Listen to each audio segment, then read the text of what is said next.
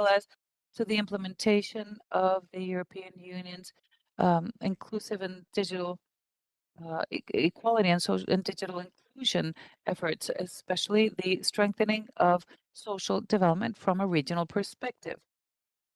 Our partnership with ECLAC is based on shared objectives to share these global challenges, and we share these with social and inclusive development societies in Latin America and the Caribbean, fighting inequality and poverty and instability is part of what we do to obtain an equitable and digitally inclusive region.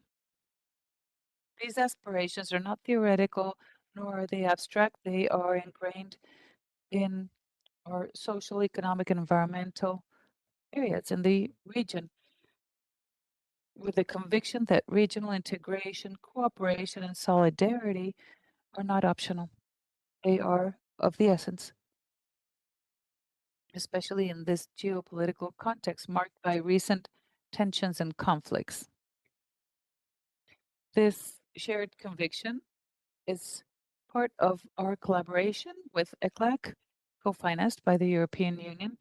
We work jointly on regional programs linked to digitalization, fair and sustainable mining, and social protection. All topics and subjects that bring us together here to materialize the objective of not leaving anyone behind. It is a very uh, important condition to advance together.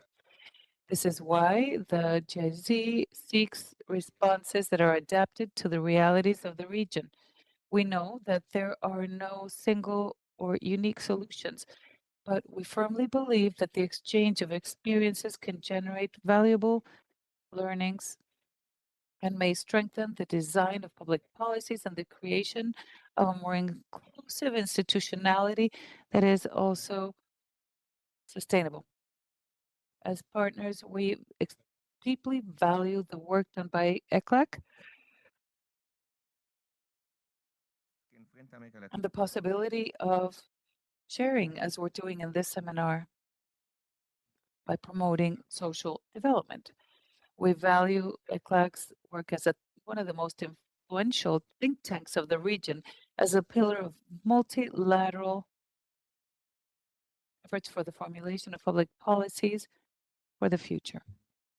On behalf of the GIZ, I would like to sincerely thank everyone's participation, and especially to the social development team, a fundamental partner in our commitment to inclusive social development in the region. We are convinced that spaces such as this contribute to enrich the regional debate on social development. We wish you a fruitful debate during these 3 days of the seminar. Thank you. Muchas gracias, Fabian, y te Thank you, Fabian. We'd like to thank you for your support to the strategic partnership that we have with the GIZ, especially in moving forward with social development protection in the region.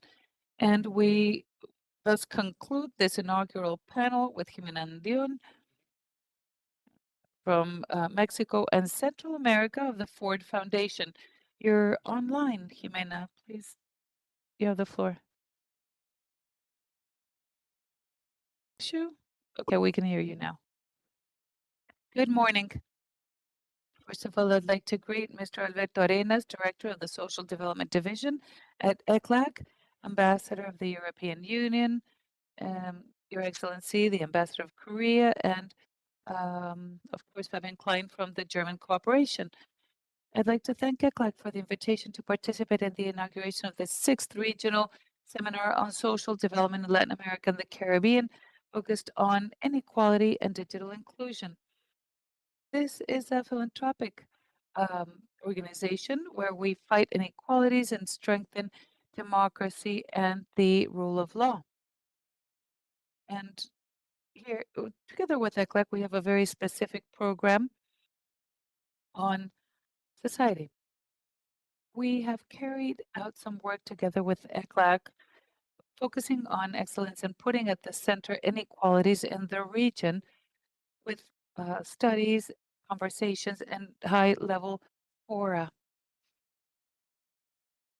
In a time where there is quick digital advance, it's extremely important to have digital inclusion. Digital inclusion includes basic services, education, work opportunities, and the idea is to bridge gender gaps, urban, rural, ethnic, and race gaps. It's also important to democratize knowledge. However, it is also necessary to better understand and offer access to digital aspects, but also these digital ecosystems so that they can be sustainable. It not only has to do with equipment, it has to do with skills, capacities, think processes. And as ECLAC has mentioned, and our colleagues also stated, digital inclusion is not going to bridge these gaps on its own. It has to do with other things directly related to the low economic growth that we see in the region the last 30 years and also inequality, the existing inequality. All this is done by, well, automation. Automation of work has also contributed to greater levels of unemployment. And we're trying to be efficient, but now we need to see how we're going to have everyone adapt to these new technological realities. So it's important to have a conversation on digital inclusion, especially thinking of the sectors of the more marginalized sectors. But it cannot take place without a more structural conversation on the lack of economic growth and the impacts of neoliberal um, aspects that have deepened these gaps. And this takes me to the last 2 points I'd like to mention. The first has to do with the difference between those who generate digital wealth and those who consume it. Latin America in general is a consumer of all things digital, not a product. And all technological advances are in the global north. And if we think about it, they can actually consume resources in the south without offering any benefits. Think of all the digital artificial intelligence that is going to consume water from the south without offering any benefits. And the second thing is digital governance and the strengthening of democratic systems.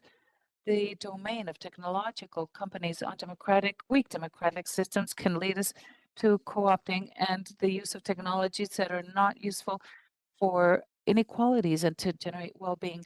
I feel it is urgent to have more discussions on the importance of regulation of technological companies, digital governance, and the future of labor in the context of rapid digital advances, taking into account the inequalities not only within the countries but also in the different countries of the world.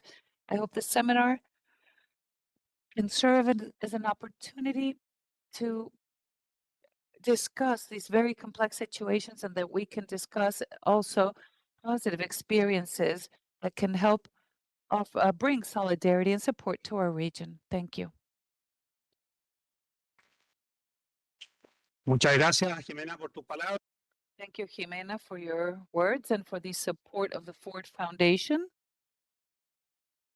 which has offered ECLEC and our division significant support on all things digital. And we are now concluding the inaugural session, and we thank you all for your work together with ECLAC and, of course, for the region.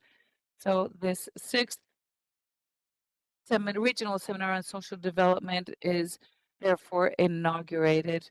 We'd like to greet the over 120 people that are in the room and approximately 400 connected online. We'd like to greet Mr. Denis Casavallares, Minister of Education of Honduras. Thank you, Vice Minister. It's a pleasure to have you here. Victor Cruz, head of the Operational Division from the Mexican Institute of Social Security in Mexico, and also Professor Jane Foster, who is connected and or joining us online and will be in the afternoon panel on multidimensional inequality. So I'd like to say that in this seminar on the side of ECLAC, especially from the um, Social Development Division. We have 5 publications. We will be presenting them in a parallel event today during lunchtime. It is called Universal Health Systems, Comprehensive, Sustainable, and Resilient Health Systems, a requirement to advance towards inclusive social development. We're going to launch this multidimensional inequality document. And in the afternoon, we're going to launch the digital experiences of childhood in Latin America. And tomorrow afternoon, we will have another series of social policies on education, inequality, and inclusive social development. And here is the document. Again, we'll do that towards the end of the day. And finally, there's a publication that will be launched on social cohesion and inclusive development on Thursday in the parallel event on social cohesion. So these are the publications, and they are available outside at the stand so that you can peruse them during the break. I'd like to offer the floor now to Mariana, and we're going to offer the floor to Francisco Ferreira, ambassador, or whoever would like to leave us may do so now. Thank you, Alberto. Good morning, everyone, for those who are joining us in person and virtually. It is an honor to open the first presentation for this social development regional conference for ICLAC. It is a tremendous privilege to have Professor Francisco Ferreira here with us, as his work has been a fundamental aspect in understanding inequality, poverty, and social mobility in Latin America and the world. Professor Ferreira is one of the most important economists at the international level in studying inequality, and he is currently working as the Professor of Inequality Studies and is Director of the International Inequality Student of the London School of Economics.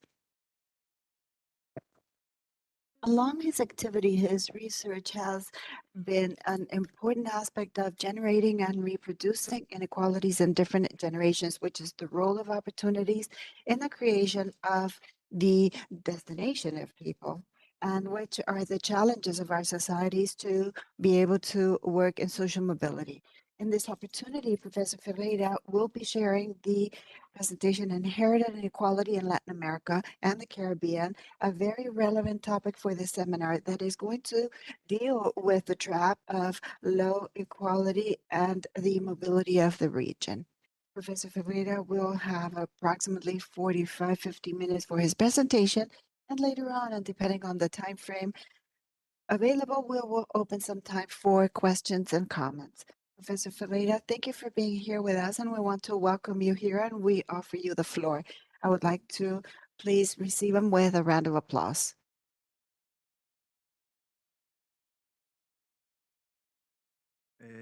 Distinguidas autoridades, señores y Dear señores. authorities, ladies and gentlemen, good morning.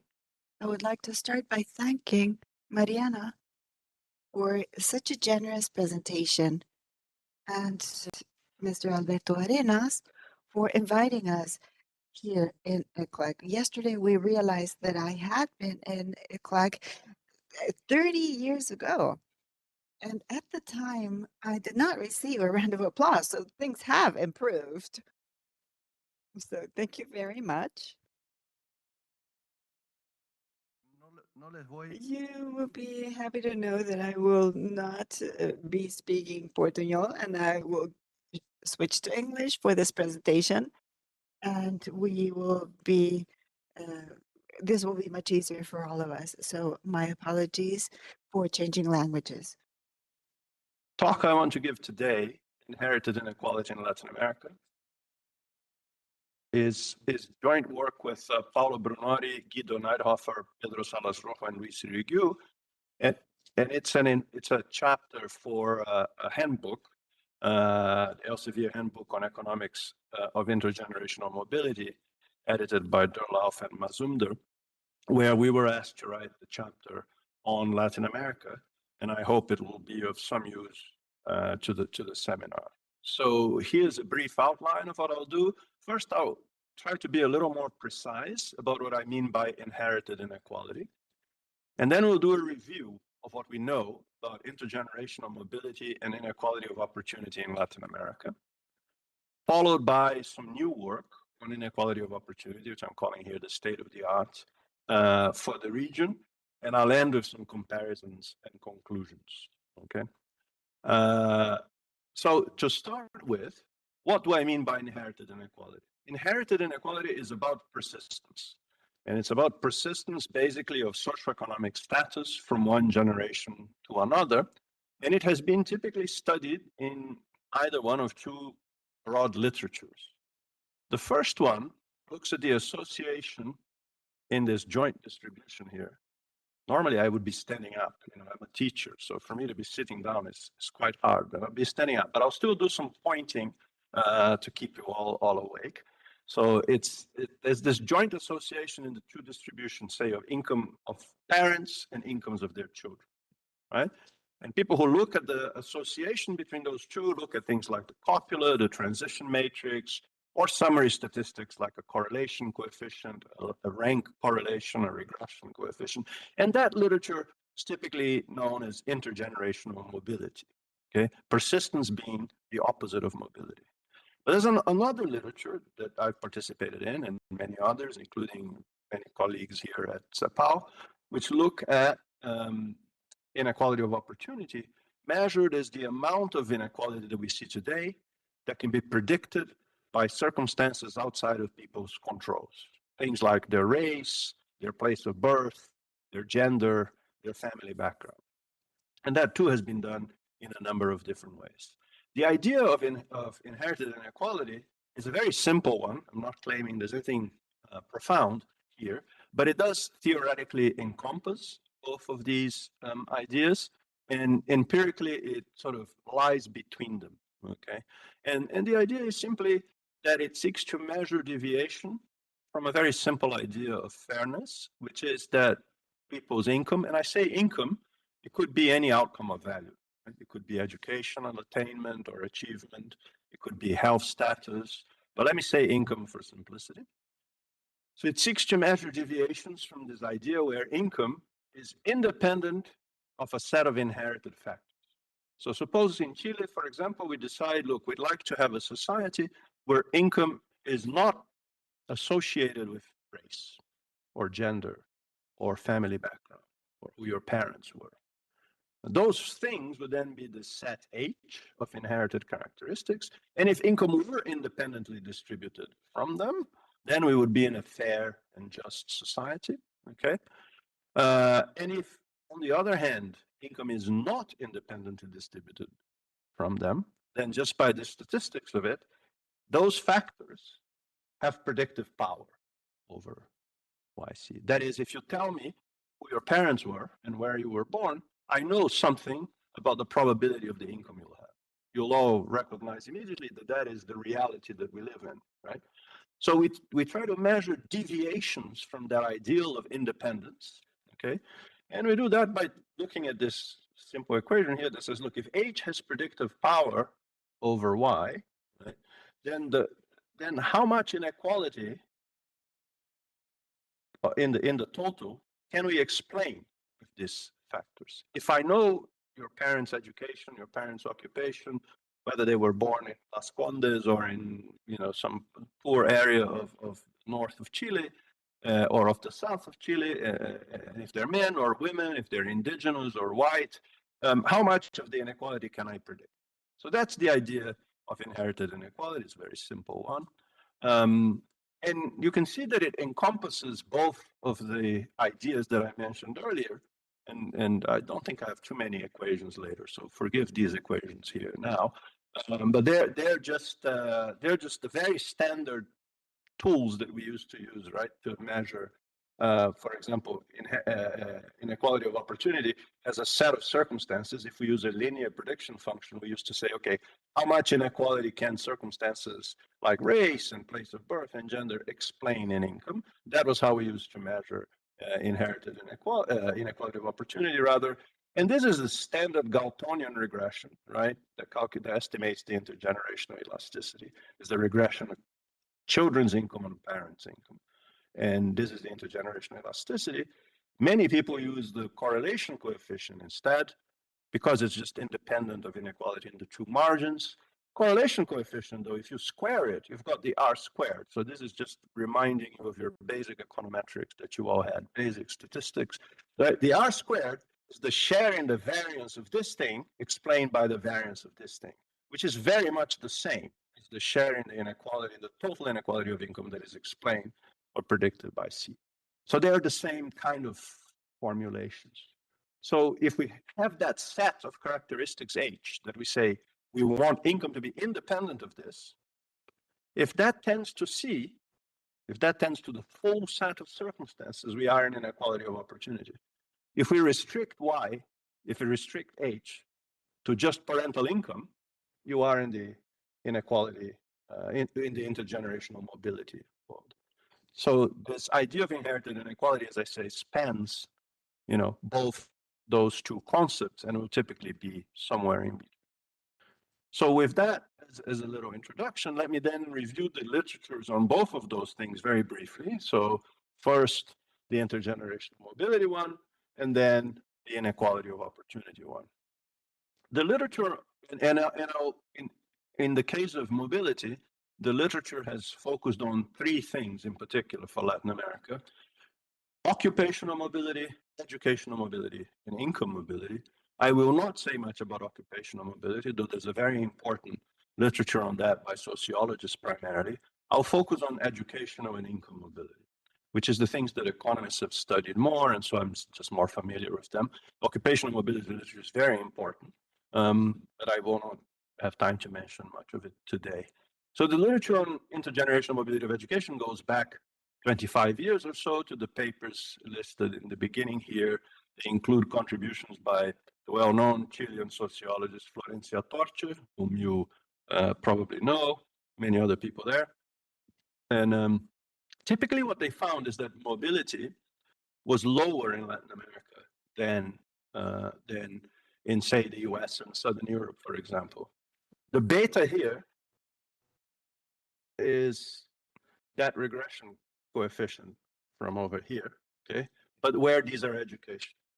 So it's an intergenerational regression coefficient. The higher it is, the higher the persistence, the lower the mobility, okay?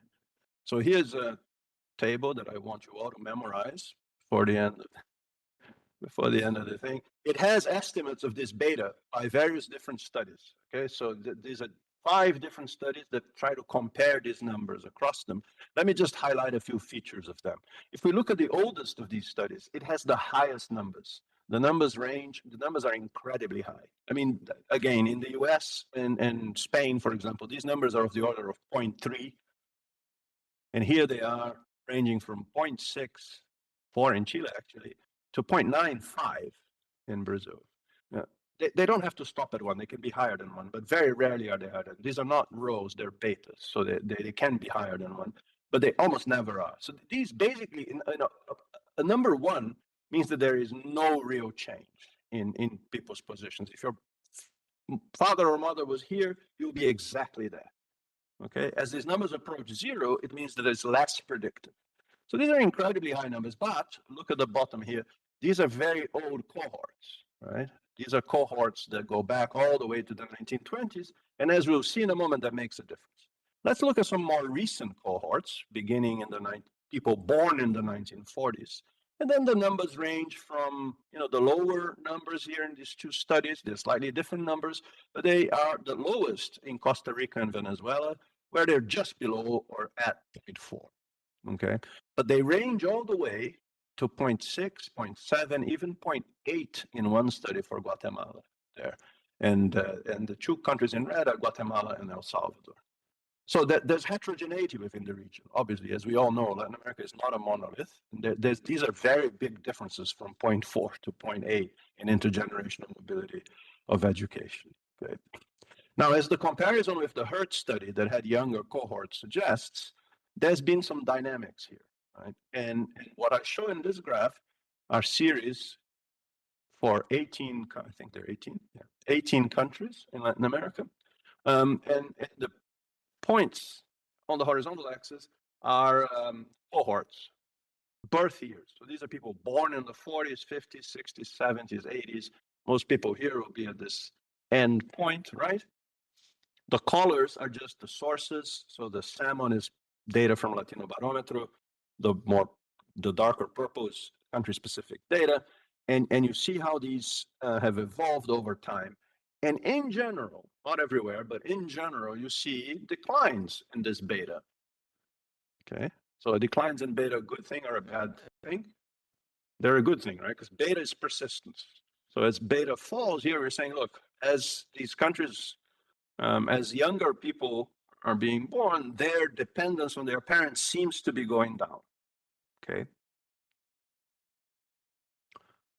However, you may remember one of my earlier equations, that beta, that regression coefficient actually has two parts. One is the true correlation, true measure of association.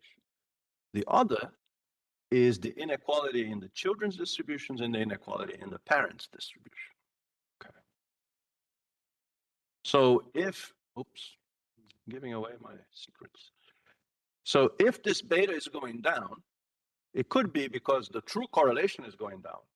Or it could be because inequality in the children's generation is lower than in the parents' generation, or inequality in the children's generation is falling and this inequality is rising.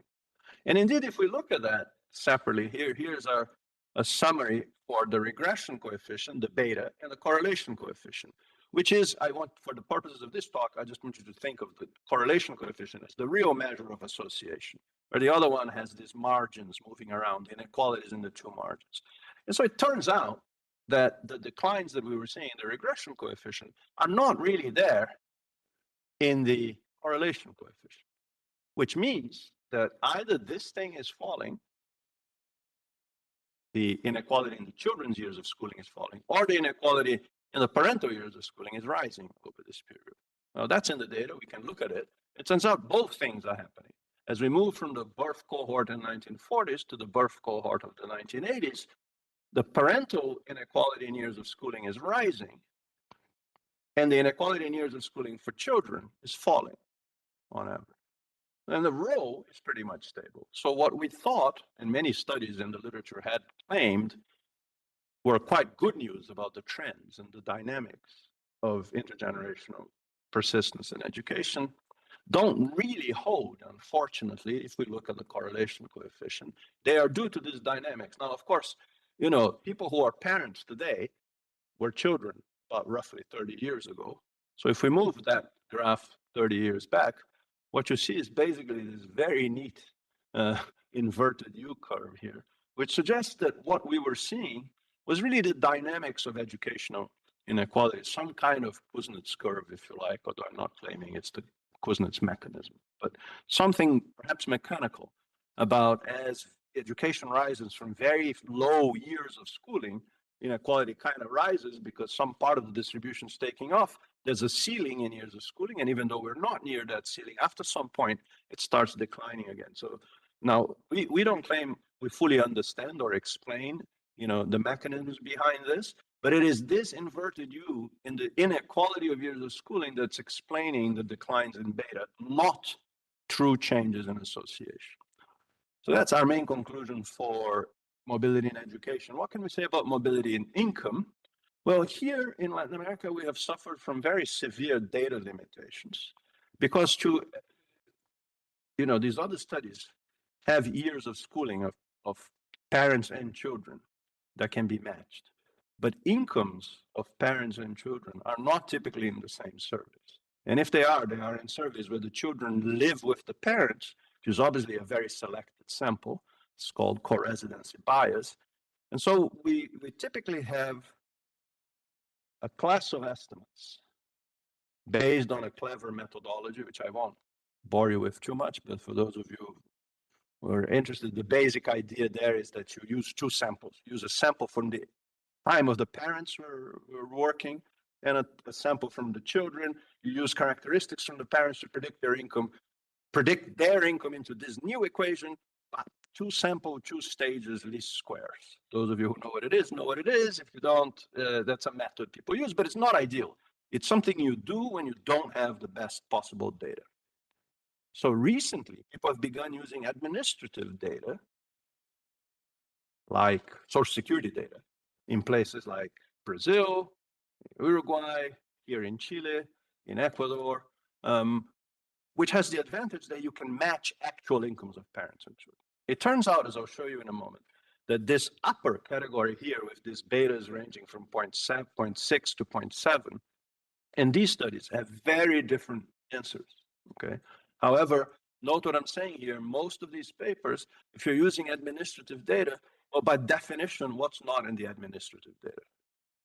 The informal sector, right? Which is often half of our populations. So they're better than these other studies in one way. They observe incomes for parents and children, but on the other hand, they observe, let me for simplicity say, a very biased and unrepresentative half of the distribution. So the studies then, here are a few countries. What I want to show you is just the range of estimates for this country. So for example, Mexico or Chile, okay? There's Argentina, there's Brazil. If you look at Chile or Mexico, there are very big differences in the estimate of the intergenerational income elasticity, somewhat less difference in the rank-rank correlation, which is another measure, quite a bit of difference there. The main, we could discuss this at great length. The main point I want you to take away from here is that the differences in color. So the darker color here, it says observed.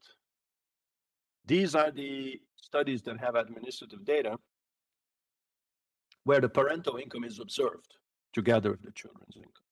These other ones are the two sample, two stage least squares where the parental income is predicted, okay? And it turns out, as you can see, there are very big differences. And the dark blues are on the left. They're lower numbers, right? In fact, we use some criteria, we use some criteria to look to go from all of these estimates to our preferred estimates. We said, well, let's take children aged between 25, 45, because that's when they are their most productive years. Let's take younger cohorts, more recent cohorts. Let's take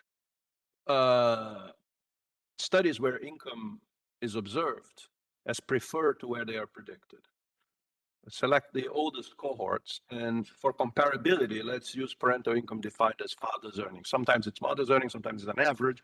We make it more comparable father's earnings. Well, the range is just astonishing, right? I mean, Guatemala at 0.394 is almost unbelievable. This is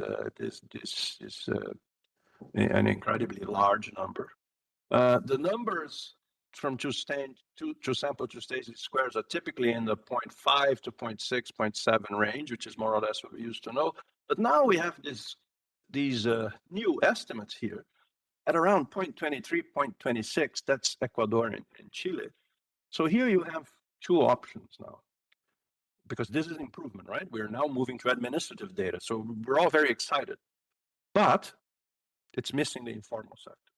So you've got now 0.2, 0.23, 0.25 are the numbers you get in Norway, okay, Denmark. So you can either believe that Ecuador has the mobility of Norway, or that missing the informal sector is a very big deal. And for the moment, we're thinking it's the latter. Okay? So there's been some progress, but ignoring the informal sector clearly doesn't solve all the problems. So sometimes as you make progress with new data, you actually realize that that's still some other imperfections to be fixed. Now, the very fact that we didn't have data on parental income very well observed, or where we do, we miss the informal sector, led to a creation of this literature on intergeneration, on inequality of opportunity, rather, which is now the next part of my review. And here, the basic idea was to go back to those equations and not use just parental income, but use that vector C, use a bunch of different circumstances, and say, to what extent can these circumstances, race, gender, place of birth, occupation of the father and mother, education of the father, to what extent can they predict their children's income? Mind you, it's not your own education, it's your parents' education. To what extent can it predict your? And oops. And the ratios we found, this is income per capita, this is consumption per capita.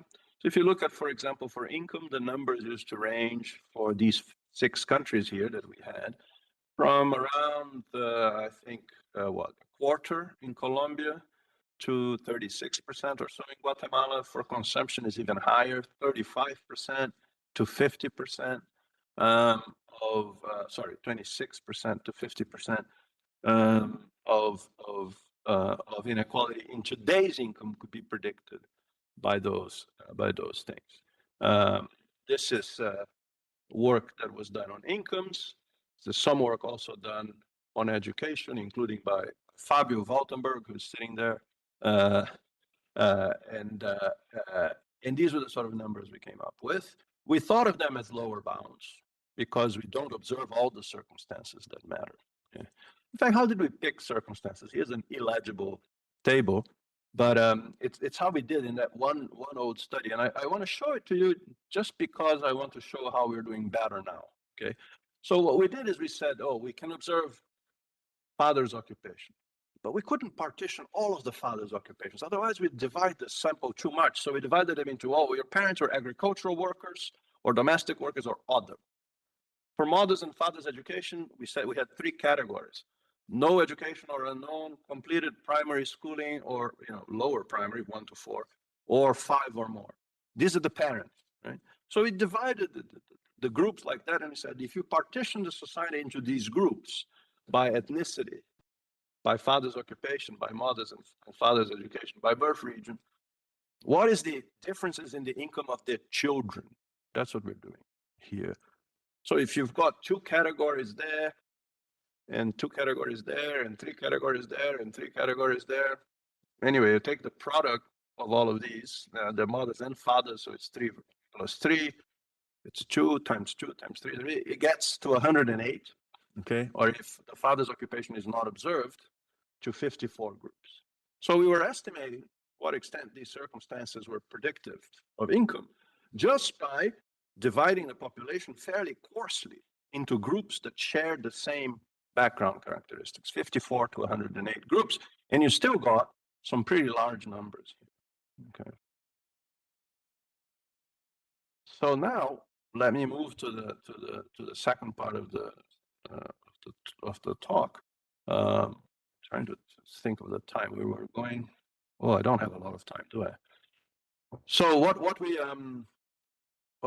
trying to do is exactly the same thing as here, but we're trying to do it better. Okay. So as I said before, this inherited inequality is about estimating the share in total inequality that can be predicted by these factors. Okay. What we observe is a joint distribution of the factors. How do we select the best function to predict it? The first question is parental income a sufficient statistic? And there, I think we're going to say no. We're going to look at all these other circumstances as well. But then there's this problem here. When there are multiple categorical circumstance variables, the number of interaction terms or partition cells, so that number of 54, 108, if I had had 2 more groups there, we would have gone to 216 and so on. That explodes, right? Consider, for example, the data set I'm going to show you results for in a moment, which is the data set I have for Bolivia. We had 4,200 observations in this sample for Bolivia. We don't observe a lot of circumstances, 2 categories for sex, 7 categories for ethnicity, 11 categories for occupation of the father, 11 for occupation of the mother, 4 categories for education of the father, 4 categories for education of the mother, number of potential types, 27,000, right? So you can't estimate a model with 27,000 interactions on 5,000 observations. You can't divide 4,000 observations into 27,000 cells. The model is overfitted. So without getting into technicalities here or skipping over them, the sort of methodological challenge that this literature has been facing is that there are 2 sort of biases facing each other here. There's a trade-off between 2 biases. You include too few circumstances, you bias your estimate downwards. You include too many cells in this sample, you bias it upwards because of the sample problem, okay? So we use these machine learning techniques from data science, which are designed to maximize out of sample prediction. That is, to choose the specification of the types here within the sample in a way that maximizes predictability out of sample. That is, to specify the model in a way the data permits. Let me leave it at that. Hopefully it makes sense. Basically, if you keep increasing your model, it's going to be too much. These methods allow you to choose models that the data is comfortable with using, if you see what I mean. Maximize your predictive power out of sample, given the sample size. And in particular, we use these conditional inference trees and random forests. And this is the last complicated slide, so ignore it. I'm just going to tell you what it does, and then hopefully we can do Philippe Aghion calls the harvesting after the model and get some results. So how does this tree works? It has a bunch of circumstances. It has those circumstances, right, that I showed you here, for example. The machine starts with that. And then it says, okay, which of these is most closely correlated with children's income, with the incomes of their children? Pick that one, okay? Then you say, okay, well, how do you divide it? Let's divide it in a way that maximizes the statistical significance of the split. For example, suppose you had parental education. Okay? Is it better? You can only split, it's a binary split. You can only split into two. Should you do primary schooling versus the rest, more or less as we had done arbitrarily before? Or should you do up to secondary schooling and tertiary? Before we guessed in that table I showed you. The machine now runs every possible combination and chooses the one with the biggest statistical difference between. So it's a data-driven method to divide the society like that. Now you've got two nodes, you do it again. What is most closely correlated in this node? What's most closely correlated in this node? Pick those variables, how the split maximizes, and you keep going until it's no longer statistically significant, okay? So what does that mean? Well, this is the data we use. It's the data from 200 almost representative household surveys. For Latin America, we had 28 household surveys for the period 2000-2017. Those are the variables. These are the encuestas, all of which are available and nicely harmonized here in CEPAL, although we actually got them from Sedlus in this study in Argentina. But there's a tree, okay? There's a tree for Bolivia. So Bolivia was the one where I showed you, you could have had 27,000 types, which obviously makes no sense if you've got 4,000 observations. So the machine learning technique, this conditional inference tree, generated this split where you have at the bottom, I think, count 3, 6, 9, 10, only 10 types, okay? How does it do it? Well, it's actually, very informative, I think. So the first split was by father's occupation. On the right here, occupations 1, 2, and 3, which are managers, technicians, and professionals, I think. Those people were further divided one more time by mother's occupation. Again, same occupations plus stay at home and others. You ended up with these two types together. At the bottom, there's the population share.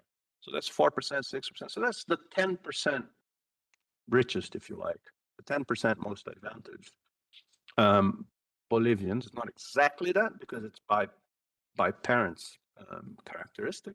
But basically, these are the richest types. They're 10% of Bolivians. The other 90% of Bolivians are in this area here, where they next get divided by birth area. If you know Bolivia, that makes a lot of sense. These are the people who were born in urban areas. These are the people who were born in rural areas. And they are split again by mother's education, ethnicity, father's occupations. And in the end, you've got these 10 types. And you can find, for example, the poorest and the richest type. The types are these nodes at the bottom. You should think of them as people who share the same circumstances, the same family backgrounds, if you like. by the variables that the machine used. Who are the poorest in Bolivia? Well, they're all Quechua, Aymara, and Guarani. They were all born in rural areas. Their fathers worked in farming, forestry, fishery, or elementary occupations, and their mothers had no formal education. Who is the richest group? Their fathers worked as managers, professionals, and technicians, and so did their mothers, or they stayed. If you look just at these 10 types, just 10,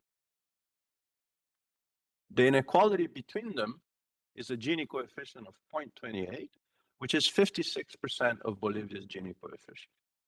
So remember, we were trying to estimate the extent to which these inherited characteristics could predict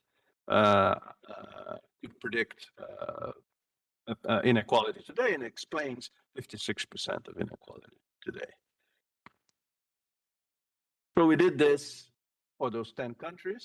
We did it for the 28 surveys, I think, but here I'm only showing you the latest survey we used. In some cases, it's not actually very recent, and the reason is we have to have data on parental characteristics in this data.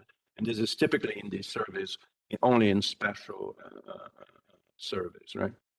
So that's the number we were looking at here. Where's Bolivia? Bolivia for the 28%, right? So we, yeah.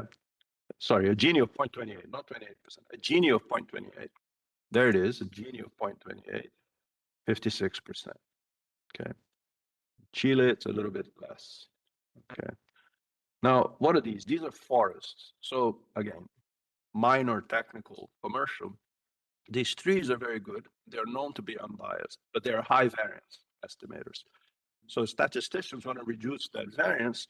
They take a whole bunch of trees. What do they call a whole bunch of trees?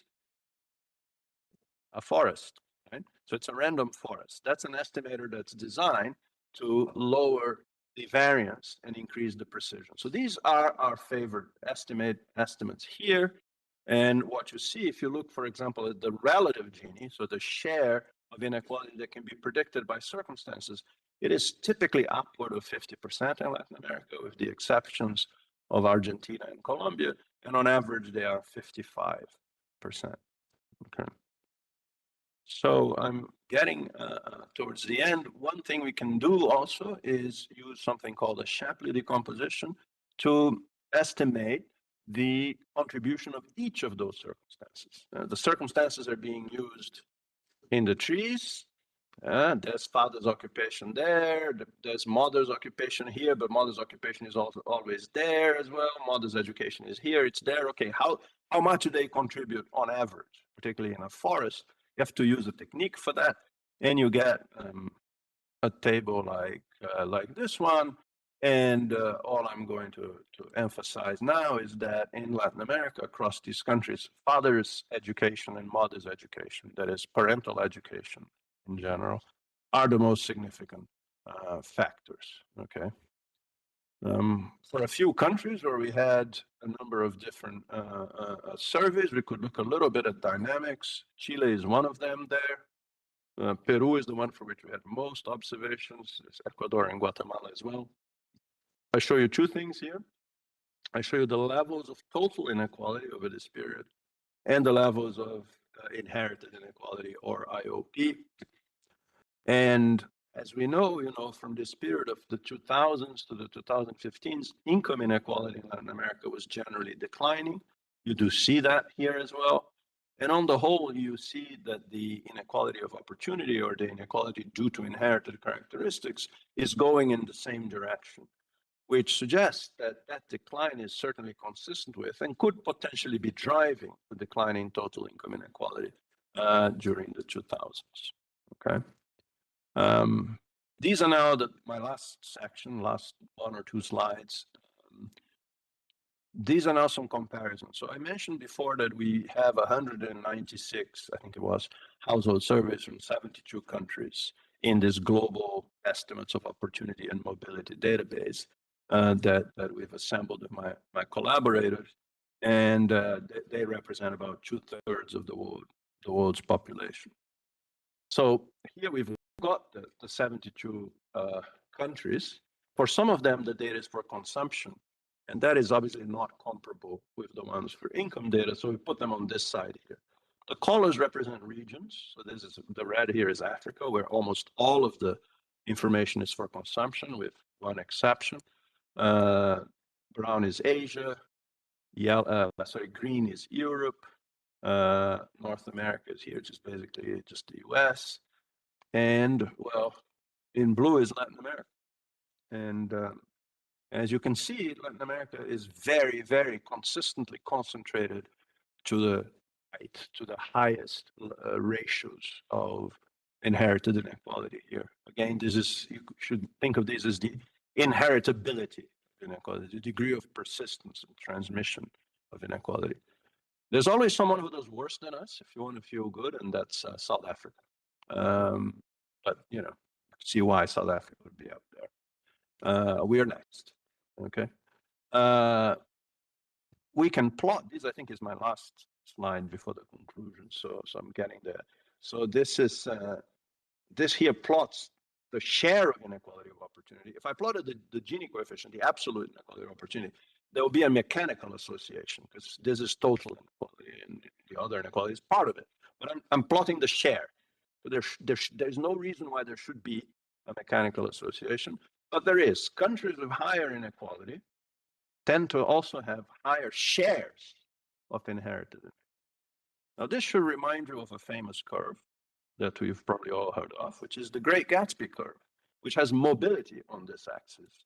That was made very popular in the US by Alan Kruger, who was a chief economic advisor to Obama. It was actually calculated by Miles Korak, but it showed that countries with more inequality had lower mobility, more persistence. Okay, why did this matter, particularly in the US context? It mattered because for a long time, people like Milton Friedman had said, yes, the US may be a little more unequal than Europe, but that's the price we pay for being much more mobile, much more dynamic. People have a chance, the American dream. Well, it turns out statistically, that's not how it works. Countries with more inequality tend to have less mobility. As I said, mobility and inequality of opportunity are all expressions of inherited inequality. So it's unsurprising that when we put inequality of opportunity here, you get the same thing. The countries that are more unequal also have greater persistence, also have a greater share of their inequality being predicted by the past. As the Obama team put it, economists are very bad at this, but politicians are good. They can summarize things. They say the farther along are the steps of the ladder. The farther along are the steps, the harder it is to climb. Yeah? More inequality in outcomes, more inequality in opportunities. They are not opposing concepts. They're two sides of the same coin. So if that, I'll conclude. That's my last slide. That's what the chapter does. In addition, in the chapter, we also, so here's the range in Gini coefficients of income, 46 to 66%. In the chapter, which I didn't have time to discuss here, we do the same for variance in years of schooling, quantity of schooling, and in test scores, quality of schooling. And the numbers are a bit lower, and that's interesting in itself, but we won't have time for it today. So our inequality exceptionalism, the fact that together with Africa, we are the two most unequal regions in the world, extends to inheritability, where it actually seems we are more unequal than Africa. But again, the consumption problem is an issue there. So unfortunately, our inequality is not only high, it's also durable and persistent. Thank you very much.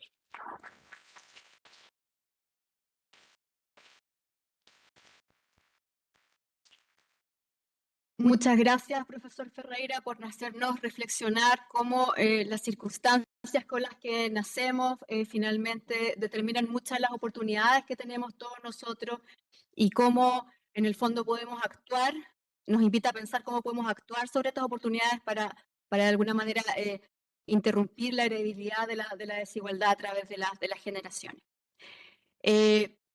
Me alegra decirles que contamos con algunos momentos para algunos minutos para preguntas en la sala, hay algunas preguntas en el chat. Quien quiera, por favor, levanta la mano. Una pregunta muy breve, su nombre y la institución.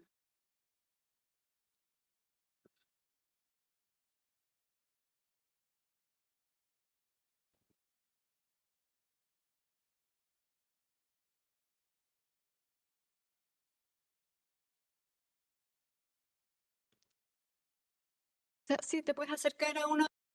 Would you please approach one of the microphones?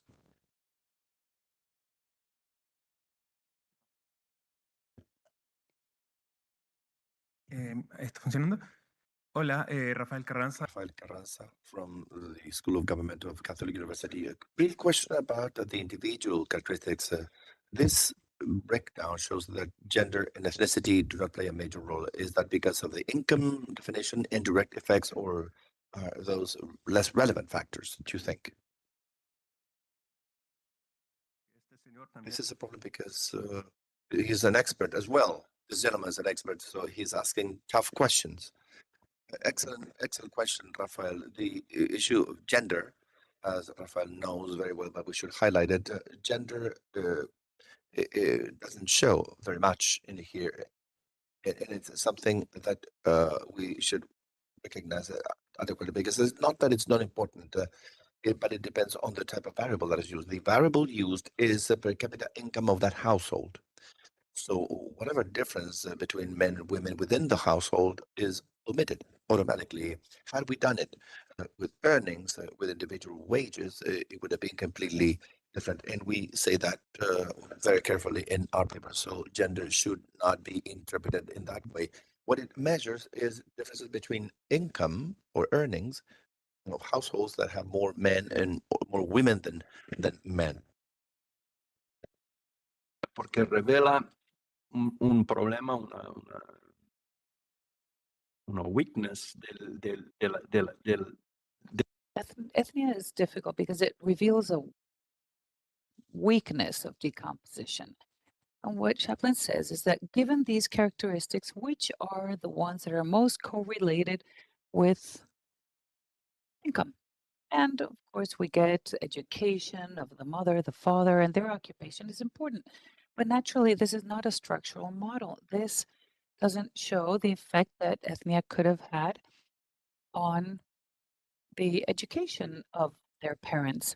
So since the age of slavery in Brazil, Black people had less education for structural reasons of slavery, etc. They will have different levels of education. And part of the effect of ethnicity is this. So if it were structural, which it isn't, it could perhaps be more important. That's why we put this here. It is merely descriptive. It's a situation that reflects a shadow of the past. Thank you. And we have 2 questions here in the chat. After that, we will offer space for another question in the room. ¿Cuáles serían las principales condiciones According to your experience, what would be the conditions of our public policies to achieve social mobility of poverty for the middle class? es tan importante en la región? ¿Cómo If informality is so important in the region, how could you estimate inequalities in these types of social inequalities? informality is so you try to estimate any of these inequalities? Déjeme empezar por I'll begin with the last one. It is a little easier. se refería al hecho de que los datos The administrativos informality I was talking about has to do with the fact that these parents and mothers are in the same database, which is an advantage, but it was absent before. But what we had done in the past was we had looked at these relationships in the surveys, and in surveys, the informal sector is there. This is why all the work that has been done or was done for so long in these institutions was fundamentally based on household surveys, because household surveys go to a very representative sample of households and therefore it doesn't have that problem. So the actual issue would be more specifically in terms of income mobility, where we don't have the information what to do with informality. There are 2 ways to do it. One is to improve the surveys, and you can make a bigger effort to collect income information. It's not easy because perhaps some parents couldn't remember a certain age. And another would be to combine data of surveys and other administrative records. There's a study, the Brito et al. Study that I mentioned, attempts to do so. O So there are two ways. One, to improve the surveys or to integrate information coming from the surveys with information coming from administrative data. I think those would be the two paths. Another would be the policies, public intervention. I think it's part of the seminar. We'll touch upon digital inclusion. Naturally, my colleague Helen's talk will be about that. And what I would do is I would emphasize 2 points where there seems to be a lot of consensus, which is the importance of childhood, early childhood, and primary education, which is where things begin. Economists like Heckman and Cunha, because human capital, what we bring to the labor market, which is paid, this human capital has a production function. And what does this mean in English? From the beginning, everything that happens matters very much. If the child comes at 5 years of age without stimulus, without a vocabulary, etc., he will have a much more difficult time in primary school. So at an early age, there needs to be quality nutrition, education, etc. Is it enough? Maybe not. It would take a lot of time, but it is necessary. This is a path we need to follow. The question is, well, maybe we could be more ambitious than this. And I think we could be, but that is for another seminar. Thank you, Professor. One last question in the room. Does anyone have any questions, Fabio? Yes, it's Fabio from the Fluminense University. It's a Portuñol to Portuñol question, Chico. If the conclusions of what you called state of the art are very different from the previous techniques, for example, or is the organization of the countries going to change? Would Brazil, Argentina, Chile would still be at the end and others be better? And there's also wealth. It's also important but difficult to find the data. Again, excellent question. I haven't looked at the correlation between results based on the previous methods and the current methods. That would be even better, actually, and easier to do. What I can say is that the absolute levels are higher, and this is because the technique is designed to maximize predictions, the predictive power of variables. So with the data you have, well, that's the maximum you can predict with those characteristics. Well, before we were doing it in an arbitrary fashion. So this is a very interesting motivation. We wanted to reach the optimum level given the data restrictions. That was the first thing. What was the second question? Wealth. Interesting. In the framework of this Latin American and Caribbean Quality Review that we did recently, there was a paper from the Paris School of Economics, and their conclusion was that in Latin America, they could say what parts of wealth were higher. And it was 4 countries.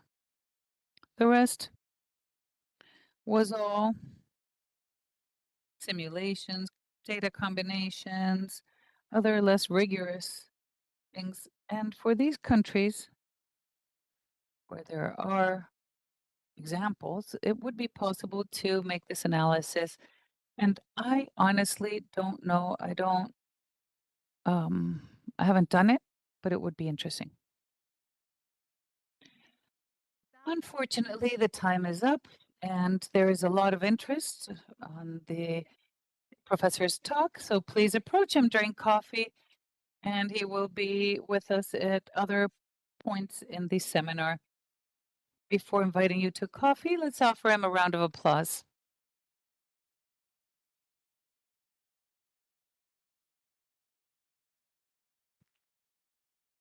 Ahora tenemos una breve pausa para We now have a coffee break and we hope to see you again at 11 for the high-level panel. Thank you.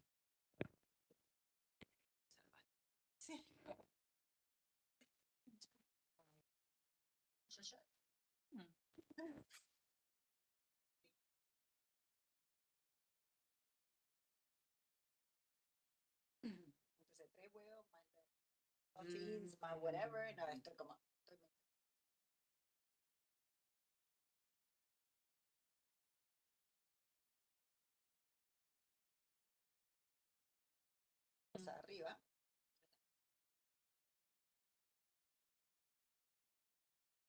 ¿Ellos? Sí.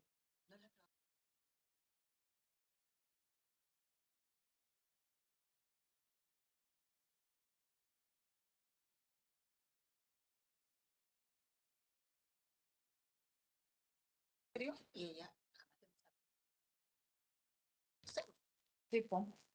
Sí, no es que me traten mal, pero viste estas personas como que. Hay una que es media plomo, Puede que sea plomo por naturaleza, una bien crespa. la más alta. No, la alta es súper simpática. Rubia. Es simpática y me he encontrado con ella incluso en el centro. Muy crespa.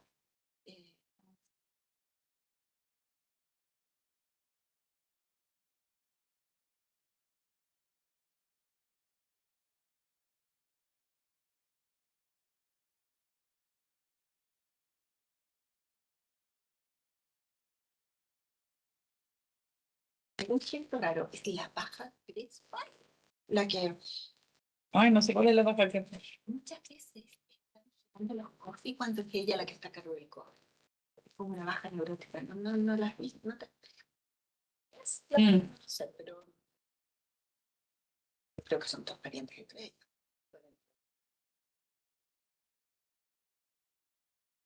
El hombre, que es el único. Bueno, todo esto una vez. Es que el humus lo hacen ellos. Porque una vez dije, oh, me dice, sí, lo hizo mi hija, ponte tuvo la hija de no sé quién. O sea, es como que es interno. Bien hecho, pues bien hecho, buena. Era la vez que lo he comido 2 veces. Mucho ajo, pero rico. Oh, soy que sí lo entiendo. Harto ajo. Sí, lo voy a pensar hoy día, si es que no, si te lo No deberían ponerle tanto ajo para acá. Para no sé, por eso te digo, como hace tiempo que no lo como. Que ya lo regularon. No sé. Creo que no lo he probado. Es rico. Qué bueno. Sí. El falafel también es rico, es probable. Sí, muy bien hecho.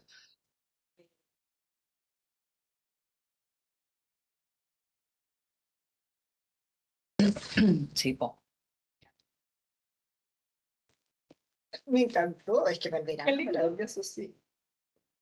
Qué potente. Maestro de las gárgolas. Yo no había cachado que se doblaba. Eso es Entonces, te la raja porque... exacto. Esta cabeza ahí.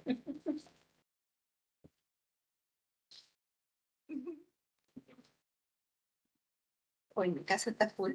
Oye, tiene más power. ¡Qué buena! Vendría muy bien ese Y más pelo. Oye, para los días de calor, lo vi por ahí en un CVS, no sé dónde cresta. Lo encontré el después. Lo compré. Y tiene patitas para... Se dobla. No, pero se dobla, po. Mira. Mira, pues, gallo. Ah, está bueno. Y Lo eso descubrí ahora. Lo puedes hasta, no aquí, pero mira, cuélgalo. Yo creo que lo puedes colgar. Claro, No da el sí, cable, sí. pero Claro, pues. He visto Y tiene uno...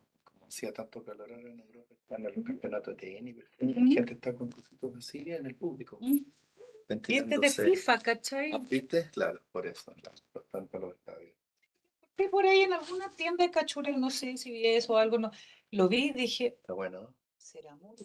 Y dije, no, no es mucho, porque siempre nos cagamos calor. Vamos que tú, o sea, tú eres calor. Yo. Y tiene 3 powers, 3 potencias. Oye, me llega hasta aquí. Ella lo puso. Sí, sí, sí, no, sí, está bueno. Hay una, claro que se ve medio un geek, porque hay unos Sí. que tienen uno aquí. Eso sí, eso hubo toda la vida, pero es como too much. Sí. Sí, no, sí, no, sí. Además se te puede secar los ojos, entonces. Pero no, estoy fascinada con mi cuestancita. Está bueno, está muy bueno. Oye, ¿y este? ¿Este lo compraste ahora? Sí. No, está genial. ¿Cierto? Es cutie. No, para viajar. Bueno, tú no querías cargarte la espalda, pero está Sí, buenísimo. es que tenía uno feo negro. Y después me arrepentí. Andáis con unos Y me feos, arrepentí sí. porque con la mochila se me hizo. Pe- Es pens- cutie. Pensaba que cuando Es hoy corto. hoy en día cada vez menos por pega viajar, pero cuando toca viajar, Claro. en el caso de los hombres, uno puede echar. Ya, no de eso. Es que hay unas cuestiones para pasar un terno Sí, adentro. sí. Yo tenía uno súper flaco que en el fondo cabía un Maravilloso. pantalón, una polera, una camisa y un Y calzoncillo. listo. Listo. Y algo así, está listo, ¿no? ¿Alcanzáis para 3 días? Calzoncillo. Mira, yo con ese tamaño alcanzo. Sí, Relájate. bueno, Si te llevas la chaqueta puesta, sí. lo otro lo podéis meter acá dentro del computador y todo. Sí, po. claro, sí. Esto no me gustó mucho, pero chao, no Pero- había muchas opciones. No, pero es que en momentos que no lo puedes arrastrar. Realmente. Sí, Claro, o sea, pero el vacío para del abrirlo avión, todo es penca, voy a tener que, ahora abre para allá, tiene wallet a los lados, tiene bolsillo. Debe Está haber, bien, bueno. debe haber Ahora, algo. por más plata hay muchas opciones, por Sí, po. esta plata no había muchas opciones. Sí, Quería barato. que es de. Y estas asas se le esconden. Ah, bueno, Oye, claro. Claro. Pero estamos hablando de $50 to $1,000. Nosotros compramos ahora que la hemos usado los dos. He visto una maleta más liviana y con las ruedas más fáciles de mover que esta. Maravillosa. Qué rico. Comparada con Saxoline, con todas esas cuestiones. ¿Cuál Y es? también ¿Qué marca? Chachito. Ah, marca huevo te De salió esta buena. misma, en el, ¿cómo se llama? Marshall. Es en el 8, en la misma Ya, empresa. TJ o... En el TJ. Sí, Y yo lo compré en un Marshall. creo que costó 49 $. O sea, que yo ahora que me quiero Sí, comprar una Marshall. también para cabina y con ruedas.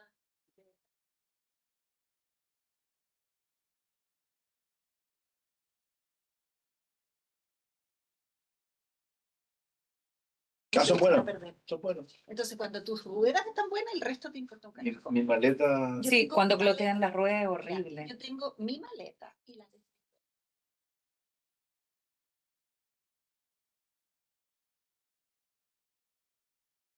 Perdón, 11 años.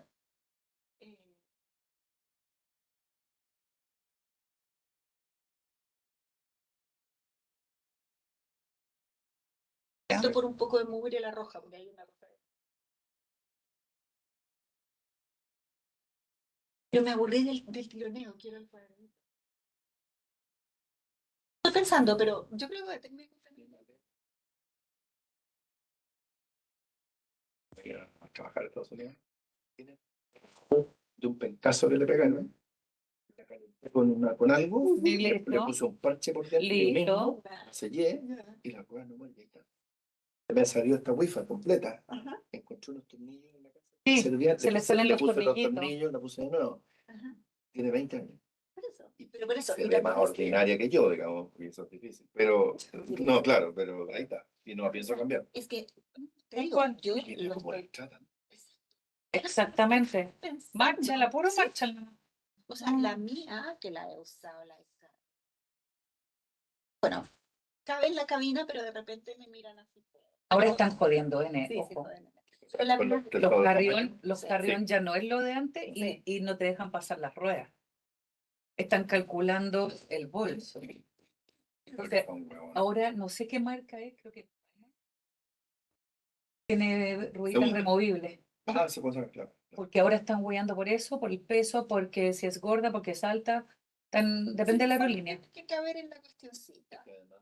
Buscando el espacio cada vez Todo. más con las Sobre todo en Europa. Sí, con la cual me tocó trabajar.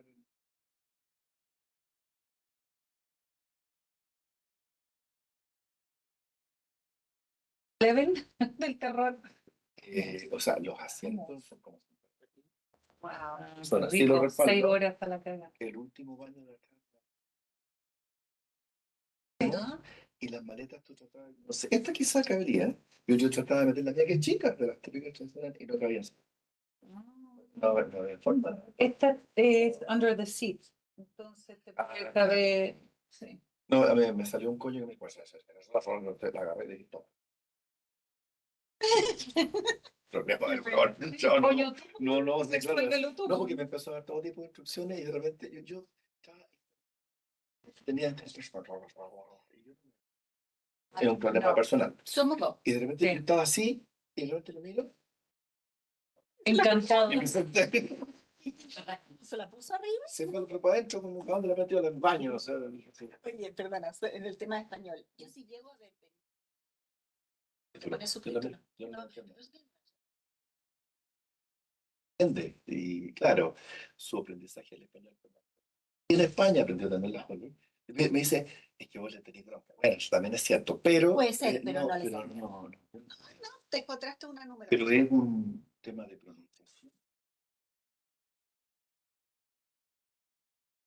Sí, Una sí. cosa así. Es eso. Y sería pasable. Tienen otra lógica de estructura en cómo se expresan. Mercado que llevan como A mí me- para adelante el mismo tiempo. Sí. Ellos van comentando de lo que. Bueno, veamos. Porque eso es lo que escucho, es como un chihuahua, un rayos así. Entonces, no. Sí, a mí hay varios que no. Claro. Y es una serie en la terapia. Qué entretenido. Carlos París, si quieren probar audio. Está hablando, pero no sé.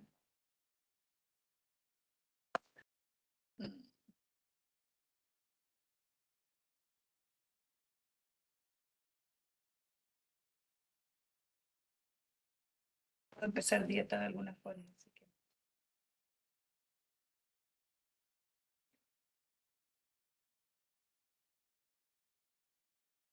Dijo, yo como.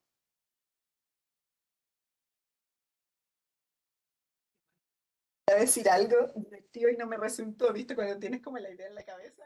Alex es culebra, eso es lo que estaba buscando. Yo como sapo de culebra y no. Ministra, buenos días, viceministros. Si quieren probar audio y cámara. Es que el sistema que funciona me estresa y me aburre. A ti. Sí, ya. Es orden, es mucho orden. Y comer pura hueá fome sana. Y me aburre porque salgo, mira, yo paso una semana, había bajado como 2,5 kilos, perfecto. Salí a comer el viernes. Muy bien, se escucha perfecto y le vemos. Muchas gracias. Muchas gracias. Ay, soy tranquilo. Buenos días, ministra. Me inflo como pelota, pero si no tengo un orden estricto permanente, sin preservantes, sin comer en restaurantes, sin nada, no sé si lo puedo hacer, pero quiero ir feliz o quiero ser delgada, pero no estoy feliz porque estoy gorda, se me molesta, pero esta wea es ser tan... Corre, po. Obvio, pero por eso no Además que es una paja, porque ahora que digo...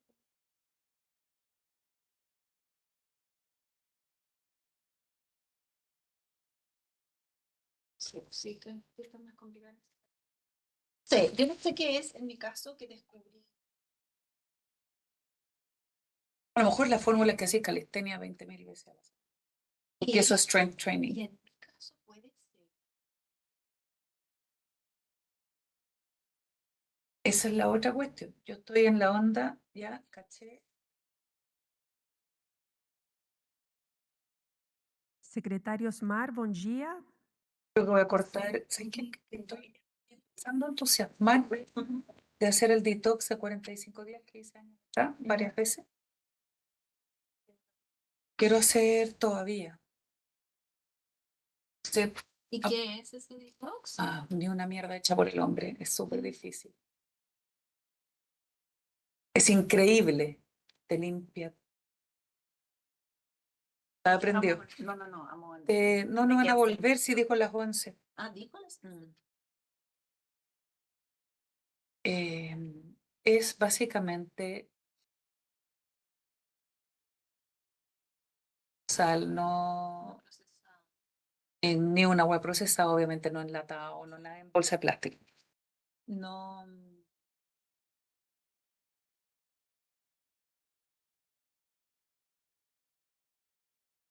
Prohibida. O sea, Por un tema es que no una dieta de dieta, una dieta energética. Es espiritual energética. Si desea probar audio. No estimulantes, no irritantes.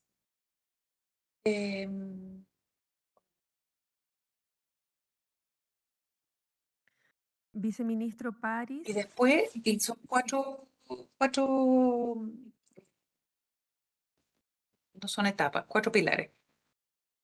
Respiración, tenéis que hacer respiraciones con la guata, no sé cuánto rato al día, no tengo anotado por ahí. Tenéis que tomar agua en una estructura, un vaso de 6 a 9, después 2, después 3, después 4, después 5, que te haces pipí toda la noche. Después ejercicio, pero no ejercicio normal, sino que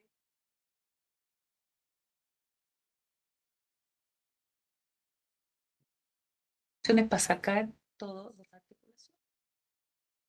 La comida.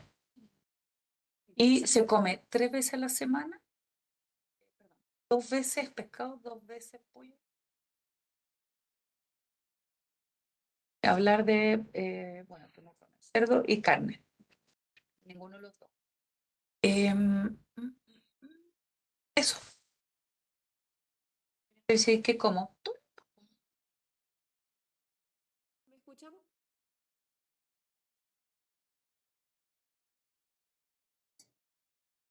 Hola. Todo. Y en el fondo la primera semana es dura, o las primeras, no, depende de la persona o más, sin sal. Y sin sal tenéis que echar hierbita y cosas para darle sabor. Ya, para mí a la semana ya me acostumbré y empieza a sentir. Es rico. Sí. Y lo más difícil es que tenéis que andar para todos lados. Palo de zanahoria y plátano por si acaso. Pero la parte social es latera. Es muy latera. Y, ay, no podéis fumar, obvio, ni fumar ni tomar. Entonces lata porque vaya a comer a la casa de alguien, no podéis. Yo lo he hecho, son 45 días. Tenéis que no achuntarle idealmente a la Pascua. Claro. Sí. No, fui a montones de cumpleaños, matrimonio, de todo, una lata.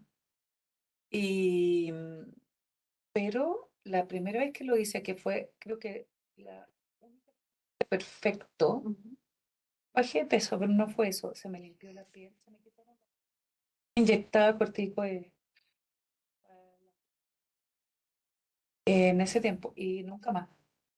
Y de ahí para adelante alergia, ya no tanto, de vez en cuando me da por o el smog o la primavera y me tomo un par de antihistamínicos tóxicos y chao, ese es el problema, hay que parar el moco antes de que sea grave.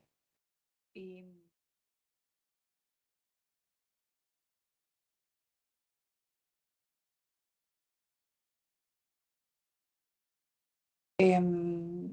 dejé de fumar. El día 46 salí a carretear con unos amigos, me acuerdo.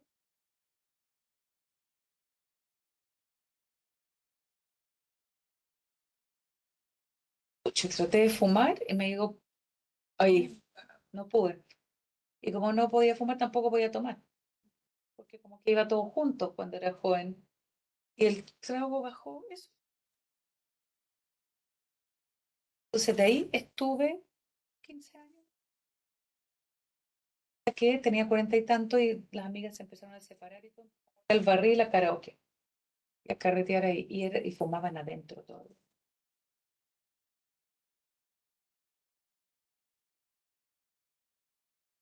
No empecé a fumar de nuevo, pero sí, de pitear como tienen anestésico, no sé qué mierda tienen.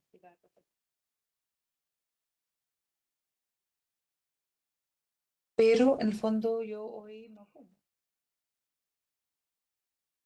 Que suena estúpido, me encantaría y fumo cuando tengo amigas muy fumoras.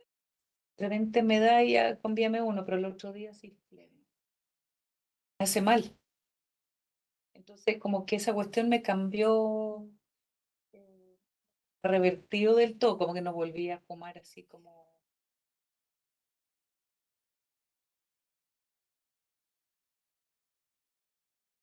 Sí, todo el rato. La social. Nunca te vi fumar, no te puedo imaginar. Es una cosa social. Buena. Y es rico, entretenido, es como relajado, pero.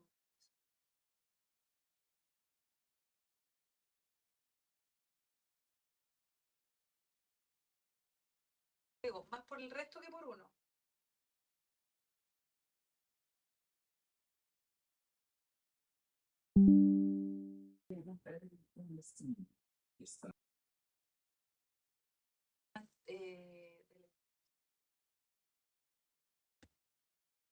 Porque yo creo que ese es mi problema. Yo creo que tengo.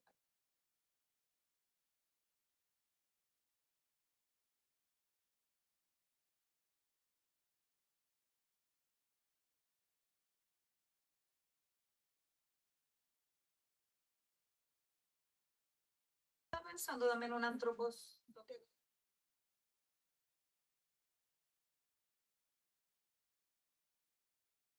Ya.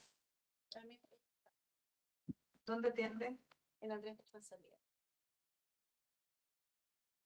Drugstore. Sí.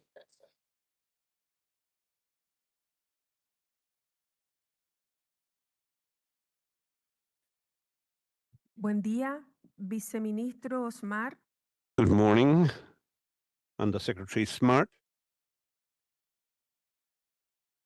Could you test your audio?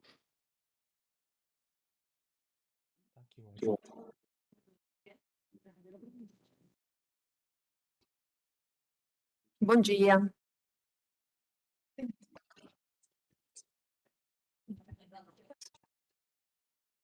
Lo tenía ayer conmigo.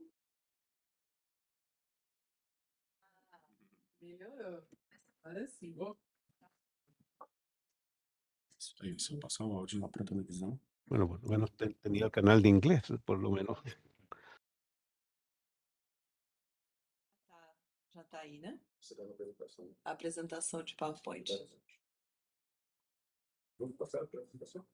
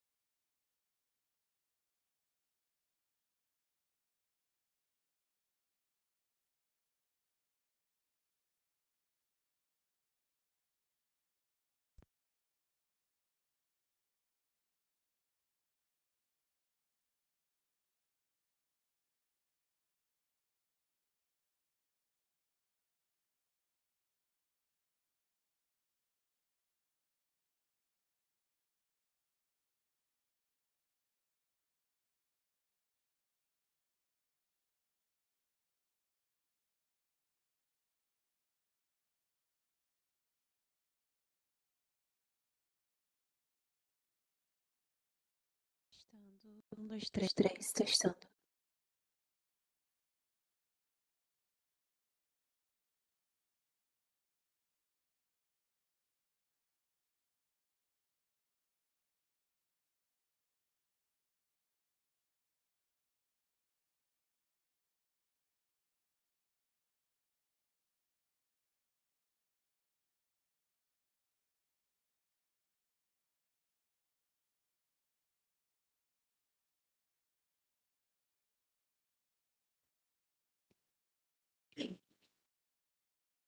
Hola, muy buenas.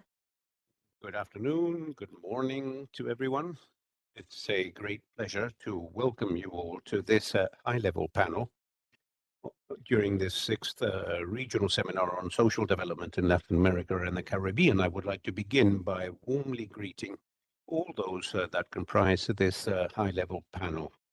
That will be our Alberto Arenas de Mesa, Director of Social Development Division of ECLAC, who will be delivering an introductory presentation. And I would also like to welcome all the authorities that will intervene subsequently, and to whom we reiterate our greetings and our gratitude for accepting their invitation to participate. Maria Jesus Wolf, Minister of Social Development and Family of Chile, Mrs. Beatriz Carles de Arango, Minister of Social Development of Panama, who will be connected online. Mrs. Gloria Reyes, Minister of Women of the Dominican Republic, Mr. Osmar Ribeiro de Almeida, Jr., Executive Secretary of the Ministry of Development and Social Welfare, Family and Struggle Against Hunger in Brazil, who will also be connected online. Mrs. Claudia Valenzuela, Vice Minister of Policy, Planning and Evaluation at the Ministry of Social Development of Guatemala, who will also be connected online.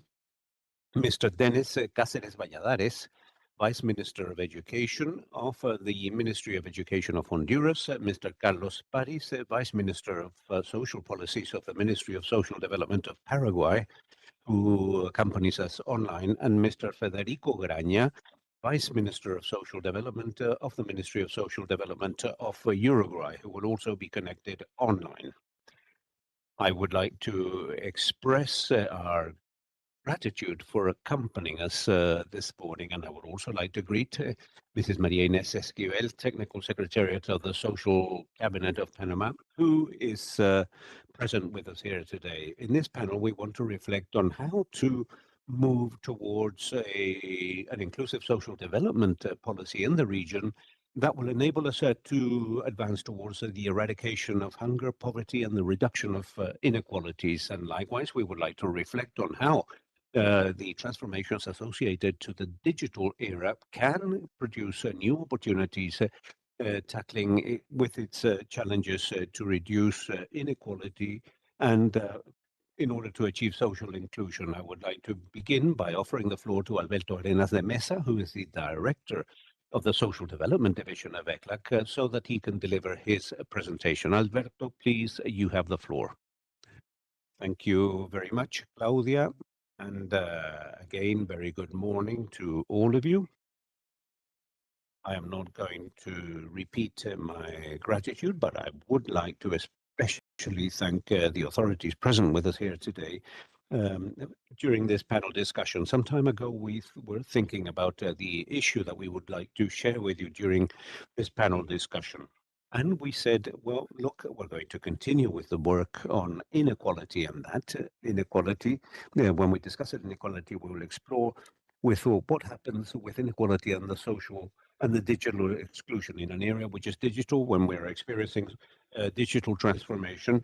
And certainly the future will be increasingly digital. And in that sense, that is cross-cutting. It involves all the different dimensions. The digital issue is reaching all those, all the different sectors. And in that sense, we will explore during this presentation what ECLAC has been putting forward as its diagnosis and what to do with regards to the development of the region. We will look at inequality, and we will conclude by talking about some aspects related to this digital era, or the social, the digital era and social inclusion, which is, so, first of all, related to inclusive social development, a strategic approach in order to overcome development traps. And when we talk about development traps, we're basically talking about what ECLAC has been talking about with different countries over the past few years, and it has a diagnosis. And what ECLAC has put forward is that the region faces a development crisis,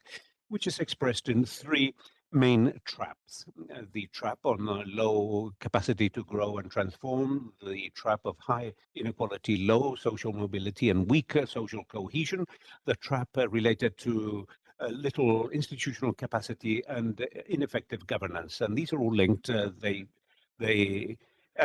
are a tremendous obstacle in order to create a more sustainable future. And this development crisis interact within an international context that has significantly changed in the last decade, with an accelerated digital transformation, with an accelerated aging, with geopolitical changes that basically create new and major challenges and uncertainties for countries in the region. And ECLAC, faced with that diagnosis, has said, well, what is it that we can do? And the ECLAC has put forward 11 fundamental transformations in order to escape those traps. We're not going to talk about each one of these transformations because we would be delivering a presentation far longer than 15 minutes. But these 11 transformations seek to coordinate productive dimensions, economic, social, environmental, gender, and digital dimensions. And there you can see that the digital transformation is one of them. You can see that the reduction of poverty and increasing mobility and social cohesion is, again, another important aspect. And these are issues that we will be discussing during this 3-day seminar. And after conducting a diagnosis, the question that we have discussed here in ECLAC is how to manage these transformations, the issue of how. And we mentioned 4 areas that need to be strengthened. One has to do with the issue of the dimension of governance. Public policies and the management of transformations requires an endogenous governance. And that means that governance is present from the very onset of in the design of policies. The second one has to do with institutional capacities, to invest in institutional capacities. We talk about the top capacities, technical, operative, political, and prospective capacities. A third dimension has to do with investing in social dialogue, in the relations within a social dialogue in order to achieve cross-cutting technical agreements in the social sphere. And the fourth dimension has to do with the economic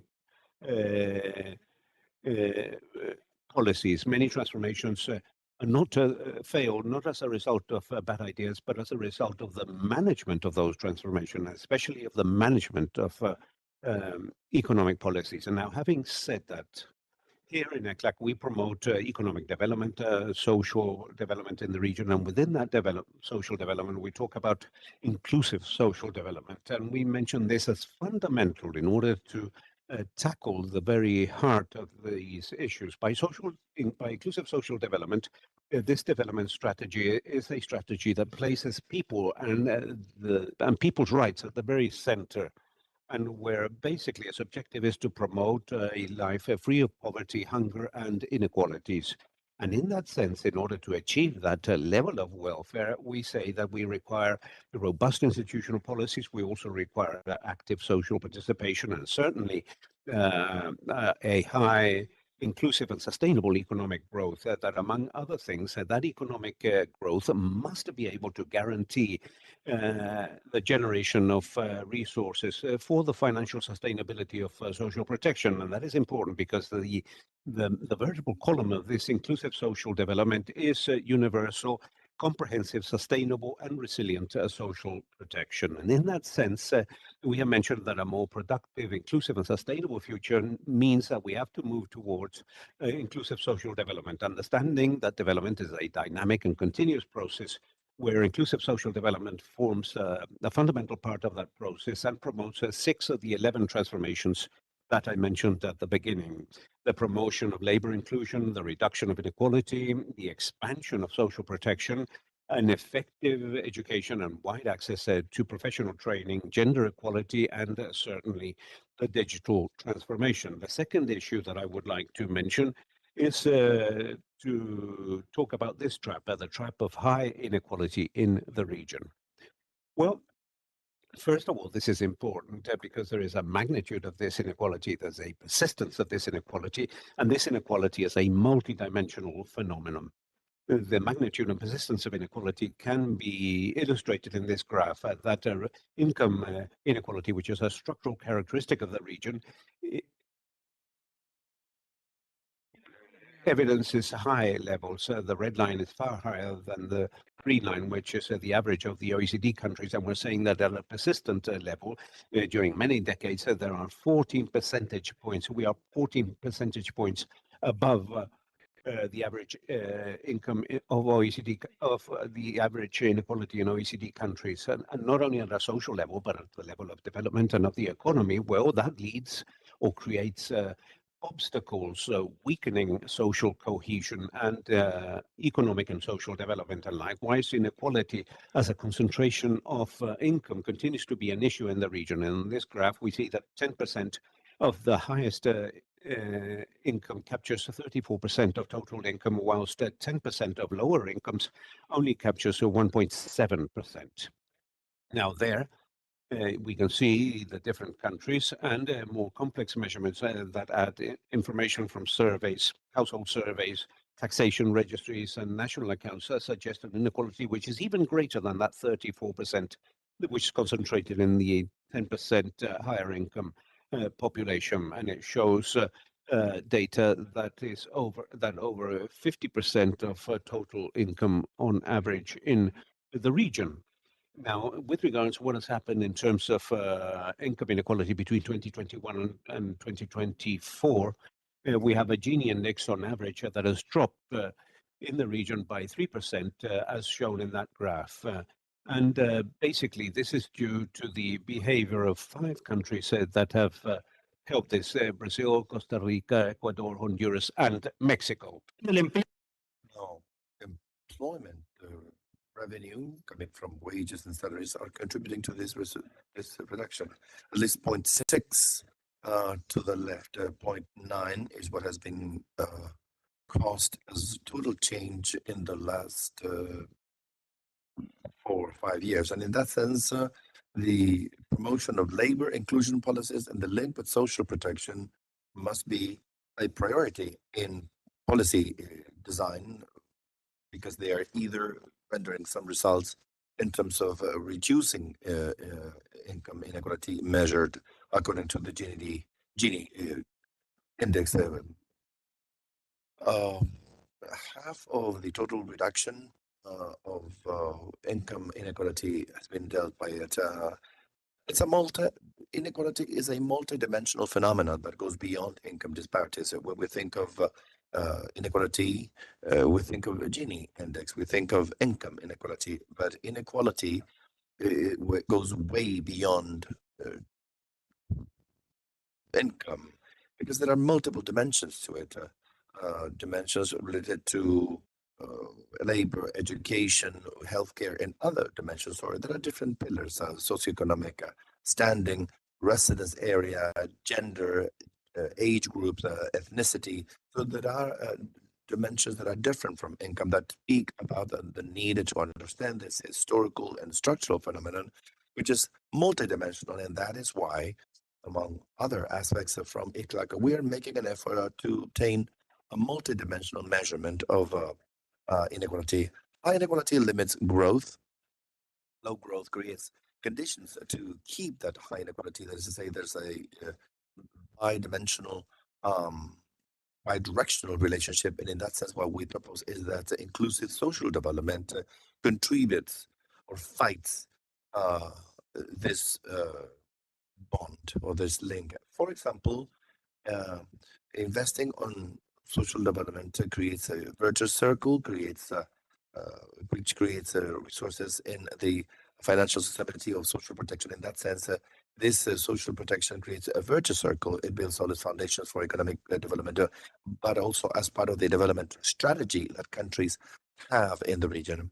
And finally, the third topic means that this digital transformation, this present and future and digital transformation, is basically how it relates to inequality. And there's a sentence here. There are opportunities as well as risks for inclusive social development. There are two sides of the same coin, not only one, nor is there a easy recipe to deal with it. And in that sense, digital transformation opens up opportunities for inclusive social development, but it can also deepen the existing gaps. Let's discuss some opportunities that are associated to an active public policy. Social protection, digital social protection changes access to social services and creates mobility to connect. The social protection that we used to have 5 years ago will not be the social protection that will exist in 5 more. Not only in terms of how comprehensive they have and they offer, but in the way we connect with citizens. The digital transformation will change that, and that will mean that there will have to be investment made on social protection that is exclusively devoted to that contact with the citizens. A more customized education, more personalized education with new tools to support teaching and learning processes, more comprehensive and resilient health. Of course, there is a significant insufficient connectivity. I would also say very heterogeneous. Tomorrow, when morning panel, we'll have a panel dedicated to that. Maria Palma will discuss about digital inequality, and she will present or how we delve into the detail of these topics. I'm going to go through this very quickly to offer the floor to the authorities. Reproduction and deepening of inequalities associated to digital divides or digital transformation may increase those gaps that exist today. Reconfiguration and segmentation of labor markets are driven by artificial intelligence. When we talk about automation, we talk about artificial intelligence, basically that's the impact on the labor markets.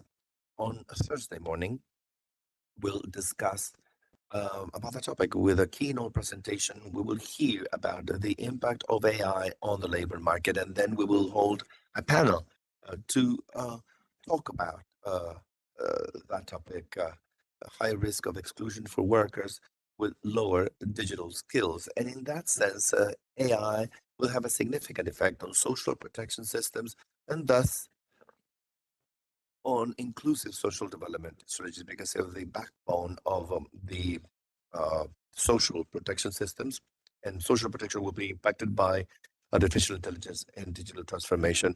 It will have an impact on development strategies. Artificial intelligence will have a significant effect on that. When we talk about meaningful connectivity and that it becomes a right to also other social rights, we mean that digital transformation as a dimension will be linked to all other dimensions in the field of social development and from the point of view of development strategies. And therefore, the right being linked, the right that people should have social digital inclusion will become more and more relevant for the development strategies of the countries. Of course, development of digital skills, the design and implementation of public policies for digital inclusion, discussing those that are displaced by automation, and of course, the importance of having regulatory and ethical policies that prevent biases and protect recipients' data, as well as a safe engagement with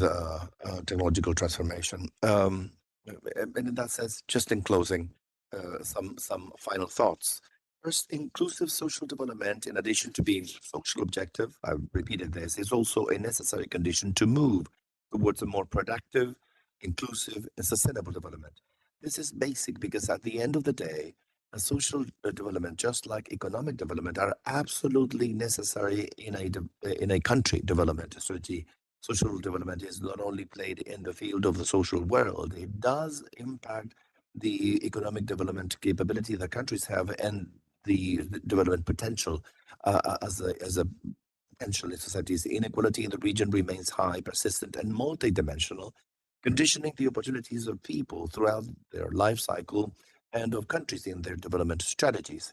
In order to reduce such inequality, among other factors, you need the design and implementation of comprehensive public policies. So we will discuss this in the panel that we will discuss this afternoon. But basically, if we're talking about a multidimensional inequality and public policies to address that inequality are not comprehensive, that is to say, they do not address each one of the dimensions of it, that impact inequality, of course, it's going to be very difficult for this inequality to be reduced significantly. Digital transformation is not neutral. It can be a very powerful tool for sure for inclusion and social mobility, but it can also deepen existing gaps if it is not properly managed.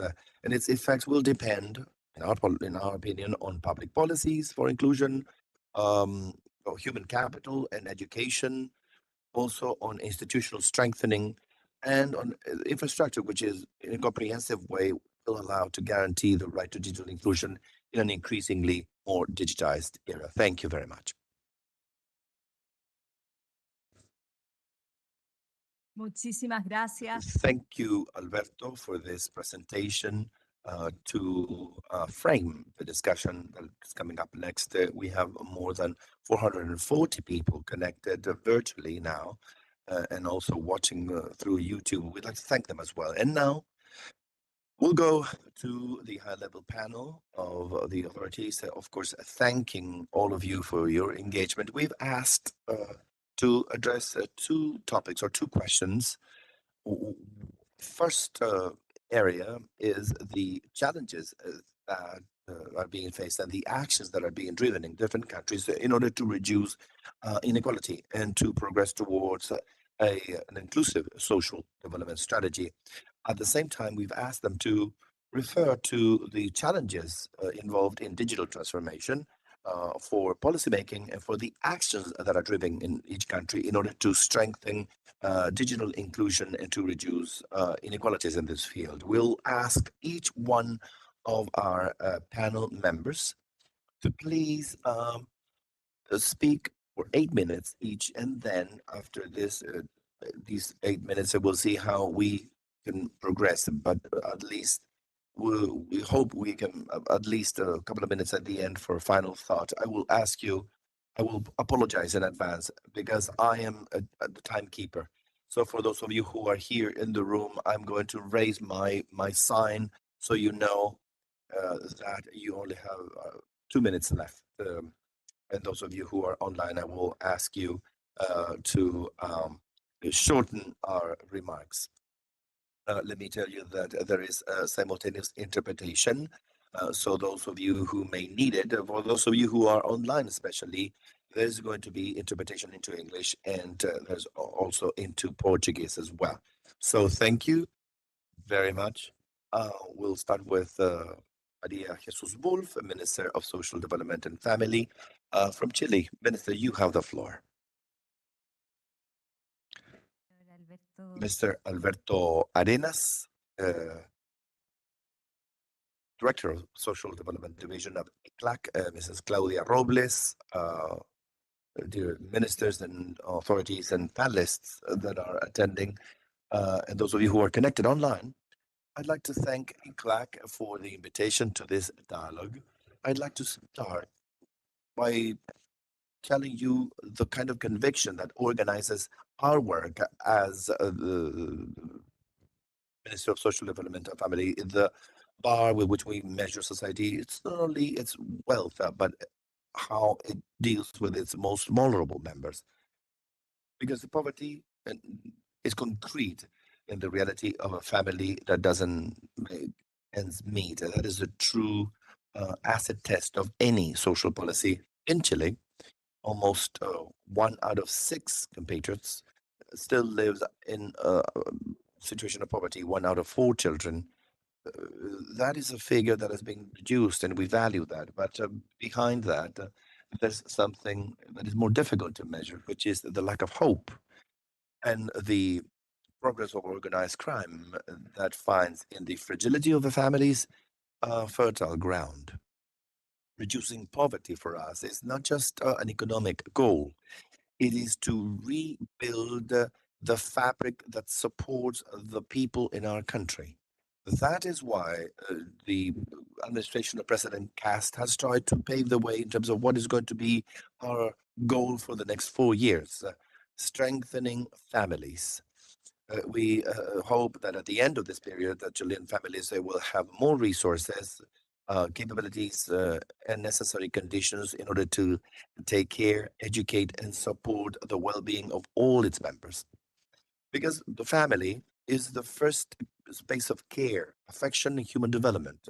It is there where the bonds and values are created that then support the entire society and defines a way of understanding the state, a state that is not only limited to managing uh, scarcity, but strengthens autonomy and people's capabilities to drive their lives and recognizing them as protagonists and not as just mere recipients of help or aid that are measured in a fragmented way. We believe this is about comprehensively looking at our beneficiaries. And from that conviction, we organized our action. First, economic autonomy, because the best policy against poverty is work and their own income. Not only transfers that are sustained in time can actually become dependency. Today, at the lower income households, the subsidies of the state have moved on to represent 2/3 of what they receive, and that is what brings us here. We need to work on dignified income and, of course, to take care of childhood. A child is better prepared and protected in a strengthened family than outside of it. And then families that are connected to networks and communities, because social cohesion and mutual support are the best insurance in view of adversity. And this conviction is being translated into action to strengthen and make family economies more robust. We have programs to support employment and entrepreneurship that we have at FOSIS, and a labor group that should reach those who need it most and as best possible. To strengthen these links, we have the plan Growing as a Family, and the idea is to do this within the household. The robustness of these foster families and the childhood offices, almost present in every district of the country. These all allow us to move forward. We have the plan Chile Renace that seeks to remove the economic barriers and care barriers that make it so difficult to form a family project. And of course, trying to find solutions to the low birth rate in the country. And we rebuild the bonds at a local level, advancing towards a national support and care system to offer support to caregivers. And all this implies transforming the social policy to make it more comprehensive to overcome the fragmentation we see in different areas, summoning civil society and the private sector evidence-based that is best done with justice and reaching those who need it the most. And it is for this reason that digital transformation occupies a core role. Allow me to begin with good news. Chile has advanced enormously in access gaps. 96% of households have internet connections, one of the highest figures in the region. But access is no longer the true barrier to digital inclusion. It is use, skills, and opportunities. This connection must be translated into better services, learning, and employment for vulnerable households. And it shouldn't just be yet another gap. For the digital inclusion to be a reality, we need to better understand the tools. It must be a tool to better know families and bring the state and those regions that are further away closer to our reality. This should allow us to make it more bureaucratic, installing better institutional capacities. also thinking about responsibility, because these gaps can leave people out. A true conviction seems essential. The idea is to include everyone from the onset, not as a subsequent correction. In Chile, 1 of every 6 people has some sort of disability. And what is designed as accessible benefits everyone. Lower sidewalks that are sidewalk friendly for those who are pushing a baby carriage, or older people who have difficulty walking. It helps everyone. Having silent spaces, designing in an accessible manner is simply designing better. That is why Chile has made universal design a condition of the state through the National Universal Access Plan that organizes and prioritizes the access agenda, including the digital dimension. Allow me to conclude with 2 priorities. The first, our elderly, older persons, they must be included in the digital world, showing them that it is not a technical thing, it is a matter of dignity and autonomy, so that technological advances don't become a new form of loneliness. We've advanced through the National Senior Citizen Service, promoting digital literacy programs for the elderly. And this, from the use of a computer to the use of internet, being able to make payments or other documents online. And we are working on it to bring digital tools to them as well as to people with disabilities. The idea is to offer them concrete opportunities and spaces for care that will accompany them every day. Then children. Connectivity that educates also exposes our children and adolescents to organized crime and other crimes that stunt their growth. That is why we have a digital, a safe digital space plan, so that when they navigate the internet, they can be safe. Because digital inclusion means that no child be left alone in front of a screen, just as we wouldn't leave them alone on the street. The same with PC.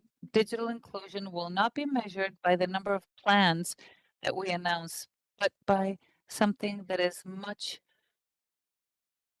closer. The peace of mind of a mother that knows that her child is safe with a screen at home, and the hope of a family that believes that doing better is possible. Allow me to conclude by mentioning those who are responsible for this. The Minister of Social Development in the region. Inequality and digital gaps do not recognize borders. That is why I invite all ministers to work jointly with the interest of families at the center. When a family is strengthened in our region and we arrive on time with our public policies, all of Latin America and the Caribbean grows and becomes more cohesive. It is a task that none of our countries can do on its own, and that together we can achieve. This is the social development that we seek, one that brings back hope and dignity, beginning with those who are most fragile, and that builds a more cohesive society where forming a family is possible and valued. Thank you.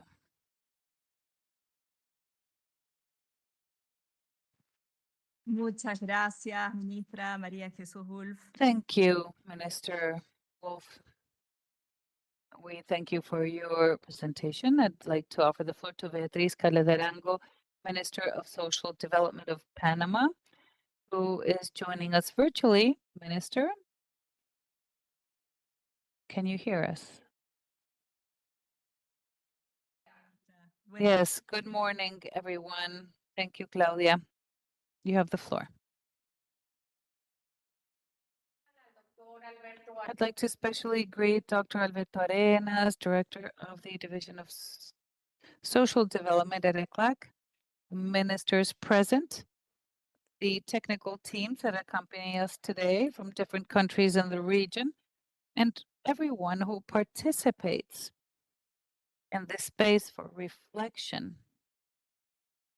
I'm participating in representation of Panama, a country with modest territorial extension, but with a deep conviction. Social development must reach all persons without any differentiation based on their circumstances. This is only possible when public policies are built with a comprehensive vision, articulated and focused on people. For this reason, we have taken on the challenge of formulating public social development public policies in 2026 and to 2045, taking it as a long-term vision based on the coordination, effective coordination of all of the public institutions under one same strategic horizon. We begin with a basic premise. This mechanism for social development, they're not independent processes. They are interoperable for the same national aspiration. It does not make sense to speak of development when there are advances while there are other areas that experience difficulties in covering their basic needs. True progress of a nation is reflected in the quality of this development, of these opportunities. One of these has been understanding that we cannot adequately protect those who we don't know. For years, many social protection systems have operated with fragmented information, insufficient information, limiting the capacity of the state to better identify those who face maximum vulnerability conditions. Being aware of this reality, there is a household register that is interoperable and focused on people. A technological tool that represents a new model of social administration that seeks to better understand the living conditions of the population and to respond in a more pertinent and timely fashion to these needs. The objectives are clear. When a family needs support, the state will offer and have the necessary information to act accordingly. This is the true promise of digital transformation for development, having and putting technology at the service of the community. It is along these lines that we are moving forward with a multi-dimensional in poverty in indigenous peoples. Understanding the multiple dimensions of poverty which affects indigenous people. This initiative recognizes that traditional groups are not always incorporated into the system adequately. It is important to do so and also to look at the territory and including their cosmovision and the way they organize themselves.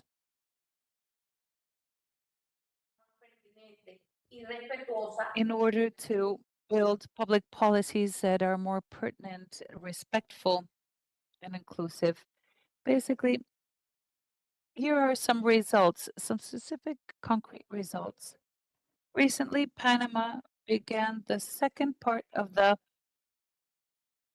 monetary transfers with an investment of over $54 million. This is directed at 165,000 families. Since July last year, we have included 11,000 new beneficiaries, and it's around 64% coverage. And beyond this, the figures of this program represent the possibility of an elder to have their medication, that a mother can guarantee food for her children or a family, having sustenance. This is the proper dimension of public policies, social policies.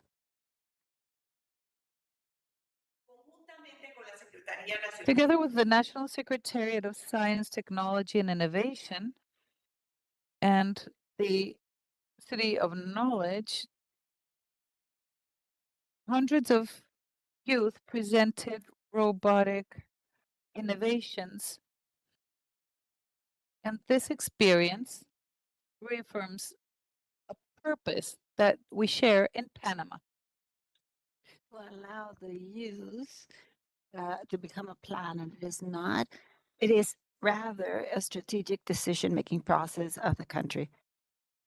And this specifically at a historical time, we have to fully use our demographic activity and to prepare the new generations for all challenges and transformation. Nonetheless, we are responsible when acknowledge that challenges are important. The first one is to guarantee that digital transformation will be translated into real inclusion.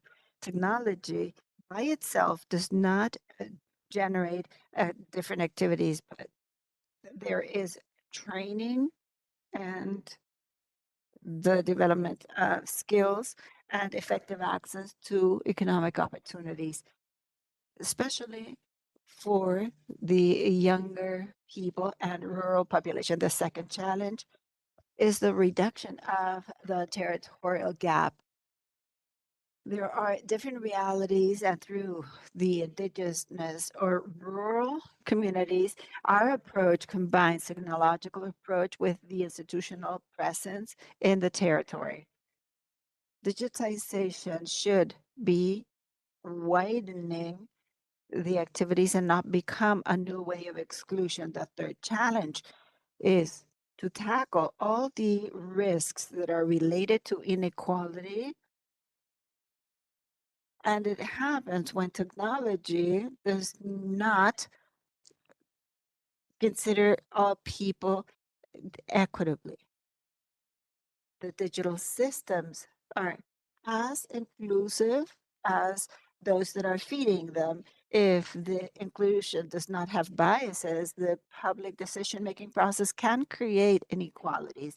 And it is for this reason that together with the national innovation groups at government level, we're working with the development of integration process and strengthening of social information under criteria of equality and the protection of rights.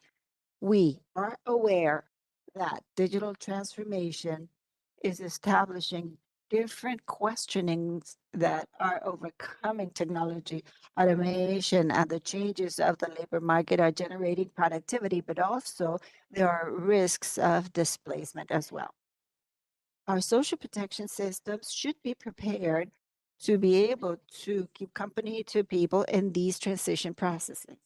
Ladies and gentlemen, as it has been expressed, social development is not a result in itself of the economic growth. It is a political decision-making process. It is a priority of the market, of the state, and a commitment to human dignity. Technology can be an extraordinary tool to accelerate the process, but only if we define the purpose with which this is being used, which is to guarantee that nobody is left out.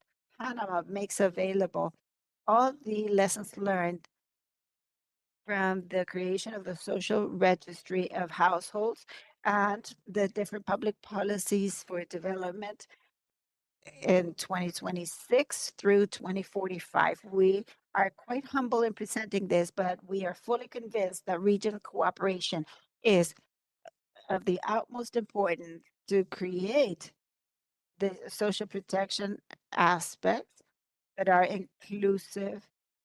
And we are creating a social protection system that is fair, smart, and something that is trying to be anticipating to vulnerabilities, to close historical gaps, and to widen opportunities for all people. And we are fully convinced that the development occurs when the state is efficient and equal in those activities. And there should not be anybody that is not being heard. And thank you very much for allowing me to participate today. Muchísimas gracias. Thank you very much. Thank you very much, Minister Carlos de Arango. It is a pleasure seeing you and hearing you.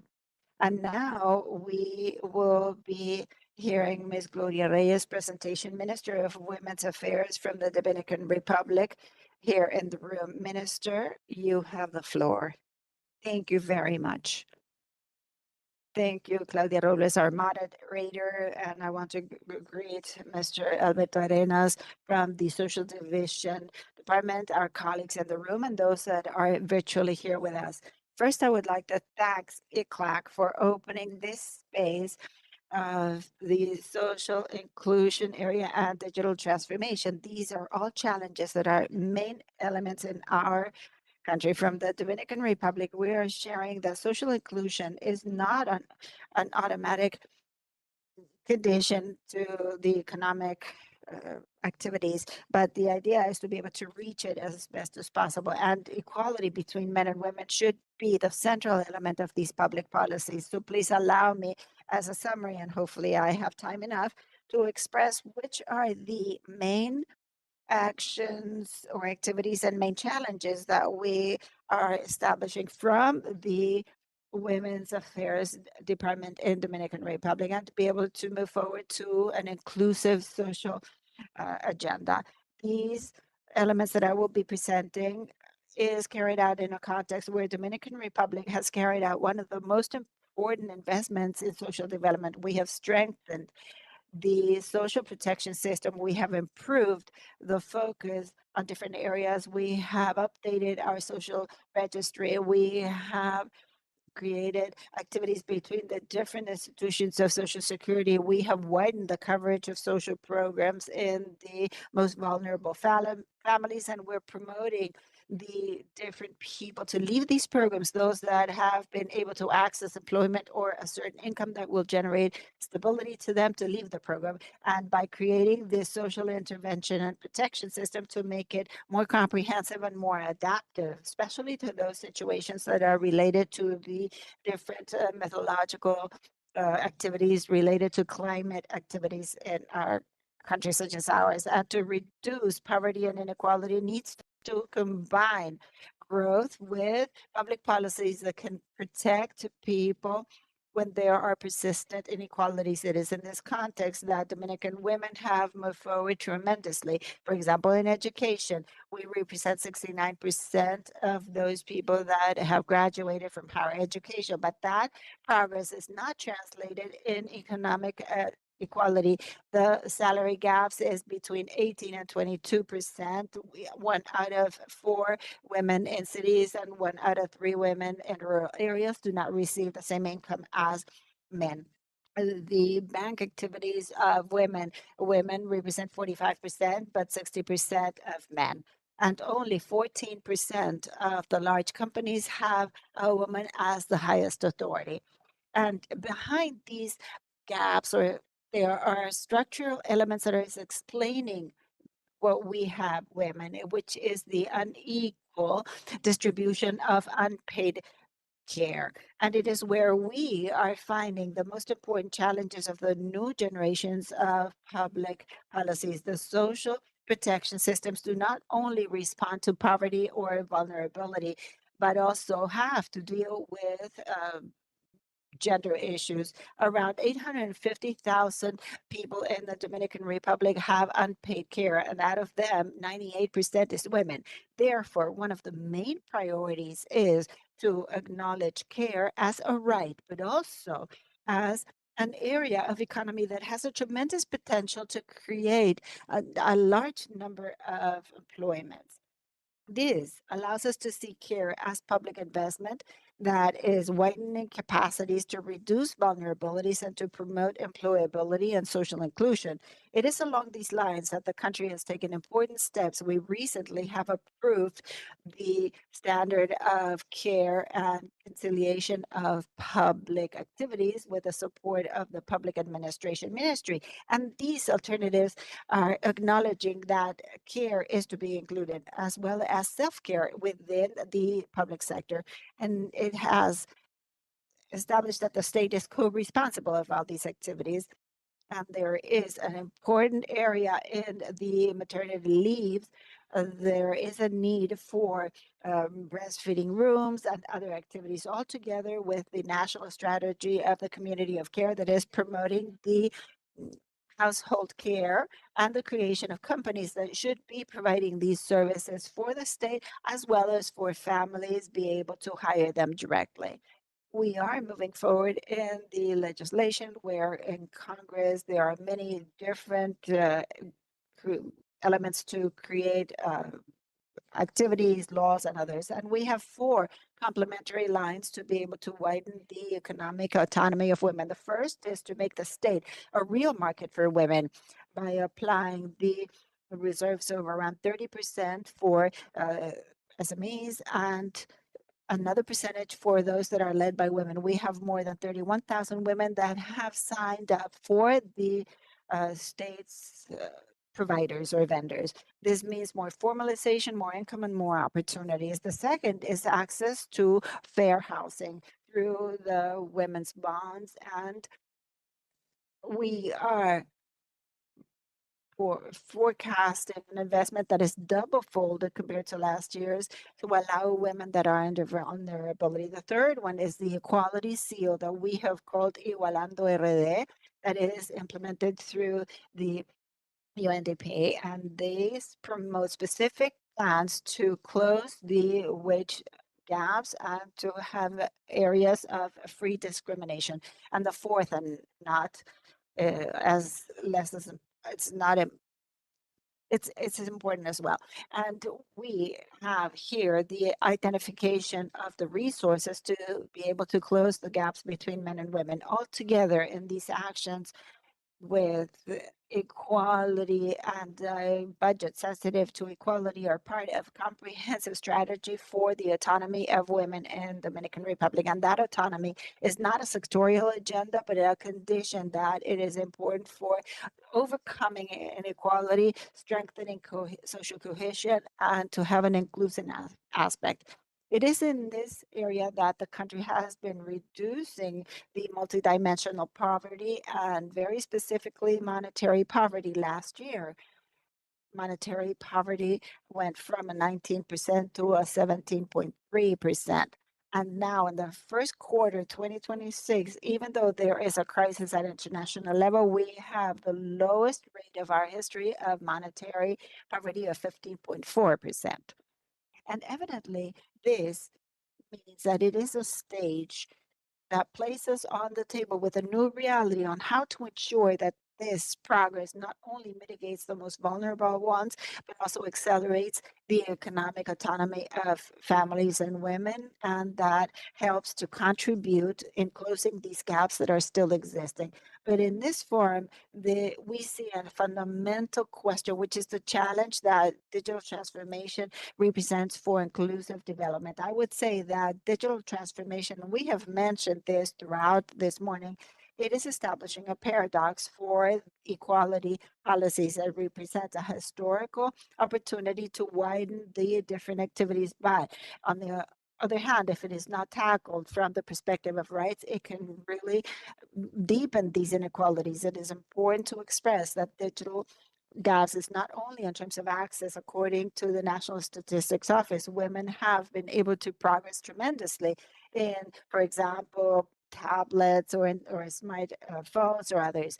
But inequality still exists where it really matters, which is the advanced digital opportunities in technological careers and innovation and the creation of digital solutions. And we have been able to advance or progress in articulating all this together with interoperability of the state, and that tries to improve the creation of capacity in women. And this is still the main challenge.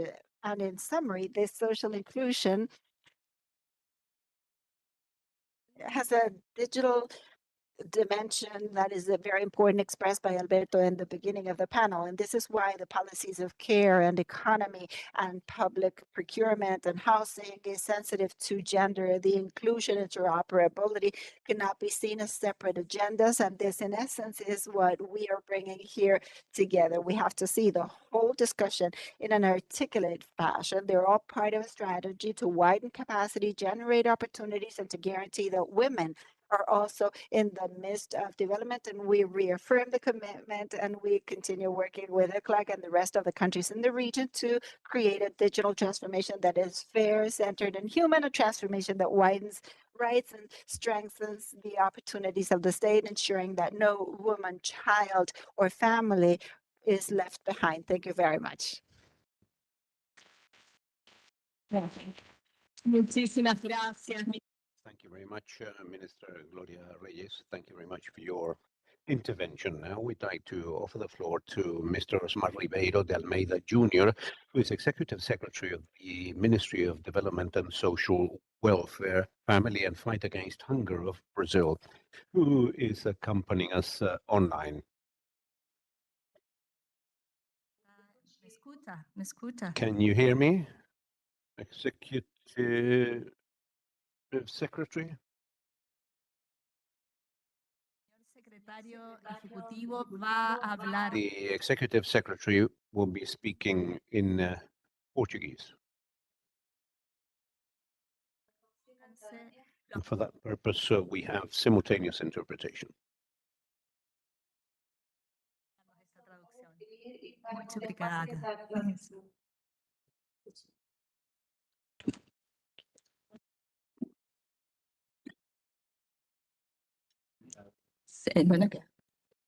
Secretário Executivo, se quer, você pode partir. Muito obrigada. Você tem tradução, sim? Sim. Agradeço a CEPAL, na pessoa da moderadora, senhora Cláudia Robles, e do diretor da Divisão de Desenvolvimento Social, senhor Alberto Arenas de Mesa, parabenizando-os pelo excelente diagnóstico apresentado. Faço uma saudação fraterna à nossa ministra anfitriã, senhora Maria Jesus Ruff, ministra de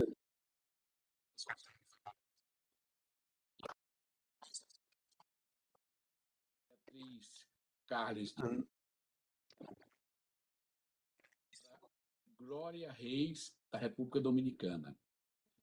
Cumprimento também os estimados vice-ministros que compõem este diálogo de alto nível. Senhora Cláudia Valenzuela, da Guatemala, senhor Denis Cáceres Valadares, de Honduras, senhor Carlos Paris, do Paraguai, e senhor Frederico Grana, do Uruguai.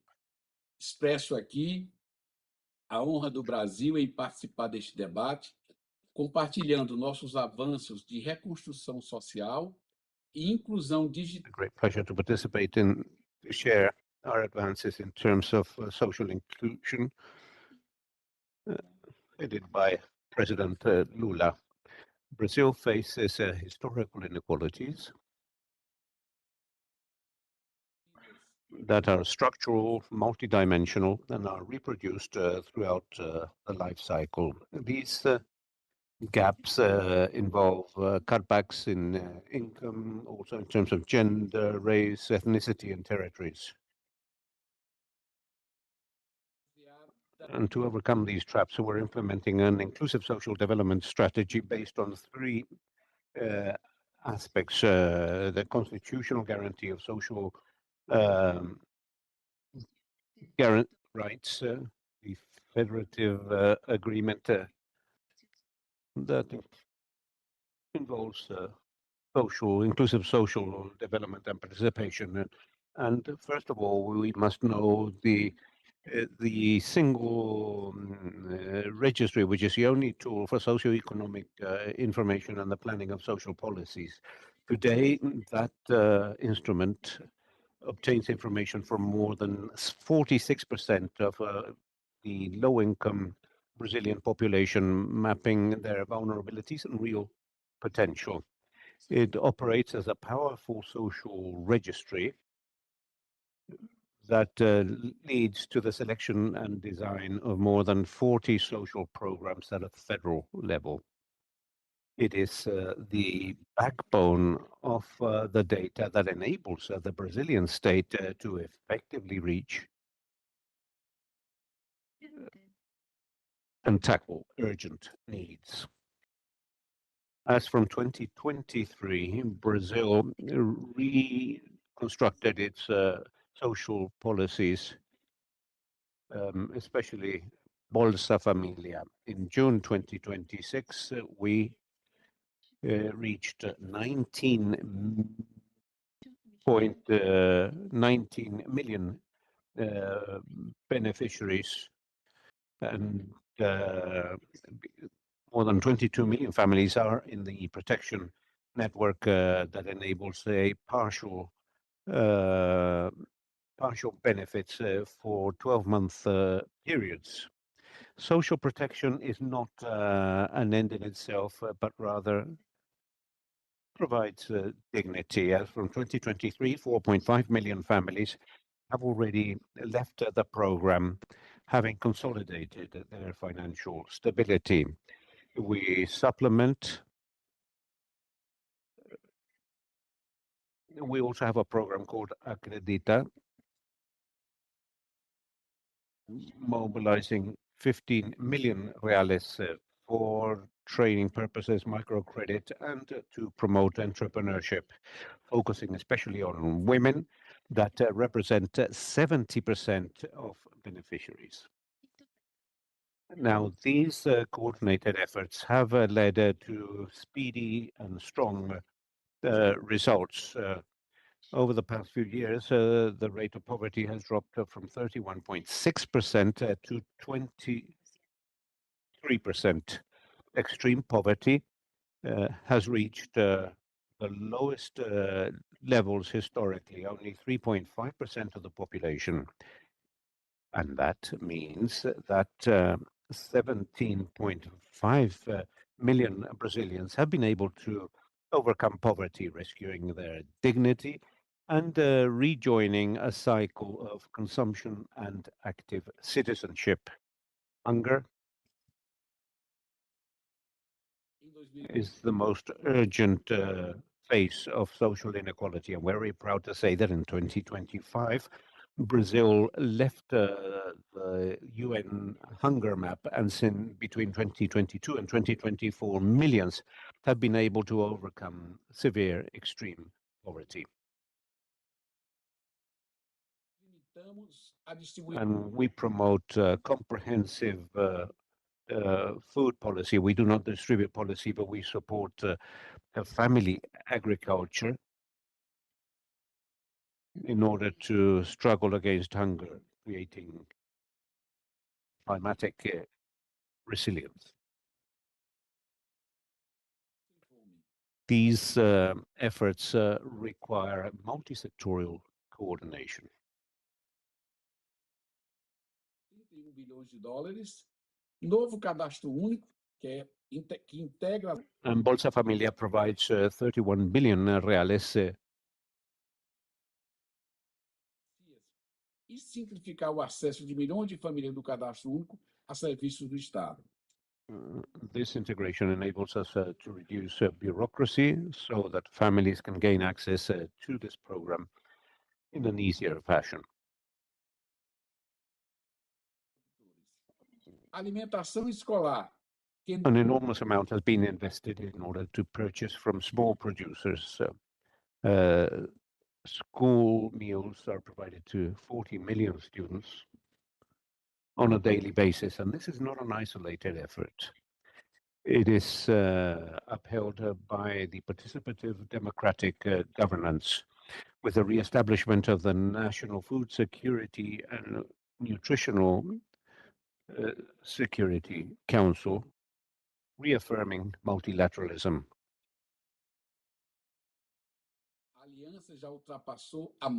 And this expands the Global Alliance Against Hunger, which involves more than 200 members. 32 countries come from Latin America and the Caribbean, and ECLAC already forms an active part of this international effort. In order to respond to that challenge, Brazil innovated by creating the National Integration Secretariat to coordinate electronic social platforms, SYNAPS, and its mission is to promote and coordinate the digital transformation of social policies in this sphere, and it acts strategically in order to guarantee the operation of systems, governance, data ethics, and the confidentiality of data, integrating databases in a secure manner. The digital transformation is understood as a right and as a vector for equality, and not merely as an additional hindrance for the marginalized. Brazil defends economic equality, social justice, and socio-environmental responsibility. And all that has to advance in perfect harmony. Brazil's progress is close to the historical approval of a constitutional amendment that authorizes the continuous allocation of resources for social assistance. And also as a challenge, we have a need to consolidate efficient axes in order to overcome poverty with productive incentives.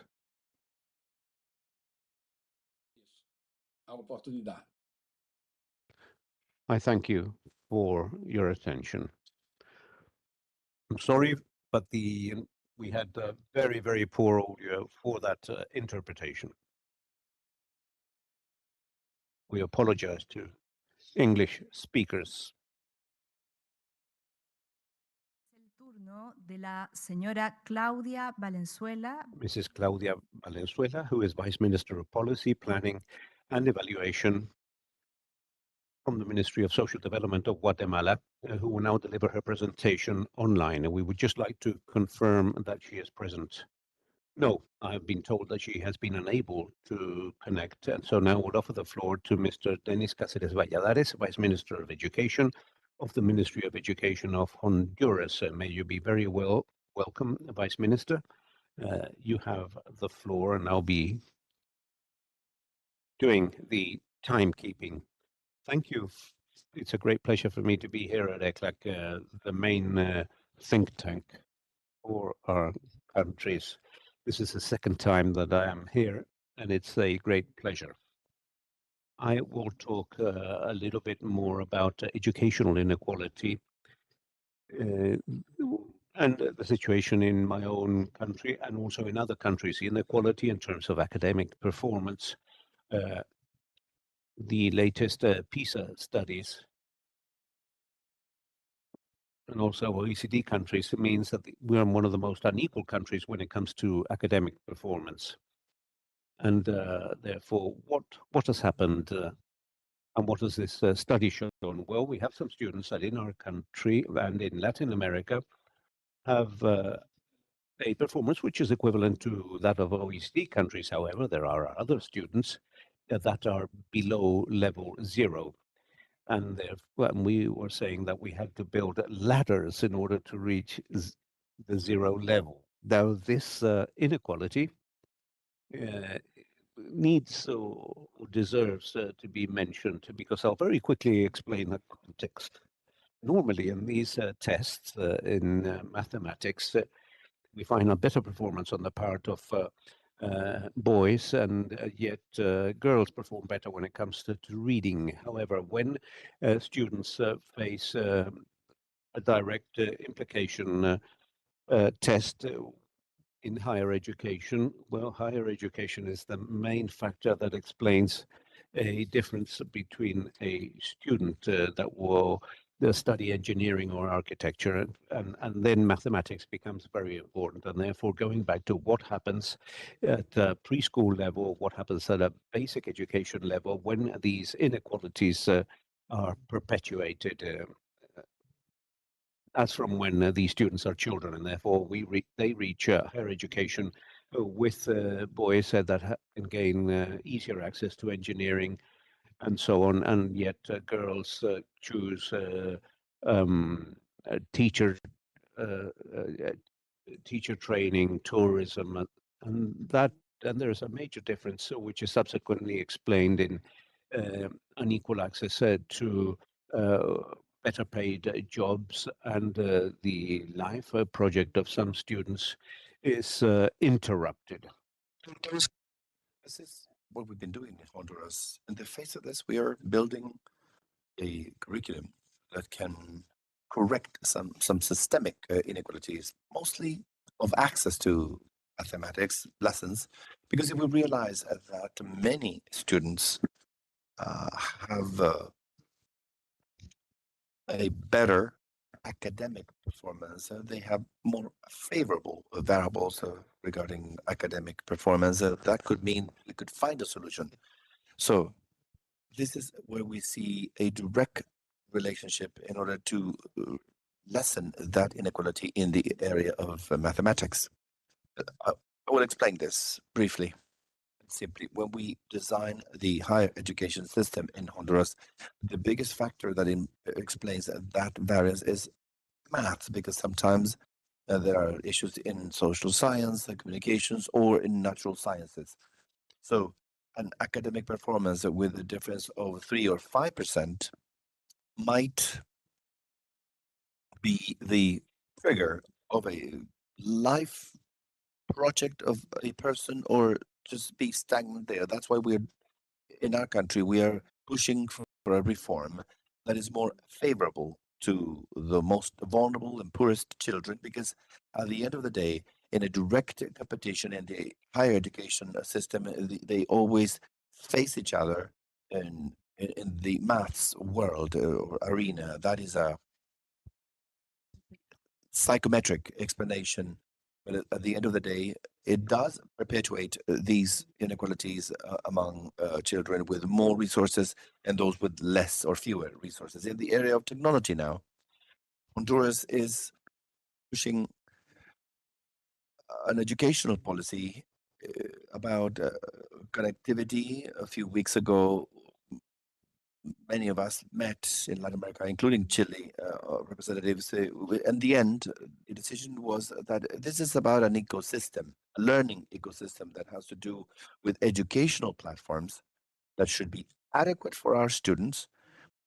It has to do with training and building digital skills in all teachers, access to devices that in the end may coexist in a learning ecosystem.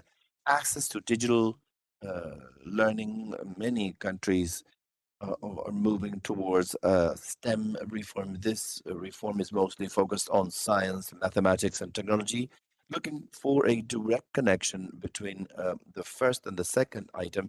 We realize that those students that have a curriculum more focused on STEM disciplines have a high probability of being more successful, both in higher education as well as in life. This led us to think or conclude that digital en realidad están conectadas con las habilidades del mundo del trabajo. Por eso todos los países estamos obligados. We are forced to transforming our educational system to a more digital perspective, because in the end, these digital skills that are developed in the classroom are some of those that are already used in the market, in the labor market. At the end of the day, both the curriculum policy as well as digital transformation moves us to becoming citizens of the world. These are curricula that needs to move to developing boys, girls, and youth that can move around Latin America and the world. I wanted to explain the academic enrollment.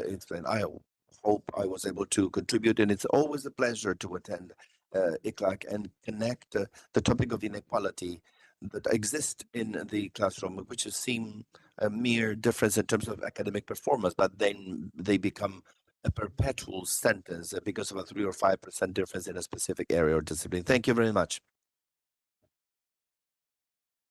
Muchísimas gracias. Thank you, Vice Minister Cáceres, for your remarks, for sticking to the agenda. Thank you.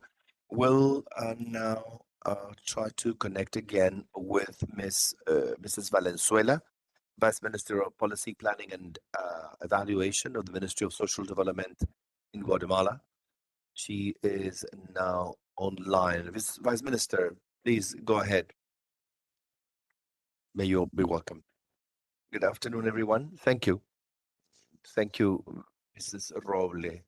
Ironically, we are talking about digital transformation and digital gaps, and I'm only 450 kilometers from headquarters, and a few times I've lost my connection.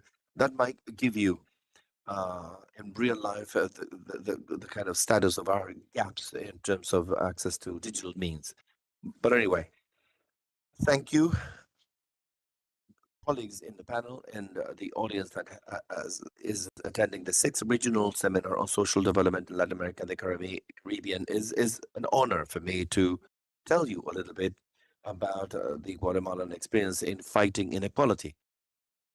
For us, as a government, reducing poverty is more than a statistical goal. It's a country priority and an ethical commitment with the population, and most of all, it's our wager on human dignity for Guatemala. Attacking or tackling poverty is not only a development goal, because it's a country in more than 57% of the population live in a multidimensional poverty context. It becomes a matter of dignity, equality, and legitimacy of our social contract.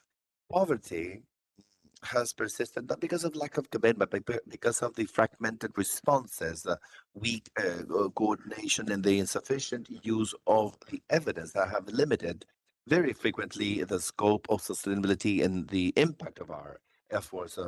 Bernardo Arevalo's administration has taken a step forward in facilitating social policies that are based on evidence as the core of their social agenda. We are strengthening the use of administrative records, territorial diagnostics, and outcome monitoring in order to design policies that will respond to the actual needs, that prioritize the most vulnerable populations, and that will allow us to adapt our interventions depending on what works and what doesn't. Evidence today is not a technical luxury. It's an ethical imperative when we're thinking of public resources as well, and also human lives. In that context, Guatemala has driven the intersectoral strategy that is known as Mano a Mano, hand in hand. This initiative gathers several institutions and ministries, 11 to be precise, to address poverty comprehensively, combining support to income, nutrition, healthcare, education, housing improvements, and access to utilities. Mano a Mano recognizes that poverty is a multidimensional and territorial issue, and no program can actually address it individually or in isolation. Before we had a household social register, our Bono Social program, which is a monetary transfer, had 82,000 beneficiaries.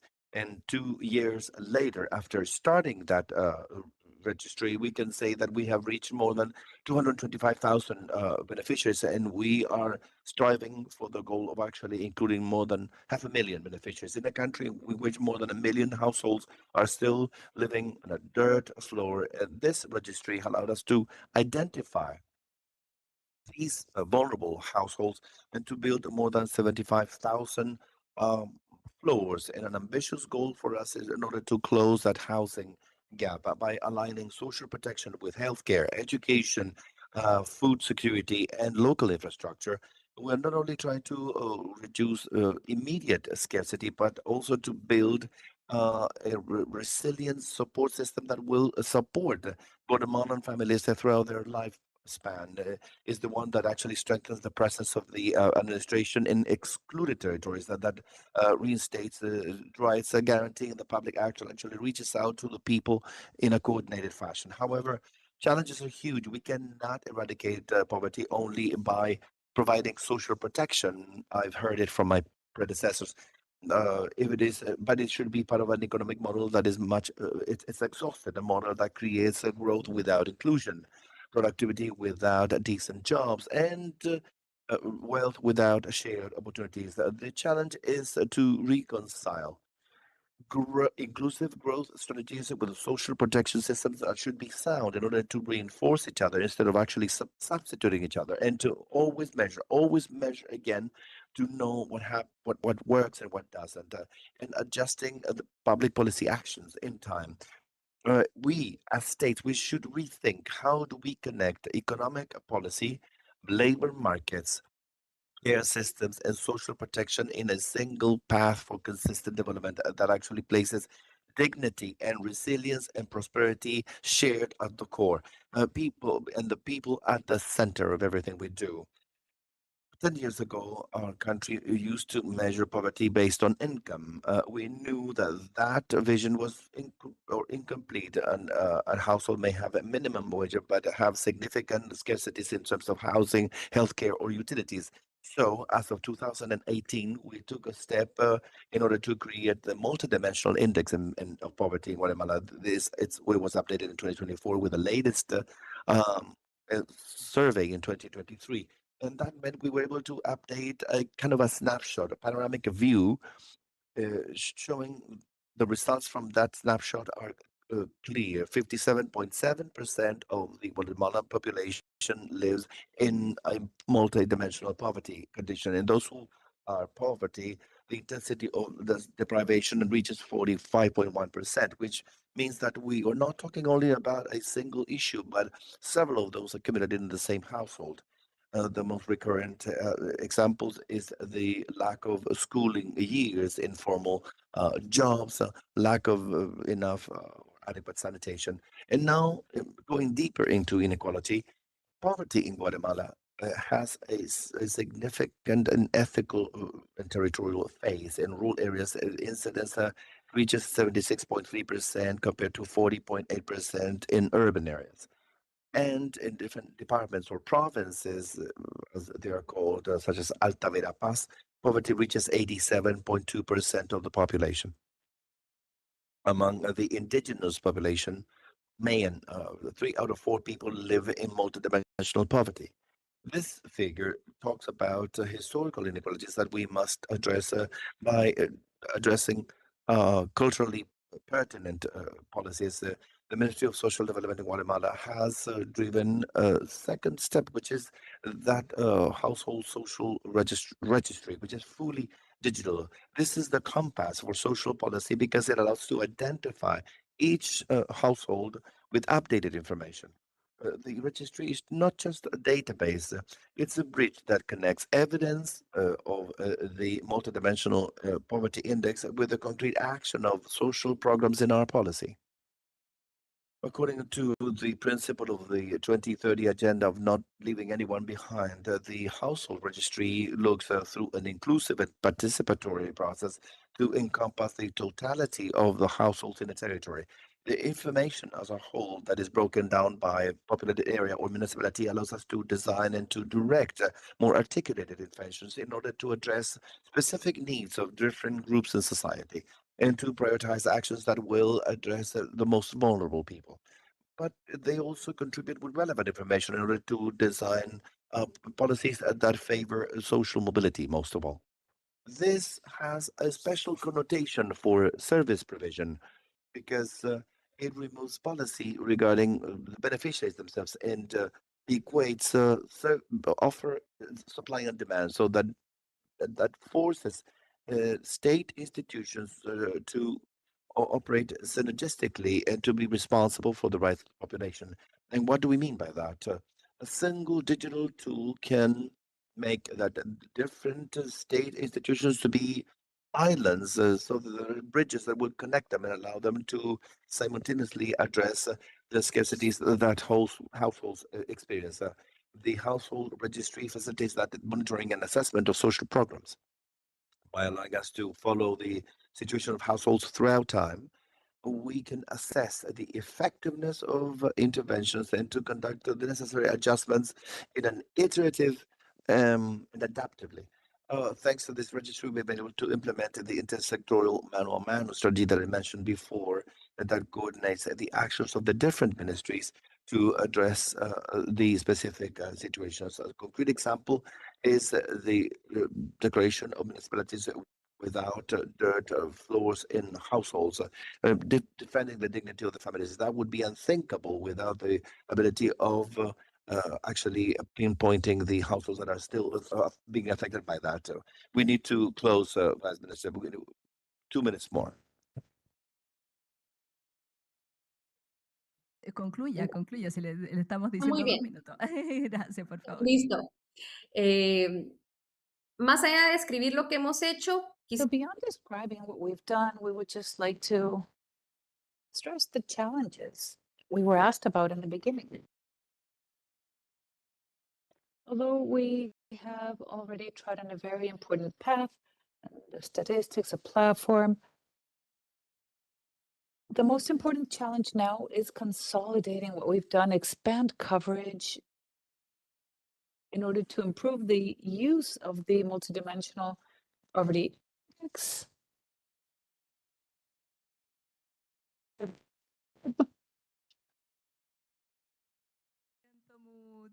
Bueno, después vamos a intentar. We are so sorry. Unfortunately, it was disconnected. Si nos mejora escuchando, pero luego volvemos a tratar de conectarla. Ahora tenemos el turno del señor Carlos París, viceministro de Política Social. Minister of Public Policies from the Ministry of Social Development of Paraguay. There you are. Also accompanying us this morning. You have the floor, Minister. ¿Nos escucha? No. Ahí Can you hear us? escuchamos bien, gracias. Ok, gracias. Un saludo a todos los ministros y ministras presentes. I'd like to especially greet all the ministers, vice ministers, Alberto. It's a pleasure to participate in this panel.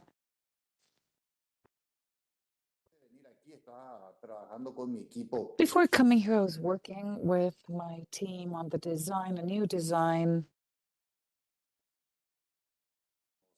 Y este panel viene, pero That many of you know already. And this program is so fitting because we're talking about digital inclusion. This is something that is at our top of mind every day. And by 2050, it would be very important for us. There are new changes, and it's so cross-cutting for social inclusion, as Alberto mentioned in his presentation. We talked about a digitalized era, and I'd like to make a comment that could even seem funny. When we arrived at the ministry 2.5 years ago, one of the things that caught our attention was monetary transfers or banking windows, but 2.5 years later, our monetary transfer system has changed in a transcendental manner. And we're talking about artificial intelligence. So it is so important. I'd like to comment to you that our program reaches around 200 families, all of them with monetary transfers. electronic monetary transfers, and it's been around 380,000 people that also receive monetary transfers made with bank cards. We have another program for small entrepreneurs that have joined our Tepocuna program and reach 7,000 contributions a year. These are contributions that of people that receive these bank transfers as well, and our annual subsidy to fishermen. We have around 4,000 people receiving these subsidies. So in under 2.5 years, we have transformed what before or what would have seemed so difficult, that today it seems archaic. We have taken a leap into the 21st century with these monetary transfers. And just as a reference, we've reinforced all of the core aspects of social inclusion. And this is also part of a financial system with full banking of participants in this program. We have a positive program in so many other ways. This allows starting them in a financial system. This is how we work with the SME ministry. We try to work with some sort of oval of some system with the hairdressers, mom and pop stores, electricians, and all these by means of technology. Digital technology and financial inclusion that brings about all their work, all of these things that make it fully electronic. So we are taking steps, and these same monies that the communities where they are working are seeking to move the economy in that direction. The use of a bank transfer or an ATM are useful for people who are senior citizens and do not enjoy using this technology.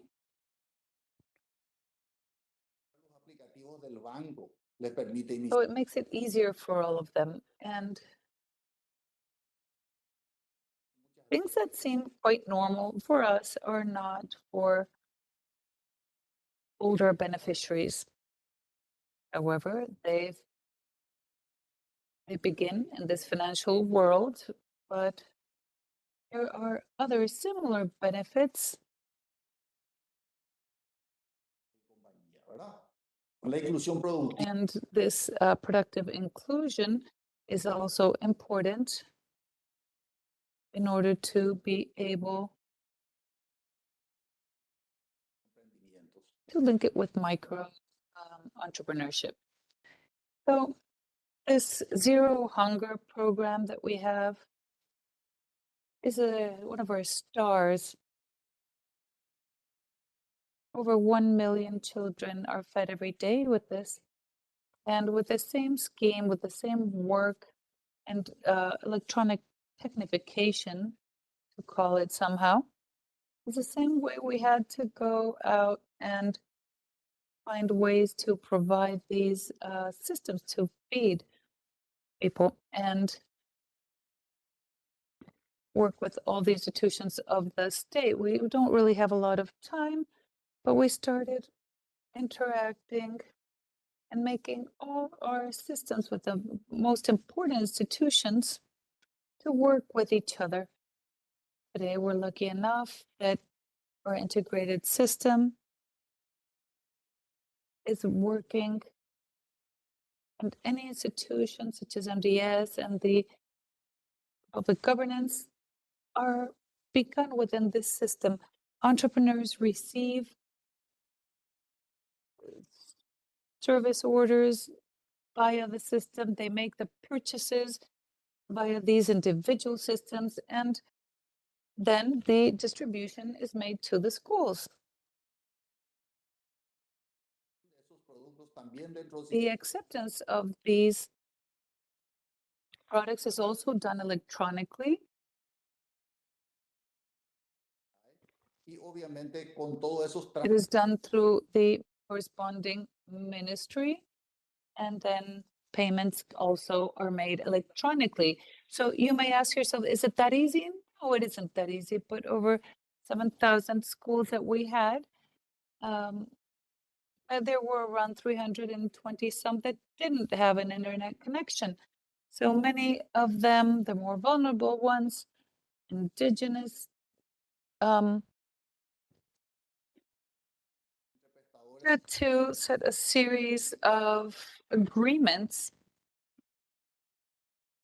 and we have been able to connect to all these schools. We also talked to Alberto about inclusion and the risks and opportunities that we should have. I believe Claudia, either I'm too slow or Claudia is in a rush. You have 2 minutes, Minister. Ahora adelante, 2 minutos, que nos quedan 2 minutos. Gracias. Para este tema. La demanda en la educación tecnológica. The educational gap is very important. The technological demand is a basic step, and without equitable access, this would lag behind. The lack of access to devices is also of the essence, and maintenance services in a timely fashion. And of course, the increase in digitalization increases risks to safety, cyber security, and learning. We're always running behind technological advances. Everything we do falls short. So this is extremely important, and we understand that we need to work on these digital platforms with participants, optimizing resources, reducing bureaucracy.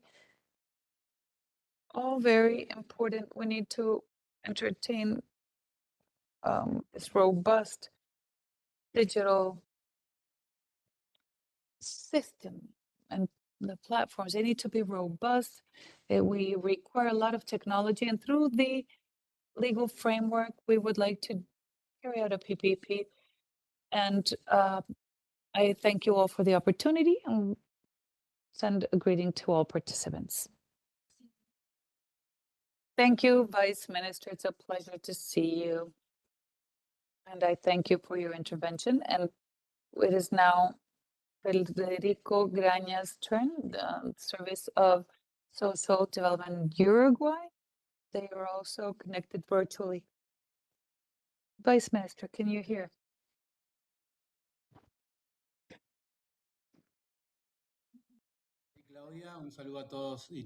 Thank you very much. Thank you, Claudia. Thank you to all the colleagues. It is the second time that I participate in an activity organized by you, and it's a pleasure for us. You know, I find myself in a very strange place. This is the ministry, but what is strange? This was once headquarters of the manager of one of the banks that generated one of the greatest economic crises in 2002, and left Uruguay with 40% of Uruguayans under the poverty line.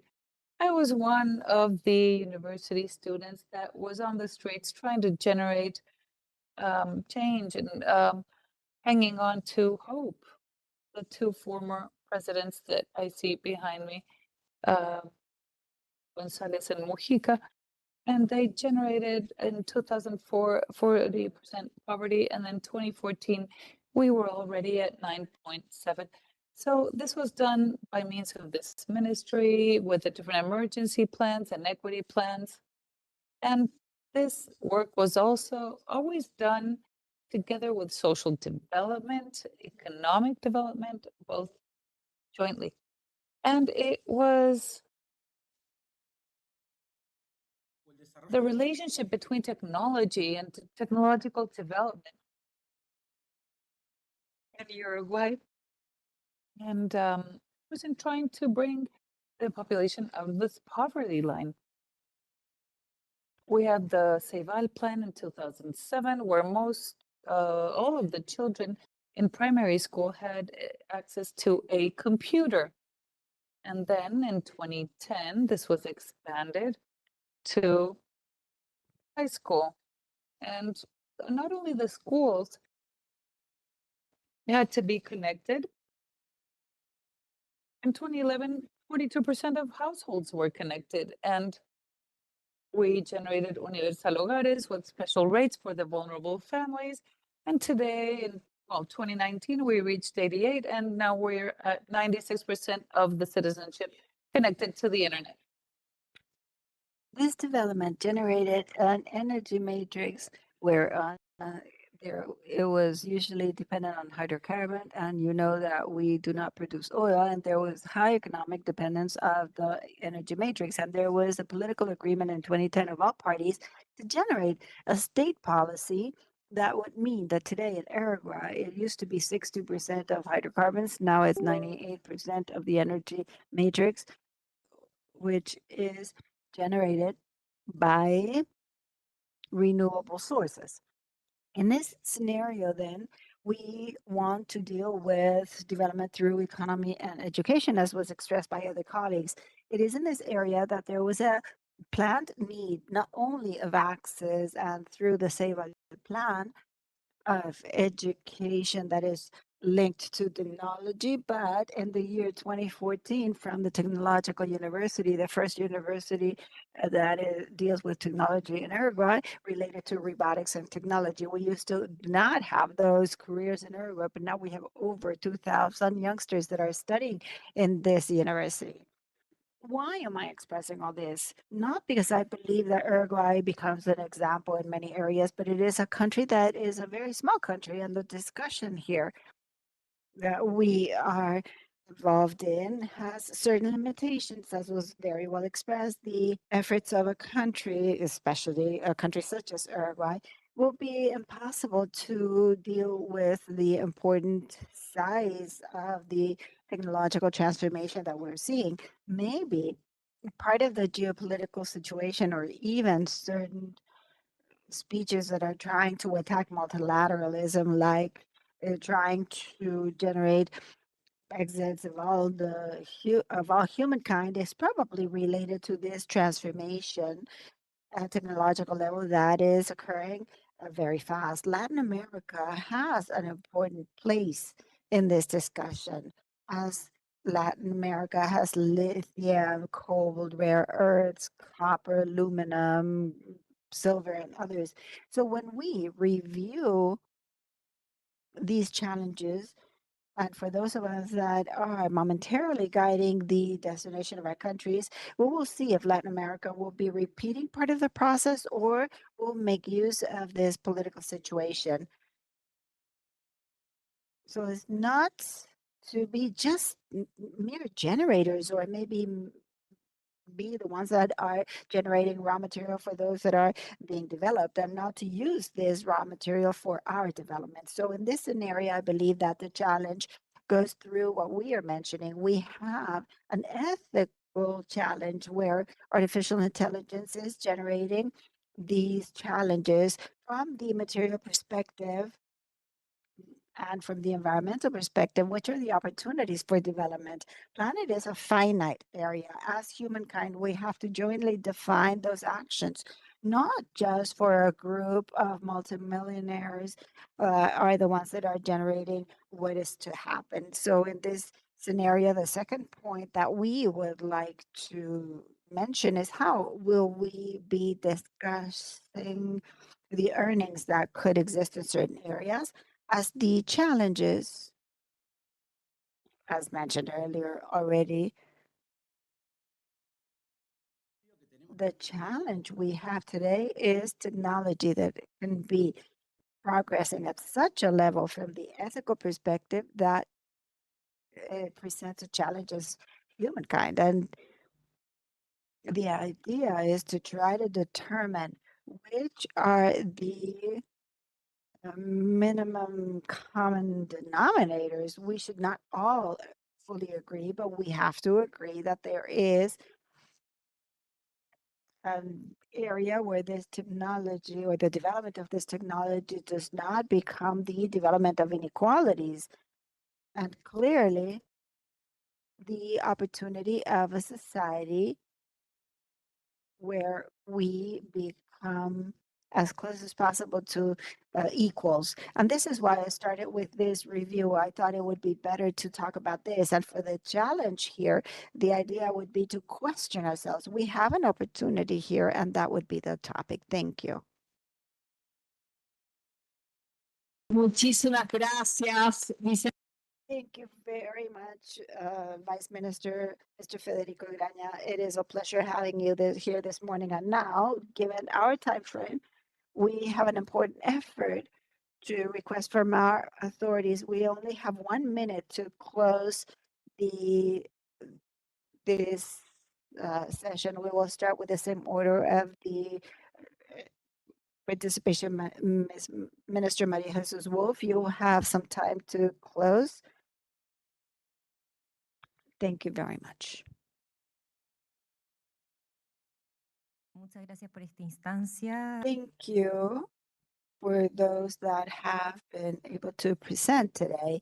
There are many topics that we can talk about the cooperation between the countries of the region.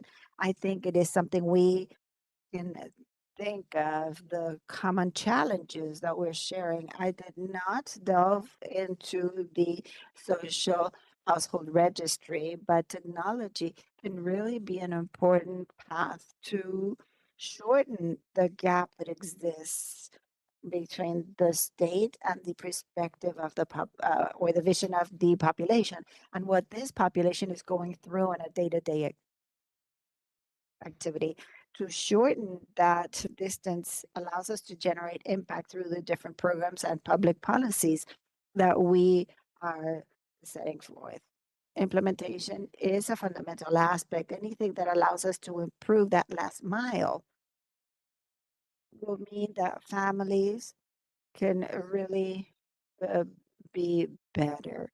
And as Chilean government, our work, our effort is that through the knowledge of the different localities, of the different actors that are working on the social policy, can be perfecting it, and that we become an important state where artificial intelligence, technology, and digitization of the population can be prepared and make use of this new scenario that we've seen that is moving very fast and where we have real urgency.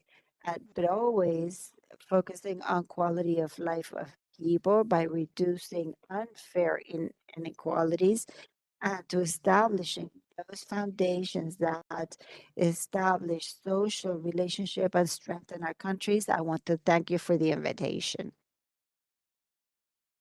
Thank you very much, Minister Maria Jesus Wolf. It is a pleasure having you here. We now offer Ms. Beatriz Carlos de Arango, Minister of Social Development of Panama, that is here with us virtually. I don't know if she's connected.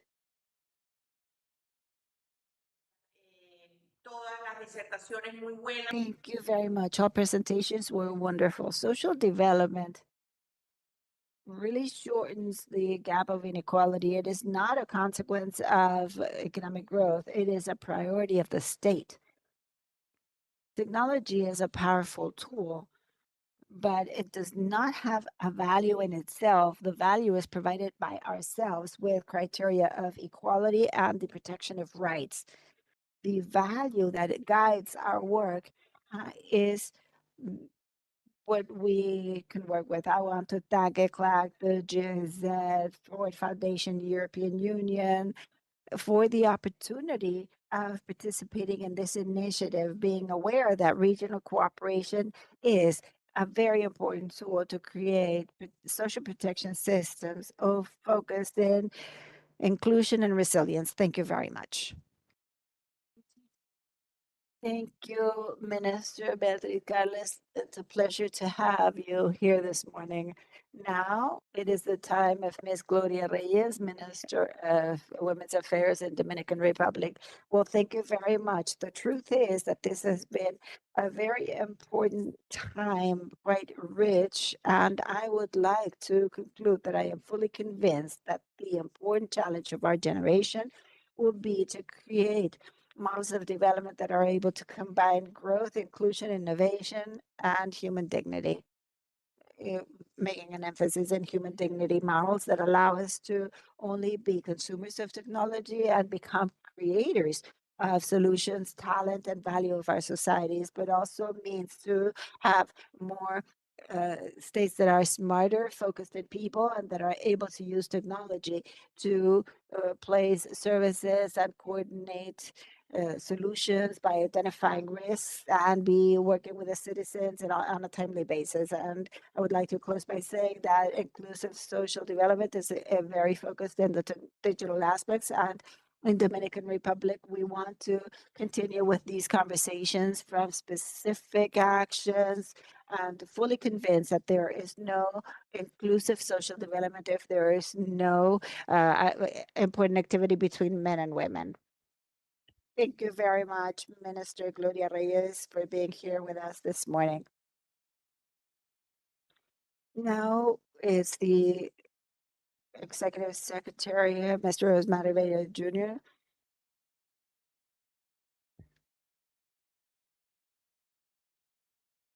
Afirmo o nosso reconhecimento à CEPAL pela realização desse seminário. Registramos a importância de avançarmos no conhecimento, especialmente. The English booth apologizes, but we do not have interpretation into Spanish to be able to transfer it into English. Com o resultado. Interpreters regret to inform that we cannot interpret his words. Un gusto tenerlo con nosotros. Thank you, Executive Secretary. It was a pleasure to have you here this morning. We understand that Ms. Vice Minister Claudia Valenzuela is not connected here today, and unfortunately, she was not able to reconnect. We now offer the floor to Mr. Dennis Cáceres Valladares, Vice Minister of Education from Honduras. Thank you for this time frame and to ECLAC. Latin America is seeing a crisis in learning, but through the UNESCO platform, it is possible to unite the people in Latin America, where many of the countries that are here, some have advanced in the digital transformation of the classroom, or others are really dominating artificial intelligence within the classroom. So the message that I would like to present is that through ECLAC and UNESCO, we can really push forth education as a social mobility driver in our Latin American region, and that we can all overcome the crisis of learning and to take a step in incorporating technology to the classroom, as many countries can be supporting other countries that already traveled this path. So thank you, ECLAC, for the invitation. Thank you, Vice Minister, Minister Dennis Cáceres, for your participation and for being here with us. We understand that the Vice Minister of Social Policy in Paraguay, Mr. Paris, is not connected. And we want to offer the floor to Federico Graña, Vice Minister of Social Development from Uruguay. Vice Minister, are you connected? Yes. I again want to thank you for this opportunity, and these instances are very important, not only for the exchange of different experiences, but also to try to generate different agreements. ECLAC has a very important role in the region, and maybe they could be also playing that role in finding those multiple common denominators that allow us to agree from different perspectives and to be able to defend the right of make our citizens happier people. Thank you very much, Mr. Federico Graña, Vice Minister of Social Development. It was a pleasure having you here with us and for your words. We want to thank you. I would like to give me 30 seconds, please, for certain announcements and requests. First, a round of applause for our panelists this morning. And it has been a wonderful session that really reflects the richness of our, or the wealth of our continent related to the perspectives, policies, experiences that are all diverse and complementary at the same time. We have a panorama of the different challenges that we have, and we want to again repeat our thanks. You have probably received a survey. We want you, for those here in the room, to fill in the survey and virtually as well, as it really allows us to improve our work. And I also would like to request that we now have a parallel event that will be held in Medina Room on the universal health systems that are sustainable and resilient, a requirement to move forward in social inclusive development. When closing this parallel event, there's a coffee break and some time for each one of you to have lunch. There are 2 areas. We have 2 places where you can have lunch. And also want to thank the more than 400 people that are still connected to us, and we will return at 3 p.m. Good afternoon, and thank you very much.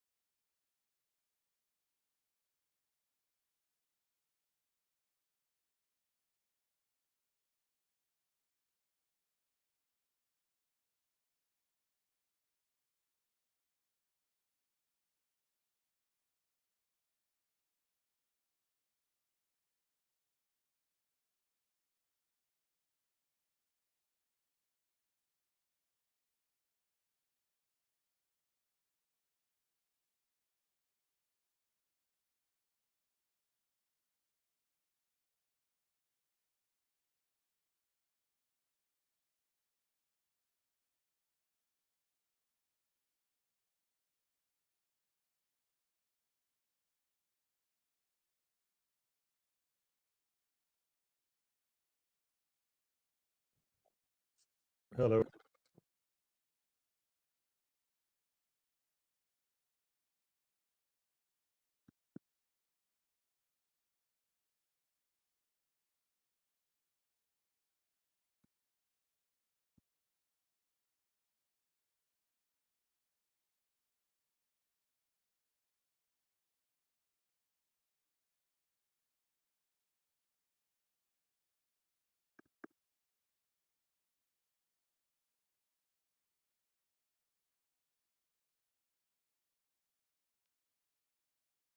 Hello.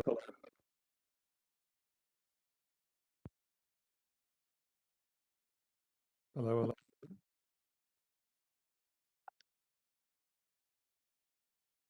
Hello. Perfect. Everything is okay. Thank you very much.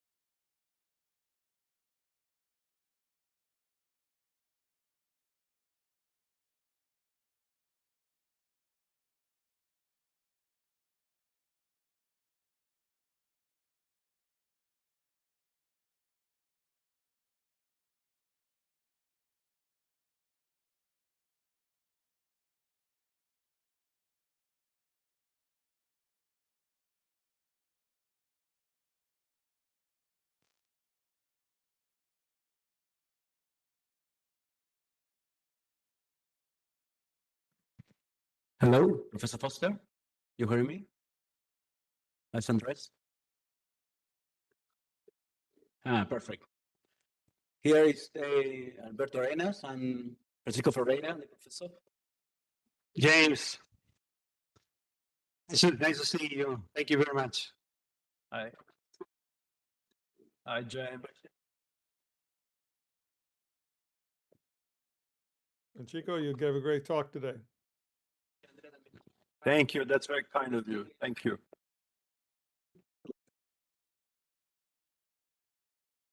It contains some interesting parts, as you might imagine, for me. Andrea, ¿también estás conectada? Andrea Vigorito y también está Fernando para probar audio.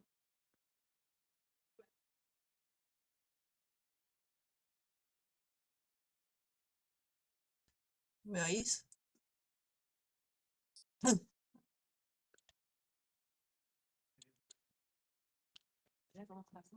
Ahí Andrea, estamos viendo. Estamos viendo. No se ve muy bien, pero te escuchamos bien.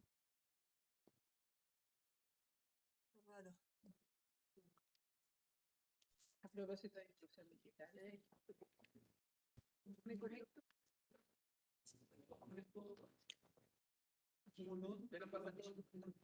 Ahí se está viendo mejor. Ok. Y se te escucha bien. Muchas gracias. Hola. Y Fernando, ¿estás conectado? Te escuchamos muy bien. Y se ve bien. Muchas gracias, Fernando. Muchas gracias por estar acá.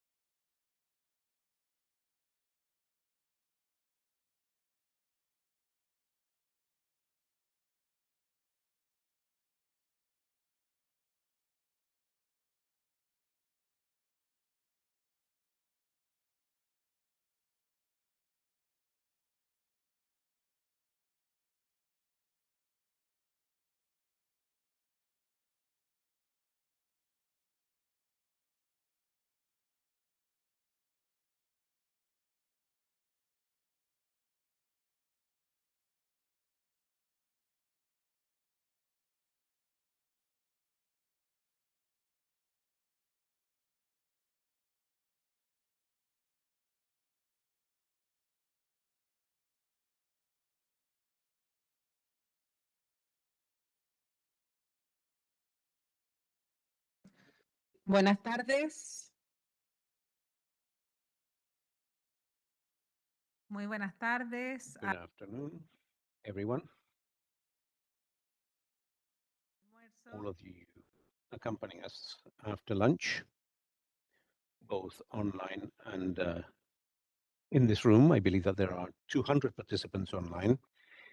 In this first panel of the regional seminar on social development, this panel seeks to present an exercise to measure multidimensional social inequality in Latin America and the Caribbean. And in this panel, we're accompanied by Alberto Arenas de Mesa, Director of the Social Development Division of ECLAC, who will deliver some opening remarks. After that, Andrés Espejo, who is an Economic Affairs Officer of that same division, who will deliver a presentation on the proposal for a regional multidimensional inequality index. And we have the honor of having with us distinguished panelists who will make comments to this publication: Professor James Foster,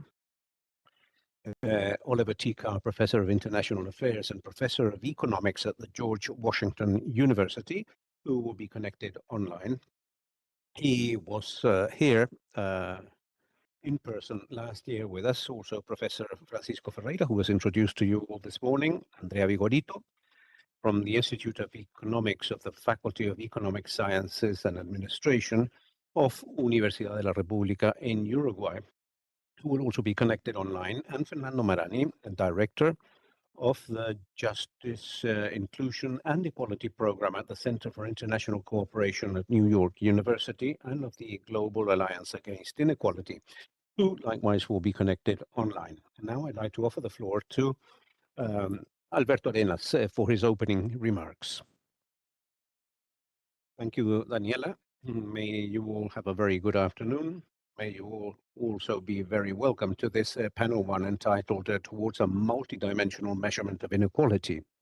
And a special greeting for those that accompany us both in person and online. And I would sincerely like to express my gratitude for those that are accompanying us during this panel discussion, who will make comments about the publication that we launched. I would like to first of all greet Professor James Foster, who is connected online. Professor Foster, is truly a great pleasure to again have his participation, his presence in the 5th regional seminar 2025 was very important to have his presence. The contribution that he made was very important, and his accompaniment to this process has been very, very important. In fact, many of the of what we discussed last year helped us to launch this publication that we're presenting now. We would like to especially thank also Professor Francisco Ferreira, who is Director of the Inequality Studies and Director of the International Inequalities Institute. It was an honor to have him this morning here listening or delivering a keynote presentation. Professor Ferreira's institute has been a state-of-the-art entity when we talk about inequality at a global level. And for ECLAC, this collaboration is a tremendous opportunity in order to strengthen links between state-of-the-art research and the challenges faced by our region. Professor Ferreira, thank you very much for being with us here in Santiago, and we hope that we will continue to enjoy your presence. Thank you very much for the support that you're providing to the seminar. Likewise, we would like to express our gratitude for the participation of Fernando Marani of the Global Alliance Against Inequality, who is connected online. Fernando has played a very important role in the promotion of the international agenda that places inequality among the main challenges for contemporary development. And I would also like to greet Andrea Vigorito, distinguished academic from Universidad de la República de Uruguay, and who collaborates with ECLAC in several research projects on development. I would like to highlight the seminar on inequality that will be held in the next few months in Uruguay under her leadership. This workshop forms part of a wide-ranging effort undertaken by ECLAC over the past few years in order to understand and face up to one of the main obstacles for development in Latin America and the Caribbean, and that is the persistence of the high inequality trap the lack of social mobility and lack of social cohesion. This has become a priority for ECLAC research, and we have tackled this challenge in our period of sessions in the conference on the social development for Latin America and the Caribbean, in our contributions to G20 in Brazil in 2024, in the debate of the second summit on social development held in Qatar in 2025, and more recently during the social panorama for Latin America and the Caribbean in its version 2025. One of the lessons that we have obtained in this region is that inequality, as discussed this morning, is a historical phenomenon which is persistent, structural, and multidimensional in nature, and therefore it cannot only be understood as from the analysis of income. The gaps that we see in our region are expressed both in income and simultaneously in terms of education, in terms of health, in terms of housing, in terms of employment, pensions, and social security.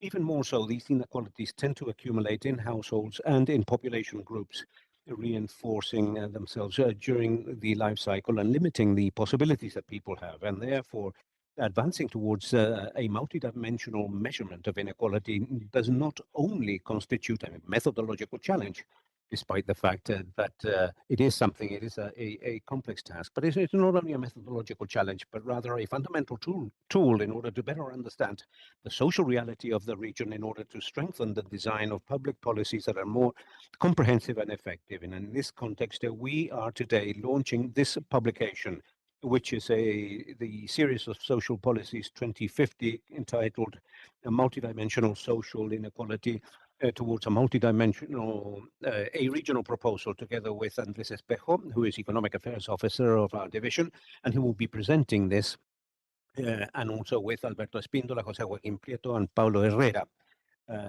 also colleagues and consultants from the Social Development Division at ECLAC. This exercise is an important step in the research agenda on inequality. The idea, this is a pioneer application for the region that uses the methodology developed by Professor Foster and his colleague Lokshin, published in a working paper in 2024, which helps us to analyze the joint analysis of various dimensions of well-being. This is the key aspect. The idea is to analyze, to jointly analyze different dimensions of well-being, and therefore to advance towards a more comprehensive analysis of inequality. And this methodology has the possibility of capturing the association between the different dimensions. In other words, the interrelationship between dimensions, the overlapping of different aspects, which is a substantial progress compared to when it comes to analyzing gaps individually, and that is a qualitative a jump forward. We had inequalities in the labor market, inequalities in the health market, and so on. But this creates an interrelationship between all these different relationships, and that is indeed the leap forward that this methodology implies for Latin America and the Caribbean. But perhaps what is most important in this work is that it opens up a new stage geared towards deepening our studies about multidimensional inequality, social mobility, and the accumulation of disadvantages, to have the possibility of comparing regional realities and new evidence for the design of comprehensive public policies capable of resolving the multiple inequalities in the region, the inherited inequality that was mentioned, for example, this morning by Professor Ferreira. And one final reflection. The work around this paper is the first publication that measures multidimensional inequality in Latin America with data from 13 countries of the region. And it is also the first publication at a global level that measures multidimensional inequality in any region on this planet. Again, I would like to thank Professor James Foster for all his support. And this effort is just the beginning, and we hope that this panel will indeed contribute to enriching the reflections, the design and implementation of comprehensive public policies to reduce inequality in our region. Thank you very much.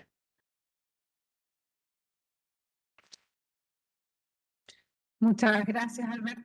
Thank you, Alberto, for those opening remarks. And now I'd like to offer the floor to Andrés Espejo, who will be presenting the study. Good afternoon, everyone. Can you please show the presentation? Well, first of all, I'd like to thank Professor Ferreira, who is here in Santiago, Professor Foster, who has been an inspiration in terms of developing this methodology and this exercise that we have undertaken in the past year. And also Andrea Vigorito and Fernando for accompanying us with their words that I believe will very adequately supplement, as Alberto said. We're just beginning this research work. This is an exercise that we're conducting for several countries of the region, 13 specifically, but this is only just the beginning of an exercise. We still have a long way to go. This is a methodology whereby we try to make this methodology a regional measurement for the region in the future. Okay, we still don't have the presentation, so I'll just continue talking. As Alberto said, the presentation is based on a document that we drafted together with Alberto Arenas, with José Morín Prieto, who is unable to accompany us, with Pablo Herrera, and with Alberto Espíndola from ECLAC. And what we tried to do was to begin to push ahead with a methodology that, as Alberto said, could bring together various dimensions of well-being, education, health, employment, housing, in one single index. What we evidenced in our region is that we had different sources of information and different types of surveys, but we had no single measurement that could summarize what was actually happening with inequality. When I finally see my presentation, I'll be able to show you this, but I still cannot see it. But I would like to tell you that in general terms, in our region, several efforts are underway to try to measure inequality, but normally these measurements have been separated from each other. There are various efforts to measure inequality, but basically they tend to be unitary academic exercises. In some cases, exercises are conducted in one country, but when they try to extrapolate that to other countries of the region, they run into many limitations, both in terms of data, or whenever they have sources of information such as household surveys, they face problems with the variables present there, and it's difficult to standardize that. And therefore, what we have tried to do in this paper with Alberto, Pablo, with José Joaquín and Ernesto is something that is novel. We have tried to advance towards this new frontier with a number that is unitary, working with a single source of information or with one common source of information to achieve this goal. Okay. I believe I'm going to skip many of them. But what Alberto was saying, this is a publication that is already published. You can pick up a copy on your way in. Also, you can see a QR code that you can use to download it from our website. The outline includes 4 areas in this presentation. The first one talks about the multidimensional inequality measures. What have we been working worldwide in order to develop some inequality measures? Then we're going to talk about the multidimensional inequality measure and how this exercise was specifically designed. We took Foster and Lodgkin's ideas that were published back in 2024. Third, we're going to see how this methodology is applied in 13 countries in the region. And fourth, since this is an ongoing process, we'll tell you about our next steps. Something brief now. We saw this morning in Alberto's presentation when we measure according to Gini, what we can show in the countries in the region is that in general, inequality by income measured by Gini has been stable for the last 20 or 30 years. Although there was some setback in terms of figures or progress since 2000 until 2015. From then onwards, figures have been stagnant. But not only stagnant, but also the gap has remained with the OECD countries, for example. In general, our numbers are much higher. We have 1 point of difference with the OECD countries in spite of significant progress educationally and or access to education. improvement of labor conditions of the population, improvement of labor-related income. In general, inequality has not been reduced anyway. So that opens up to the following question. What's going on in our region that although there are several socioeconomic factors that have improved in the last 3 decades, when you look at inequality measured according to Gini, it doesn't change. And this is what makes us think that the inequality measure is multidimensional with several factors impacting. And this is what we're going to discuss during this presentation. First, it is widely discussed is that inequality was beyond revenue or income. Employment, housing, and healthcare is not necessarily represented when you discuss income for the last 15 years at ECLAC. We've been saying that inequality is a multidimensional phenomenon. It integrates different well-being dimensions, and that is part of our approach. But this look of understanding inequality in a multidimensional fashion allows us to understand that the response to address it is through comprehensive policy making. It's not only focusing on the labor market or educational policy, but you need a set of policies that we call them comprehensive to be able to reduce inequality. The whole analytical work that we use doesn't start from scratch. It starts from work that has already been done in-house. We start from the multidimensional poverty index that had been proposed to Alcaide and Foster years ago, that is being applied in several countries in the region. We took those frameworks and we apply them to the inequality field. Is there an echo, right? Yes. Yeah, from echo from beyond, I guess. Yeah, better? Is that better?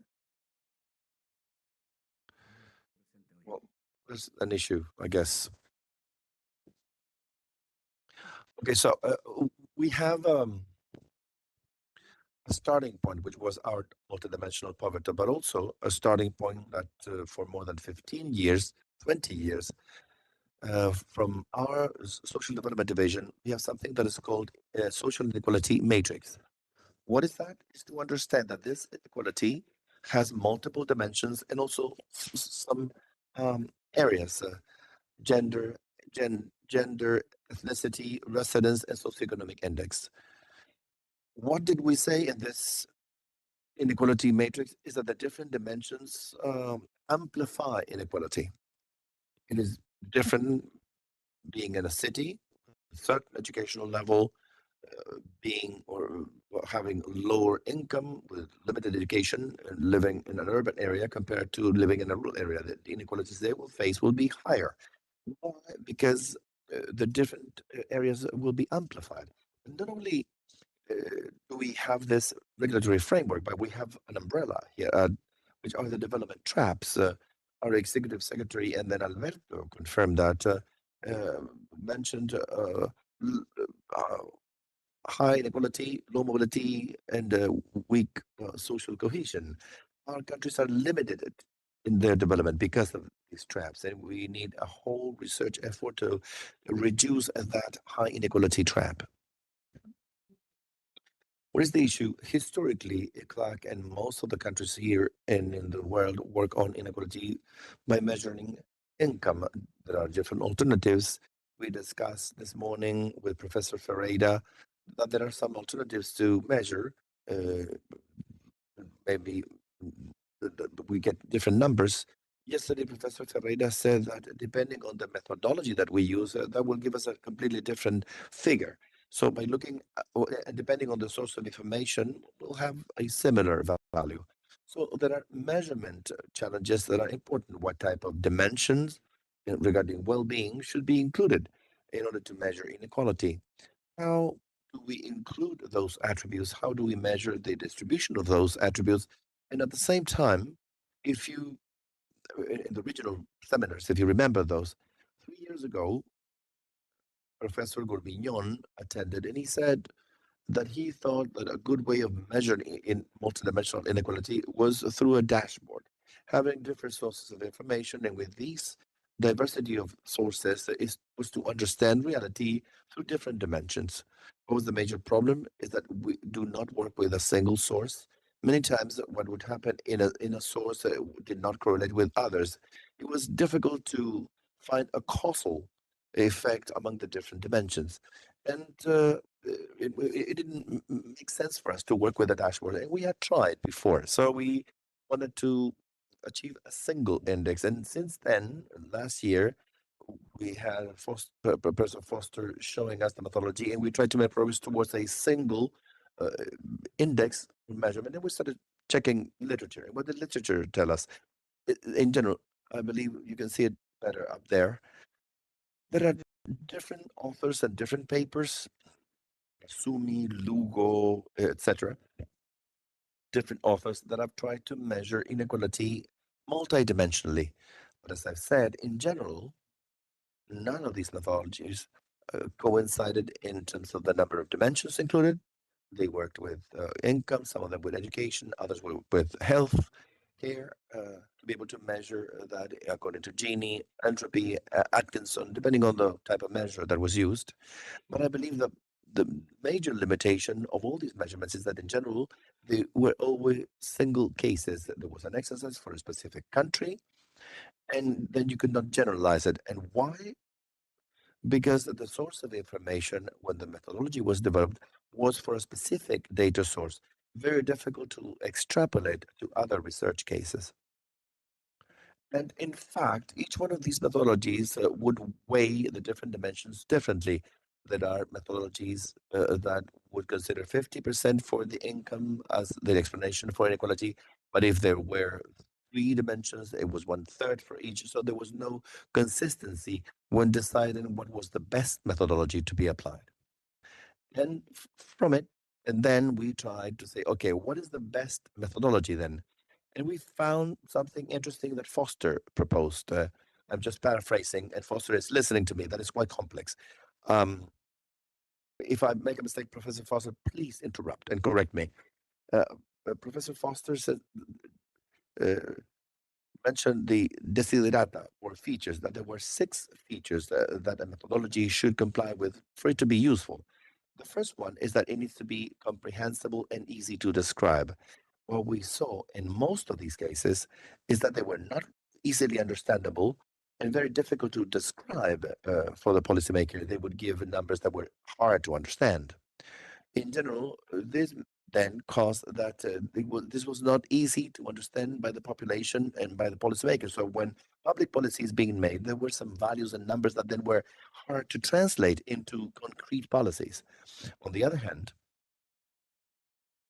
most of the methodologies need to be adequate to the purpose. If we develop an inequality methodology, we need to be clear about the objective. Our goal is to have comprehensive policies, is to face inequality and to reduce it with a range of policies that the countries are applying. It needs to be technically sound, robust statistically to meet the axioms that are proposed. It needs to be feasible. Operationally, we saw the result of different alternatives of measurements, but when we wanted to replicate it in other geographies, were not necessarily feasible. Some variables were missing, and more importantly, it needs to be easily replicable. In that sense, what we did was to focus on the Foster and Lodgkin methodology. And why? Exactly because of this reason, because the whole list of the desirables, the characteristics that you would want to have, we expected this measure had to be useful for public policy. And this is an exercise, a totally concrete exercise. We're not trying to explore all the measures. We want one that is actually useful, that makes sense for the policymaker. Foster and Lodgkin, what they do is to propose an inequality measurement that is relatively simple, but technically very sound. And why? Because that measure allows you to separate what comes from each dimension in inequality, but also what comes from the combination thereof, what Alberto mentioned at the beginning of the presentation. And what we need is not only to see each dimension separately, knowing whether inequality in education is a number that could be Gini, or Atkinson, but what happens with the association among the different dimensions, this overlapping among the different dimensions that create inequality. And for sure, this is all guided by axioms that are quite clear. I'm going to simplify the Foster's methodology in a chart here. echo is kind of annoying. I think there's an open microphone somewhere. Okay, that's fine. Well, in very practical terms and simplifying the methodology, apologies, Professor, we have four major stages, if you wish. We need to measure, we need to have a source of information in general at ECLAC, and we'll discuss that in detail. We have the household surveys, and that's a very good source of information because they are multi-purpose and they have different dimensions of well-being.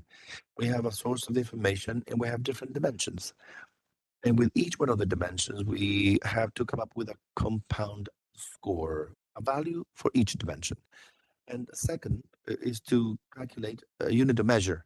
That unit of measure of the different dimensions, what they will allow us is to say, but this will allow us to say, can you hear me now? Now it's better. We'll start all over again. Lo importante acá es después de tener todos los puntajes compuestos. What matters is having all of the scores, but all built into a single score. A standardized score, a Z-score, whatever it is, but we'll have a number, and this number tells us how it behaves in every dimension. Then we can break it down and have a multidimensional index, and it's made up of two stages. One is about having that average, that value in each specific dimension. So we'll have one for health, one for household, etc. And then we'll have a component that captures how we combine all these dimensions. And in the fourth place, which is not the least important, it is calibration, the weighting. What weight is each one going to be assigned? And then we're going to discuss it in each stage with a practical exercise. Here we have Foster's equation, the multidimensional measurement of inequality. Then we have component A, which is the addition of all of the dimensions that are unidimensional, so different dimensions, and then we have a weighted average. Then we have a correction factor, R, and we'll explain it when we look at the results. And then a value that is a structural correction. And all of these elements of the equation are going to be reviewed when we look at the results in a practical exercise for Latin America. Todo el tiempo, y creo que vamos bien, les quiero mostrar el ejercicio de medición para. So the third item is the measurement exercise for Latin America. With this exercise, we're going to work with 2023 as an average. 3 countries of the region. These 3 countries have the video where we concentrate all the household surveys. That's in here at ECLAC. And we're going to analyze households. And in each survey, we have the same variable or number of variables. And this in general is very restrictive when we carry out these exercises. It's difficult for Argentina, Brazil, Chile, all these countries to have the same kind of variable or dimension to work on this.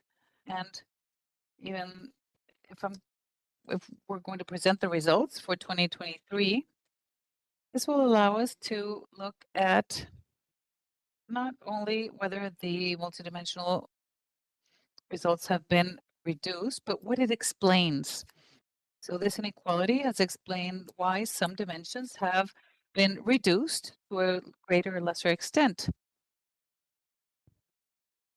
And for this, we're also counting on 5 dimensions: education, income, household, employment, and we normally base ourselves on multidimensional poverty or inequality, and that is what ECLAC does. We've been working on this at a regional level. In the income dimension, we're working with one single variable, which is the per capita income. And we have the Gini's here. This is a Gini you look at when you have inequality. You can look at the variability in terms of inequality. We have low Ginis and, well, low for the region, of course. Uruguay has 0.4. Dominican Republic is there, has 0.38. And there are countries that have over 0.35, like Colombia and other countries. And there is a heterogeneity in values in terms of the inequality per income. This is the first dimension. I'm not going to make a very detailed reduction, but we have the education dimension. And what are we going to work on here? It's years of studies. I don't want to dwell on the restrictions of the system, but we want to look at inequality, the years we complete. Of course, there is quality, pertinence.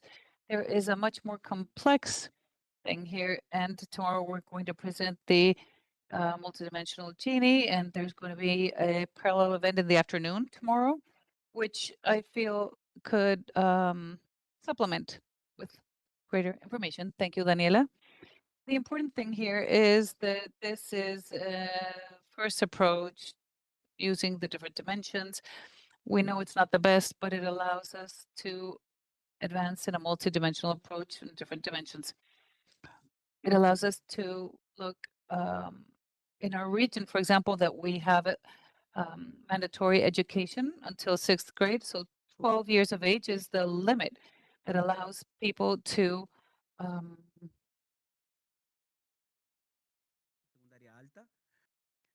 overcome poverty, and the inequality Ginis can be compared with these, and that allows us to observe that inequality by education Gini is different from income Gini index. So if you look at 2023 and compare it to 2000, you will see that the Gini index is very different. The same thing happens with health, and here we have three main dimensions. We know it's not complete either in terms of what we can measure, inequality, health. We had a parallel event just now that talked about this. But what we can see here is that in general, with what we can measure in the household surveys is sanitation, access to water, and the health services. They're weighted by 1/3 each. They offer us these Ginis, which are quite low.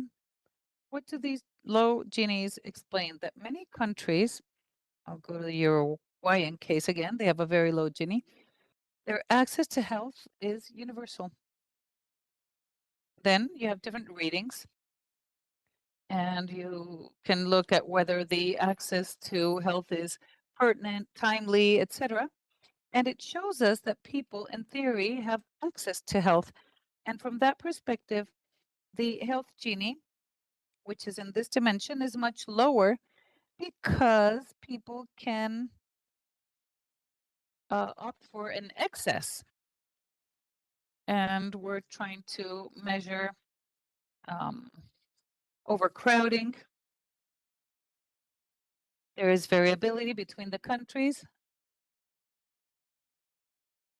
And in some cases, you have people sleeping in rooms that are to rest. In Mexico, in Bolivia, we have higher values than others in the region. And the last dimension, which is employment and pensions. Employment and pensions, we try to base ourselves on dimension by Kristin Penfush, and we spoke to her and tried to focus not only on access to work, but something more complex. We tried to look at the contributory conditions plus the work or labor conditions, whether they contribute to the pension systems, their work hours, work stability. And we tried to look at this in a way that could be a little more complex, basing ourselves on the quality index promoted by Kirsten. And we saw that in general, the access to employment shows us a Gini that brings us income inequality. That is what we have more values for, and they're higher, closer to 0.4, 0.5 in some countries. And this takes us to difficulties in the labor market, 50% in informality. And it's not only about being formal to have a minimum level. The income don't allow them to leave the poverty line when you look at the level per capita. So this takes us to having a higher Gini in the labor dimension. This is a compared perspective of the different dimensions that we've been working on. The first is income. The second is education, health, overcrowding, household situation, and the darker colors are in different extremes, both employment. And so here we say perhaps we should only work with employment and income. And in fact, we didn't, because each dimension contributes something to the equation. So if we're going to drop inequality, it doesn't change the education or health of people. Each component affects general inequality, and that's what we want to take a look at in this exercise. We're not so much worried of the exact value, but we want the methodology to be robust, to have solid results in order to have some sort of multidimensional measurement. This is another way of looking at these dimensions. It's a classic Lorenz curve. We have perfect inequality in the red line. The closer that the curve is, inequality should be reduced. And here, the other thing we have, and that we were able to see with the previous slide, is that both income as well as employment show in unequal curves, the curves that are more towards the outside. And this is interesting. We're not going to look at this now because we have the results, the publication, but we want to see the Lorenz curves for each year. And we can see how each dimension has come closer to others. They're more similar, more equal in a way, but some differences have increased in other countries. That's part of the work that we're going to do, but it is dynamic, it is changing constantly. And to conclude here with the exercise, we see a plus here of the Voskran-Lochkin methodology. What they're trying to say with their methodology is all these dimensions were found high. They're all unequal. So we have a measurement that one is observed and the other is inequality. So how far are they? How different are they? How far are they apart in terms of their differences or inequalities? And these countries in general show a homogeneous structure. What it says basically is it, in general, in most of the countries in our region, there are dimensions that impact significantly, but in all of them, there are inequalities that superpose, that overlap. And this is very rich information because to fight inequality, we need to look at these in a multidimensional manner. So I'd like to conclude by saying that on one hand, in this presentation with the other studies that we've carried out, we see that inequality in Latin America and the Caribbean is still structural. We've seen this for 30, 40 years. It hasn't decreased when we measure by income. But we also consider it multidimensional because it is expressed in different maps with data, and when we observe it separately, we see that this inequality, in order to address it, requires comprehensive policies, and these policies need to be articulated with social protection, with education, with health, etc. And this approach, this multidimensional approach, will identify how these advantages affect some divisions and how they are accumulated in certain households. Some households will be affected by more than one dimension or more than one inequality.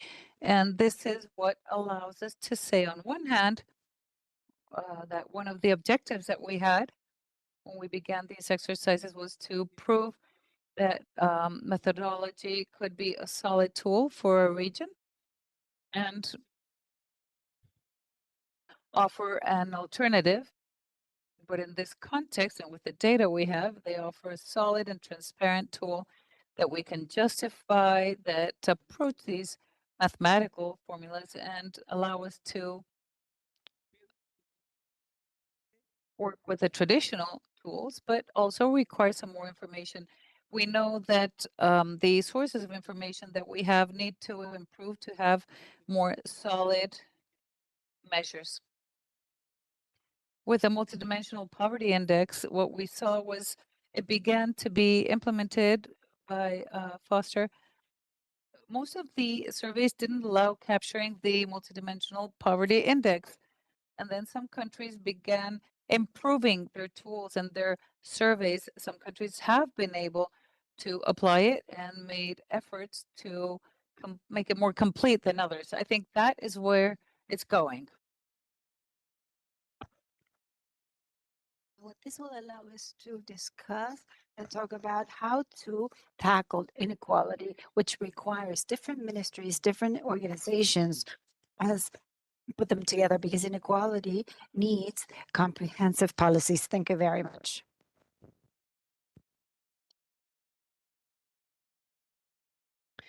Muchas gracias.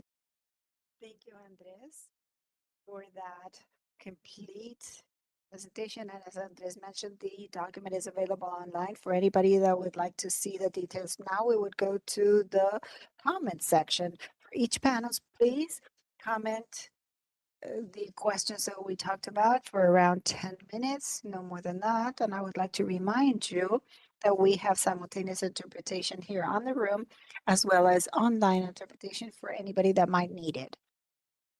Professor Foster, who I would like to offer the floor to, will present his comments in English. So you have been acknowledged, Professor Foster. It's good to see you, Virginia. Invitation to discuss the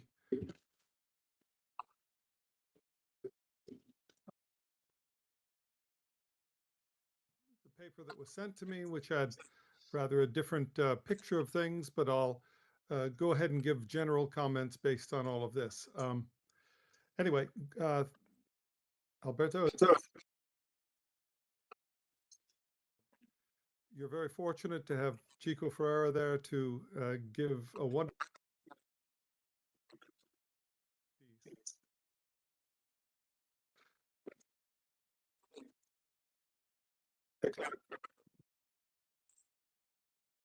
to try and capture the multidimensional aspect we call economic inequality.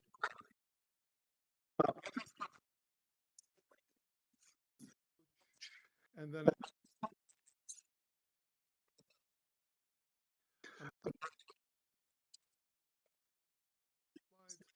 since it just seems to be.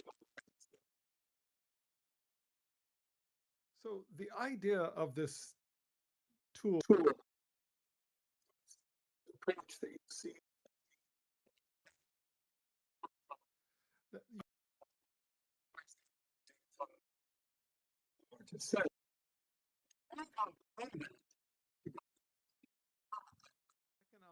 economic inequality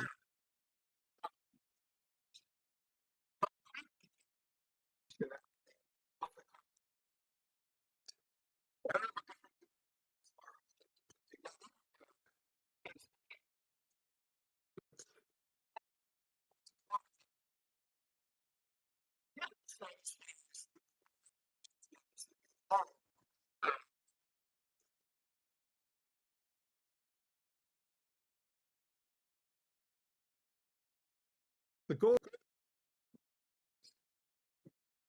to develop such a tool. And to do so, we built upon the work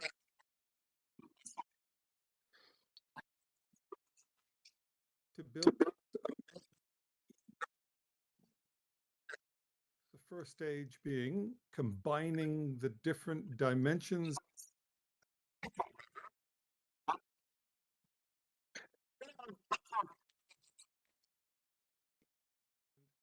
looking at that vector, applying an inequality measure to obtain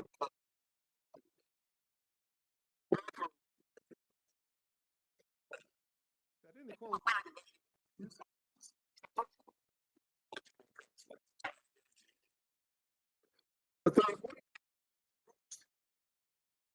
The result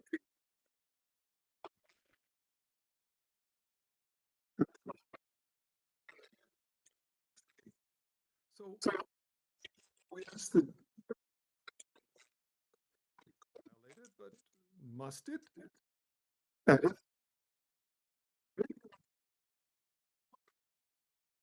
that was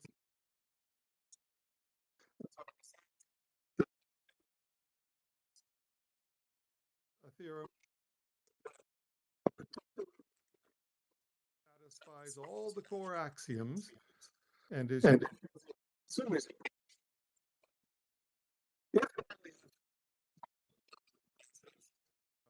linear. In other words, a fixed vector of coefficients that are used individual indicator for each person. Now this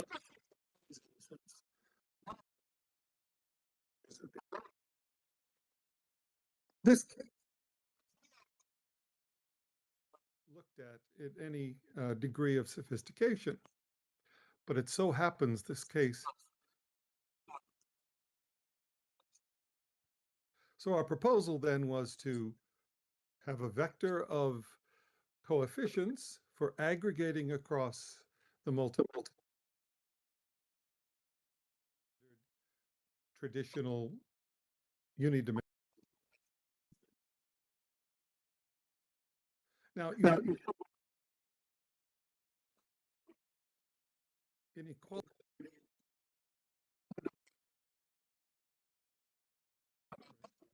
such as if to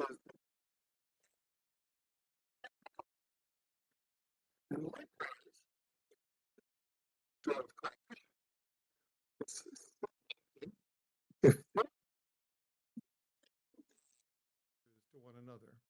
It's however, have two different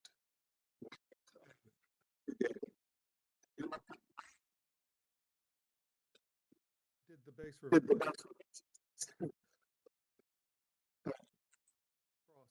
say, a country for the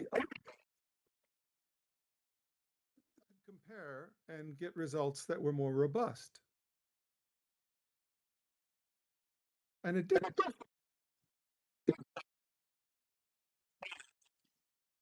Resulting in a very nice way into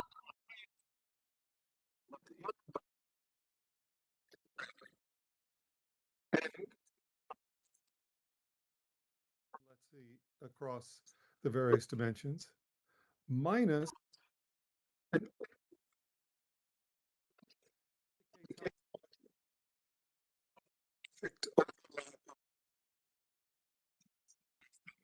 if some are high, some people have high and then the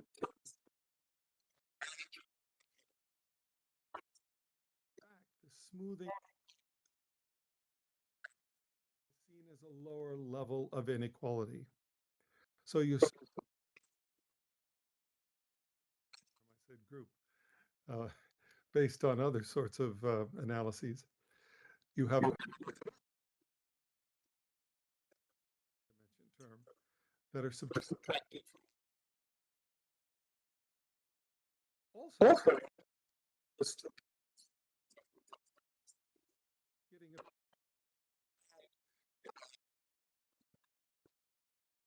where, in fact, the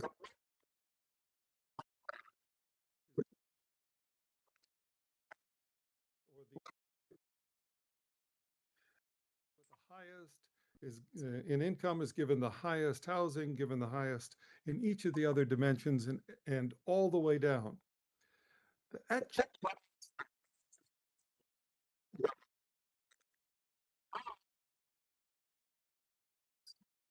some inequality is relaxed. What we see with this graph is that you can how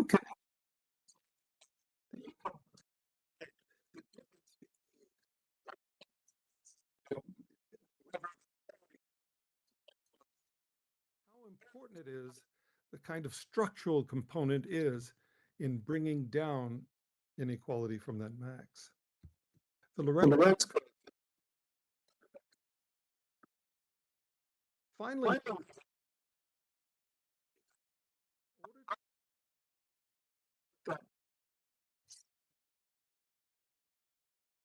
the way we did it is to say, well, maybe we want to incorporate into this. If we did say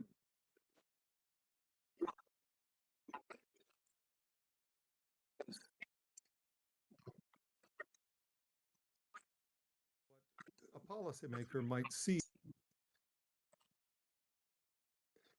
from that point on.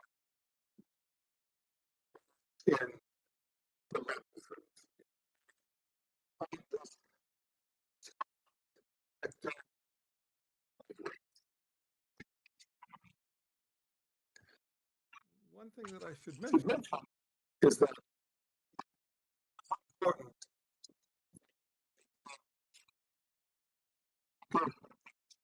once you have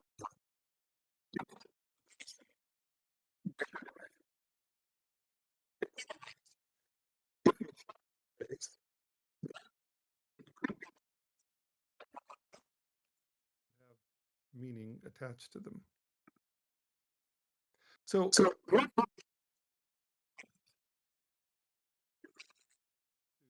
authors on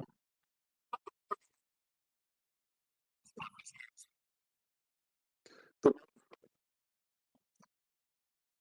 really an important step. My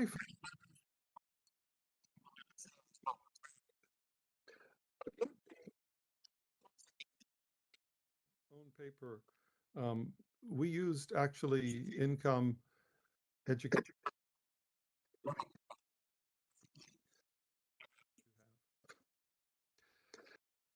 Today's discussion, the final word, is an act of turning by doing.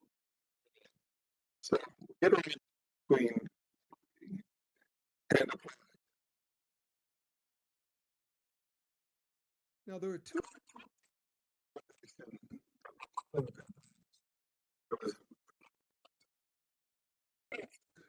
used here. And then comparisons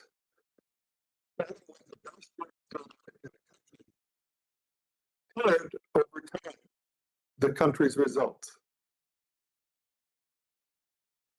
At the same time, I didn't know the regional measure. If you're doing a distribution, so the off point. That the re-ranking discussion that you have in the presentation are in understanding the difference between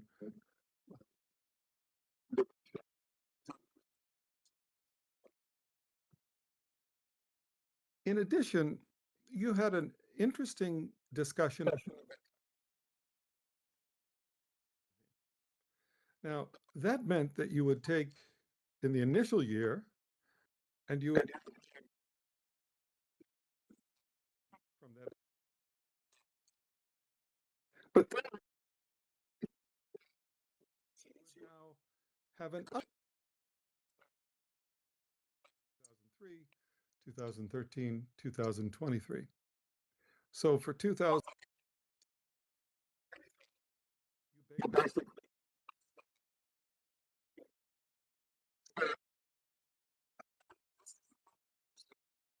I think that one does need to update.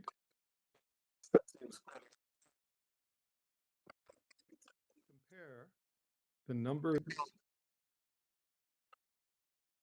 to one another since they're different measures. All right.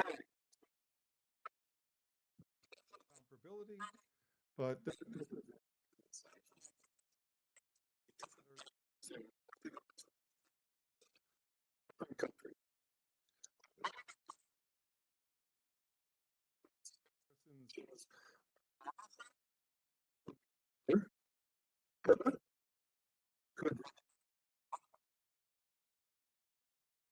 given here.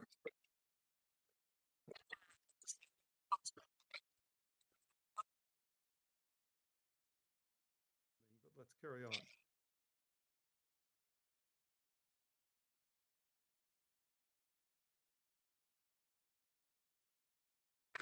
Thank you, Professor Foster. Again, your comments are always useful to improve future research. Thanks a lot.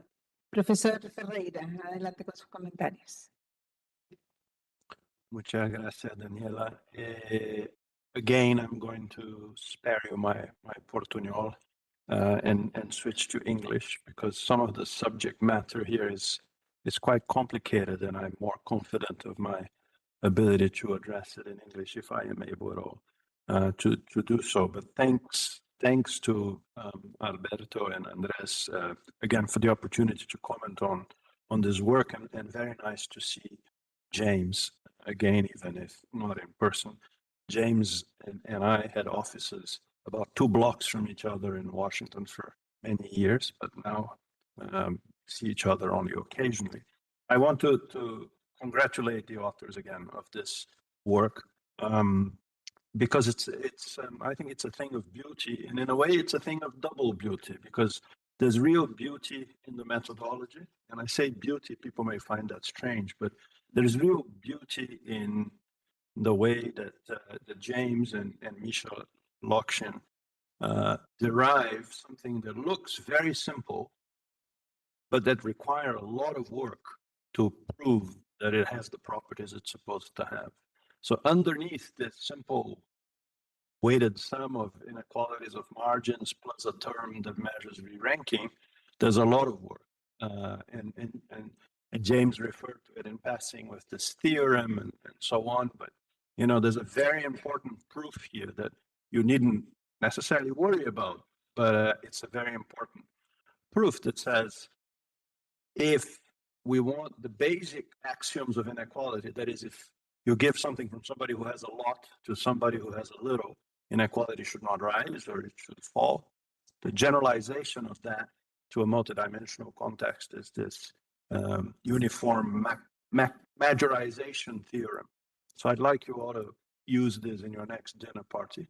You know, say, oh, yes, as you know, the uniform majorization theorem is a generalization of P. Gould-Dalton. And, you know, no doubt you'll impress your hosts.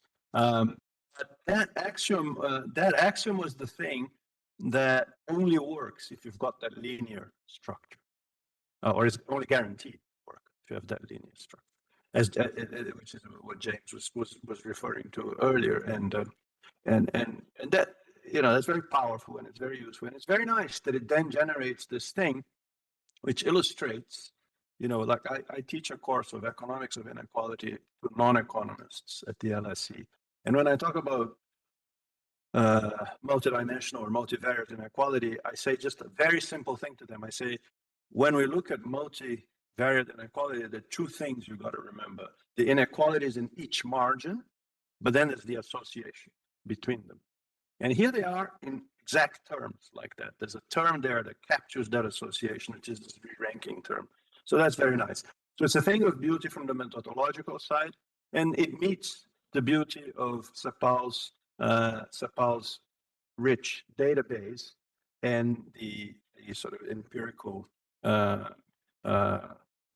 skills of these authors in bringing that data together, in having these 5 dimensions in the same surveys for 13 countries, able to generate a really rich picture of inequality in the region across all these different dimensions. And then now, for the first time, looking at how correlated they are and adjusting the measure for whether or not the same people are deprived in 2 different dimensions or are privileged in the same dimensions, or whether those privileges and deprivations occur for different people. And we get a really interesting picture out of that. So that's the first thing I wanted to say. Then I have 2 other points to make on the basis of the questions that I was given. And you know, I got the question that is always the worrying one for people who work on measurement, like James and me, which is, well, what's the policy implications of this? How it can be used for policy? And that's very, very dangerous. So I now turn from the praise, which was very heartfelt and meant, to, you know, limitations or warnings that come in the label of this powerful and beautiful product that we've got. And one of them is that interpretation. Suppose you ask yourself, okay, well, how important are these different inequalities? Or should we address policies to income because inequality is bigger in income than it is in education or in health? Or how should we think about the fact that the Ginies are much lower in some dimensions than in others, and so on? And the 3 little issues I want to mention there, and I'll do that quickly. One is the concern about double counting. So suppose, for example, that housing, the number of bedrooms that you want to have, which is one dimension, is influenced or partially determined by income, in that richer people have more bedrooms per person. Yeah? So you've got these 2 dimensions that are treated as separate, but one of them is determined by the other to a large extent. That's not a problem in a descriptive sense. The measurement is correct, but in terms of interpreting what to do about housing, it's much less clear now, because perhaps you can affect housing by affecting income. Yeah.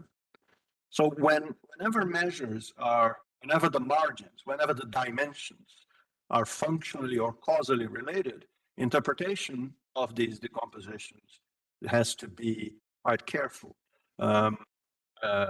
Another example is income and education.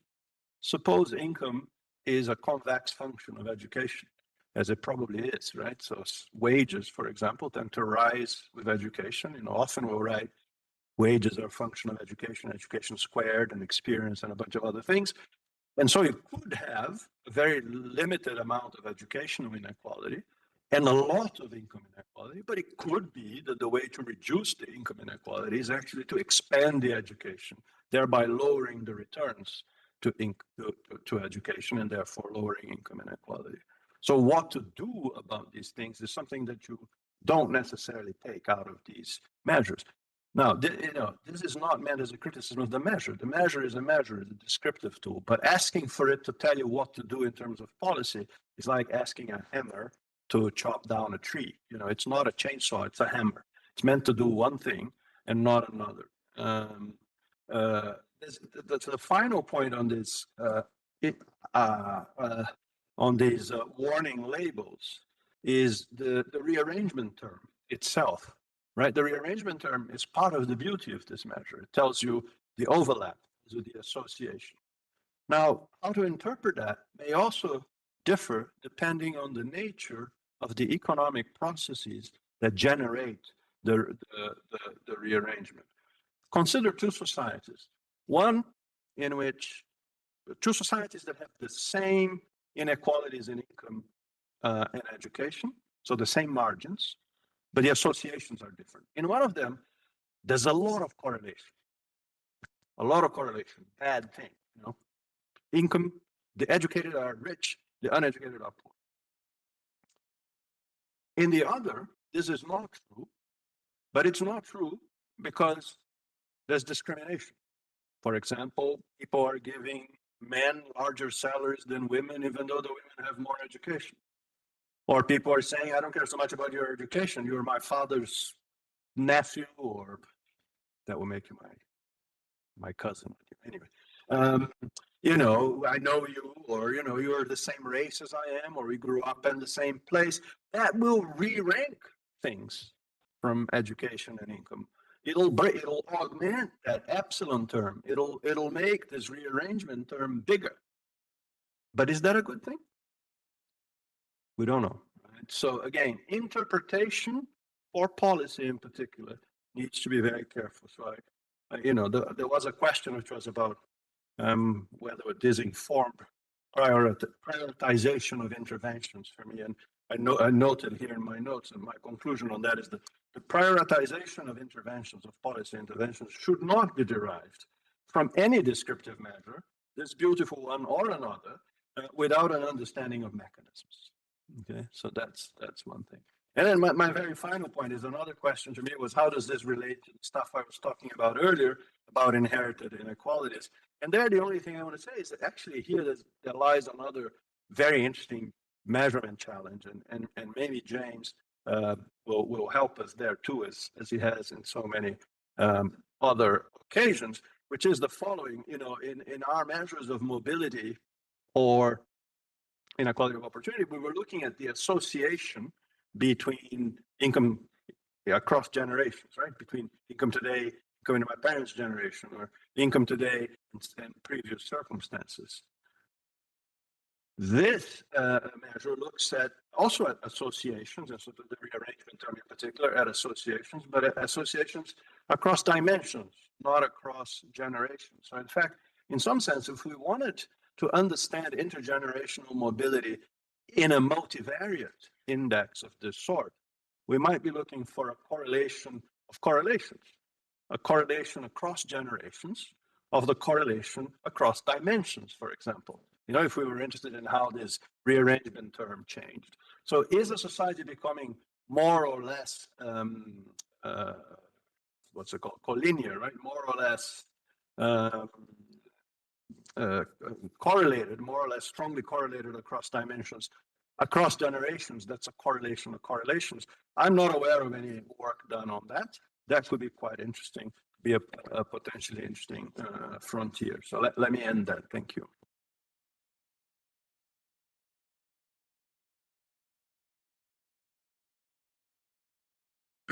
Muchas gracias, Profesor Ferreira, por esos comentarios. Professor Ferreira, for those comments and contributions, both in terms of your congratulations and also in terms of your warnings. Now, for his comments, I'd like to offer the floor to Andrea Vigorito. Please, Andrea, you have 10 minutes. Hi. Good afternoon. Thank you also for the invitation. The issue is very interesting, and this has been a panel that I have learned a lot from. I don't know what I could contribute, but perhaps I could try to answer some of the questions that I have been sent and mention some general aspects as well. I believe that it is quite right to work on this multidimensional inequality index because, as has been said, the multidimensional approaches have focused on poverty above all and have been very successful in the measurement of poverty. And in the region, yet we still have a little work in terms of composite indices, and we're still undergoing many global discussions in terms of inequality, the damage created by inequality. So I think it is very timely to discuss this. We have spent more than a decade in Latin America with income inequality stagnated and the need to think about a new round of policies. But this is also interesting because applied social policies, at least in many countries, and especially in Uruguay, during the growth period, focused strongly on income and less on other dimensions. in salary policies, conditioned and non-conditioned transfers and so on, both because we had to refloat income and also because the others are much more costly. We also have the expansion of official measurements of multidimensional poverty in many countries in Latin America, but they are not really integrated with monetary poverty in statistical systems. And the other thing that I also think is very important is that this is a clear methodology that can be interpreted very different to the ones that were available in the past. And those were the more general questions. We have an option here in the sense that the multidimensional inequality index is much more focused on the distribution of well-being. We could also think about a multidimensional inequality indicator much more associated to differences in economic power, the way in which democracy is impacted and so on. And that opens up a multidimensionality, so to speak, of that we would like to reflect on. And if you also mentioned some properties, there is the methodological work with the function that relates to the measurements that we could use. And the other thing is the analysis unit that focuses on households. Perhaps we could also think that multidimensional measurements could bring to the fore generational, for example, differences within households. And I also have some doubt about the period that you choose between 2019 and 2023. I believe that is a brief period when we were hit by the pandemic, and therefore it would be adequate to look before that to see how this index fluctuates within a longer period of time, and during a period when income distribution fell, to see whether that shows something different or not. And linked to that, I would like to mention some doubts about the interpretation in terms of the environment, the aspects related to changes in the economy and policy changes. I think it's complex to interpret that. And so I think that to expand the period could also be useful, so that we could look beyond the crisis with regards empirical or statistical challenges for the implementation of these indicators in the region.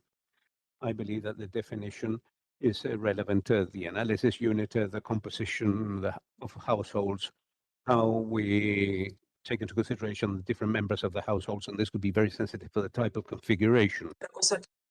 Something else that is used as an argument, and the methodology stops standardizing as the other multidimensional methodologies do, and also the one that is corrected by inequality, keeping the variables, also working with binary variables. And my question was, what happens precisely when we combine these variables that have different paths? Because I believe that is also seen in the inequality levels that you are capturing in the different dimensions. If there's anything else that can be done in that regard. Also for the measurement and for the systems to think about the need of having indicators that are sensitive to the short and long term, especially in Latin America because of the crisis. And based on that, also thinking of medium term and how periodically it should be calculated. What does this illustrate? And the statistical design and challenges are mainly due to the fact that measurements are quite traditional. If you wanted to get out of there, we would have to introduce also modules periodically in order to enrich the variables that we use for award. We then have the problem of quality of information and information capture, discussing distribution. And for that, we could think of having access to tax records to correct for that and improve those measures with all the problems that those corrections involve, thinking whether that could be applicable or not, and also identifying external sources to use in the case of non-monetary dimensions, not only for correction purposes, but also to broaden the dimensions that can be used. I believe you base the dimensions on the fact that these are the most frequent dimensions and that had also been used for the multidimensional poverty indices, but it would be good maybe to work with that a little bit further and to see what comes out of consultation exercises, for example. I don't know, beyond what can be done. And there are consultation exercises in several places in Latin America, also systematic reviews about dimensions. I'm thinking one by Solis and others in terms of how to choose the dimensions. And then the indicators that you take for multidimensional inequality that are based on a household level, but they can vary depending on the life cycle as well. That could also be interesting to think about. You mentioned what dimensions to introduce. Well, everyone wants to introduce more and more dimensions, but it all depends on what the focus is. If it is about access to economic and non-economic resources, or if it's looking for other variables or other dimensions. There's some work that do some validation exercises to check for the correlation among the dimensions and also avoiding those highly correlated dimensions if there's no conceptual argument for that. The housing aspect, access to transportation, and the environment, I believe, it's important, and it's part of some of the poverty indices in the Chile one and the Salvador one. Economic resources control, property, others. Then you have the whole area of autonomy, spare time, and non-remunerated work, and then recognition, stigma, discrimination, or feelings of perception about safety or security. That's something that will be discussed tomorrow. I don't know if you all have, they all have to be in this index, but those are some of the aspects that could account for other dimensions of inequality. Something else that is linked to the dimensions issue that caught my attention, and I believe the part of calibration, and that does require further explanation in the document. But if I understood it well, half of the income weighs half of it, and then the other four dimensions weigh 12.5. So my question is, why that option of 50%? If such a high impact from income, maybe everything will be determined by the income, and since the other dimensions do not vary so much in the short term, you talk about a sensitivity exercise that would be good to see. The alternatives could be same weightings or the valuation of surveys that you have.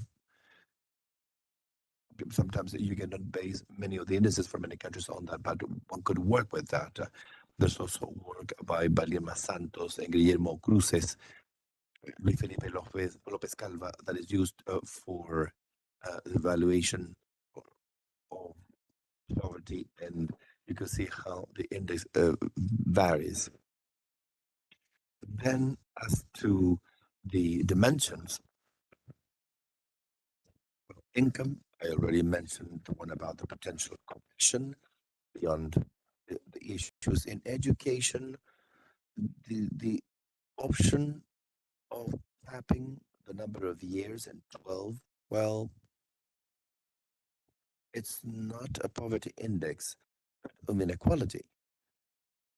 I think capping that in terms of higher education might be something relevant. And by limiting it in 12, they kind of truncate educational inequality. For example, here, um, going into college or university, although the whole system is public, but it's a serious problem. So I would reconsider that limit in terms of number of years of schooling or education. And housing, it would be good to think about those things that reflect access to services. And in healthcare, I believe the problem is that the dimensions that exist overlap with housing. And the strongest indicator is the access indicator. That's why Uruguay is almost zero, because there's almost universal access. But there's a problem with the household service because they do not have good health-related questions, and we would have to try to push a little bit in that regard. Not to underestimate inequality in this dimension. That is very important. Andrea, if you could please close. Yes, apologies. Yes, of course. Well, I have a few slides. I can send it to you, but in terms of employment and pension, I believe there's something good in discussing non-remunerated work and to see what happens with unemployed people, because there's very much focused on employment and engineers. I'll stop here, and apologies for apologies. Mil disculpas. Apologies, Andres, for interrupting. Your comments are very useful. There are some open questions, but possibly in the exchange with Andres directly and in the publication, its final version will be better answered. And we thank you for your contribution. And now we'd like to close the panel because there's a side event. So we'll offer the floor to our last speaker, which is Fernando Marani. Thank you, Fernando, for your contribution. Thank you, Daniela, and thank you. I would like to thank Alberto and Andres for the invitation to take part of this panel. As Andrea said, it's very difficult to follow after Professors Foster and Ferreira, so I will try to focus on other aspects. As a director of the center at the University of New York, we have an initiative that for 10 years has been working on advancing in the implementation and how we understand the goal number 16, how to create inclusive and peaceful societies. And part of the work that we've been conducting is that inequality has a significant emphasis on the creation of better societies. As part of our work in University of New York, with the Secretariat of the Global Alliance Against Inequality, which is a coalition of countries, academia, and civil society organizations that intend to keep this topic of reducing inequality at the center of the global discussions in the multilateral fora, and also help reinforce the coordination among the different stakeholders that are involved in this topic. And please allow me to start with a recognition. Although I've been in New York for 11 years, more than 20 years outside Latin America, I believe I must recognize the contributions by ICLAC historically in inequality aspects conceptually, but also in terms of measuring and at the center of the development debate. Even what Andres mentioned, the social inequality matrix of the social development division has changed the way in which the region understands the problem, not only through income, but also considering the gender, ethnicity, territories, life cycle. So thank you, ICLAC, for this initiative. ICLAC may have a regional multidimensional inequality index putting on the table. It's not only technical, but it's also a political decision that shows the continuing leadership, and that we also, from our position, we do appreciate it, because this is a time in which the world needs new tools to understand the way in which we measure inequality. It's much more complex. What's valuable in this new index is not only because it introduces well-being, but it also allows us to see how many disadvantages accumulate on the same people and on the same households, and that accumulation is what turns this into structural and persistent inequality that are characteristics of the region. I'd like to also add an element into this discussion, because why is it important in daring to present new initiatives and see how these can impact what we measure determines the political action. If we measure inequality poorly, we run the risk of underestimating it, and if we underestimate it, we limit our capability of acting effectively. So I think it's not a surprise to anyone, those of you who are attending the seminar, the idea is that an indicator is a political decision also about those of us who decide to pay attention to what's happening in our cities. And any proposal to change the way in which we measure inequality is a proposal of how to guide the public action. These debates are not easy to translate into political action. In our case, I'd like to bring a specific experience that can help think about the future of using this mechanism.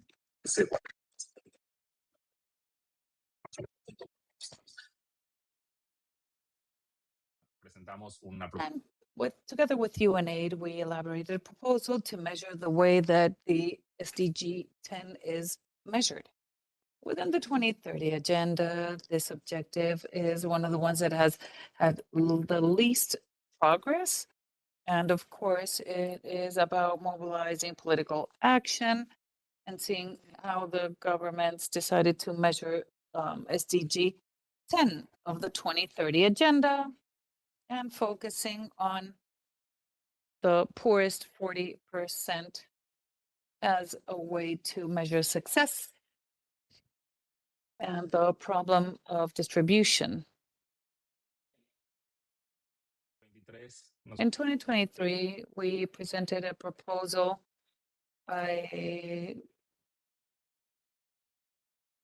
so that the SDG 10 would be reviewed, and there were many alternatives. Of course, our proposal was to present the comparison of SDG 10 with the 40%, the richest 40% with the poorest 40%.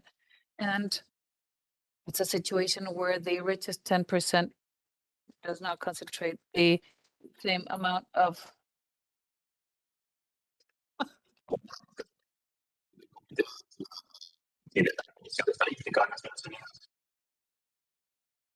in the UN, the proposal was endorsed by many countries, but it was not adopted by the Commission finally. There was this idea of a proposal that is still open, that where are we mediating inequality in the correct manner? And second is was about the responsibilities of measuring effectively. And I think that this question remains open in international fora. There are many articles published with a need to review in an academic community that is not homogeneous and articulated in a specific way, which affects the capacity at a global scale in terms of reaching some sort of action plan. Today, we presented what we've heard opportunity to bring this to the global arena for Latin America and showing that multidimensional poverty inequality could be measured rigorously by the countries. It would help supplement the report that we have today. It's also part of the frameworks that we have today, capturing the disadvantaged populations in housing, health, and other areas. We can truly discuss where we draw the line, but we are learning about the experience of multidimensional poverty and trying to figure out how it can be best applied in the region. That is a true achievement of the report. It's also important to mention the impact of advances in the digital era. and the use of technologies. They don't replace traditional ones, but in some cases, they replace existing to connect numbers and showing how much well-being is still missing and the dimensions and how these disadvantages are accumulated. All these factors are very present globally in New York and the UN context, not only as part of the discussions of the Global Summit on Social Development last year or the negotiation process that ended up with a civil commitment. They are topics that are of great interest. To conclude, and in the interest of the time that was allocated to me, there are 3 opportunities to advance in the implementation of this index. In the first place, we need to include these indicators for the SDGs and the national peer reviews, voluntary national reviews, VNRs, and also social development networks, and it's sending this information to assess whether the inequality reduction networks are actually being designed or not, and of course taking into account the multiple advantages simultaneously. The index that you propose needs to be looked at as within the institution. It needs to become a follow-up tool, an accountability tool. There is a historical context that not only has to do with the review of SDG 10 in the high-level forum of the UN, but also beginning conversations on the post-2030 agenda, which should begin to take place within the context of the United Nations. And of course, we would like to offer the collaboration and effort that global alliances could bring for the initiative through the partnership. Ireland, Germany, Sierra Leone, Uruguay, Norway, normally they seek to translate these technical advances into policies with the international agenda and by means of the full commitment. I'd like to begin where we started. Latin America and the Caribbean need to measure inequality. It's a factor that continuously affects our societies in a structural and persistent manner. So again, I'd like to congratulate everyone that participated in evaluating or elaborating this report. And I'd like to confirm to the world that this is a more complete way of looking at inequality. Thank you all very much. Muchas gracias, Fernando. Thank you, Fernando, for your contributions. Very much in line with our work. With this, we are left with a panel that is rich in comments. Andres has a lot of work left to answer some of his doubts. We have some comments and questions, but unfortunately we need to close now. First day. And it's important for us that you respond, that you answer the survey on this seminar day, on today's sessions. And I'd like to invite you to a coffee so that you can then go to the next meeting, Sala Medina, on the eradication of poverty in old age. And that will take place, as I said, at the Medina room. That is the building that is towards the exit of ECLAC. So you're most welcome to attend. If not, we'll see you tomorrow morning in this seminar for the second day of very interesting sessions. Thank you.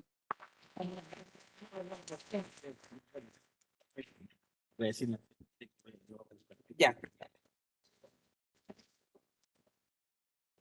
Chao, saludos.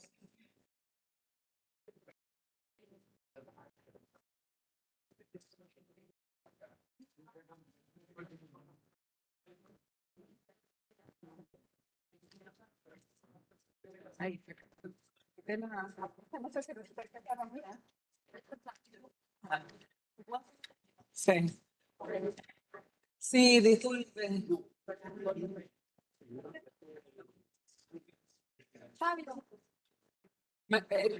Mañana pasado lo pudimos hacer, pero ahora estaban comenzando el evento paralelo. No, pero mañana viene. Sí, sí, mañana viene. Nuevo. Sí, sí, sí, es una buena idea, lo vamos a hacer mañana. Ojalá pueda venir mañana. Mucho gusto.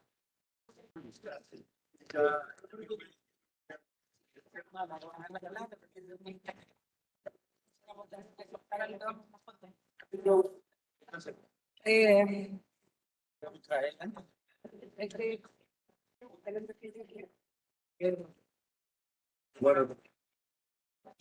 Yo voy a una Dale, dale, dale. yo le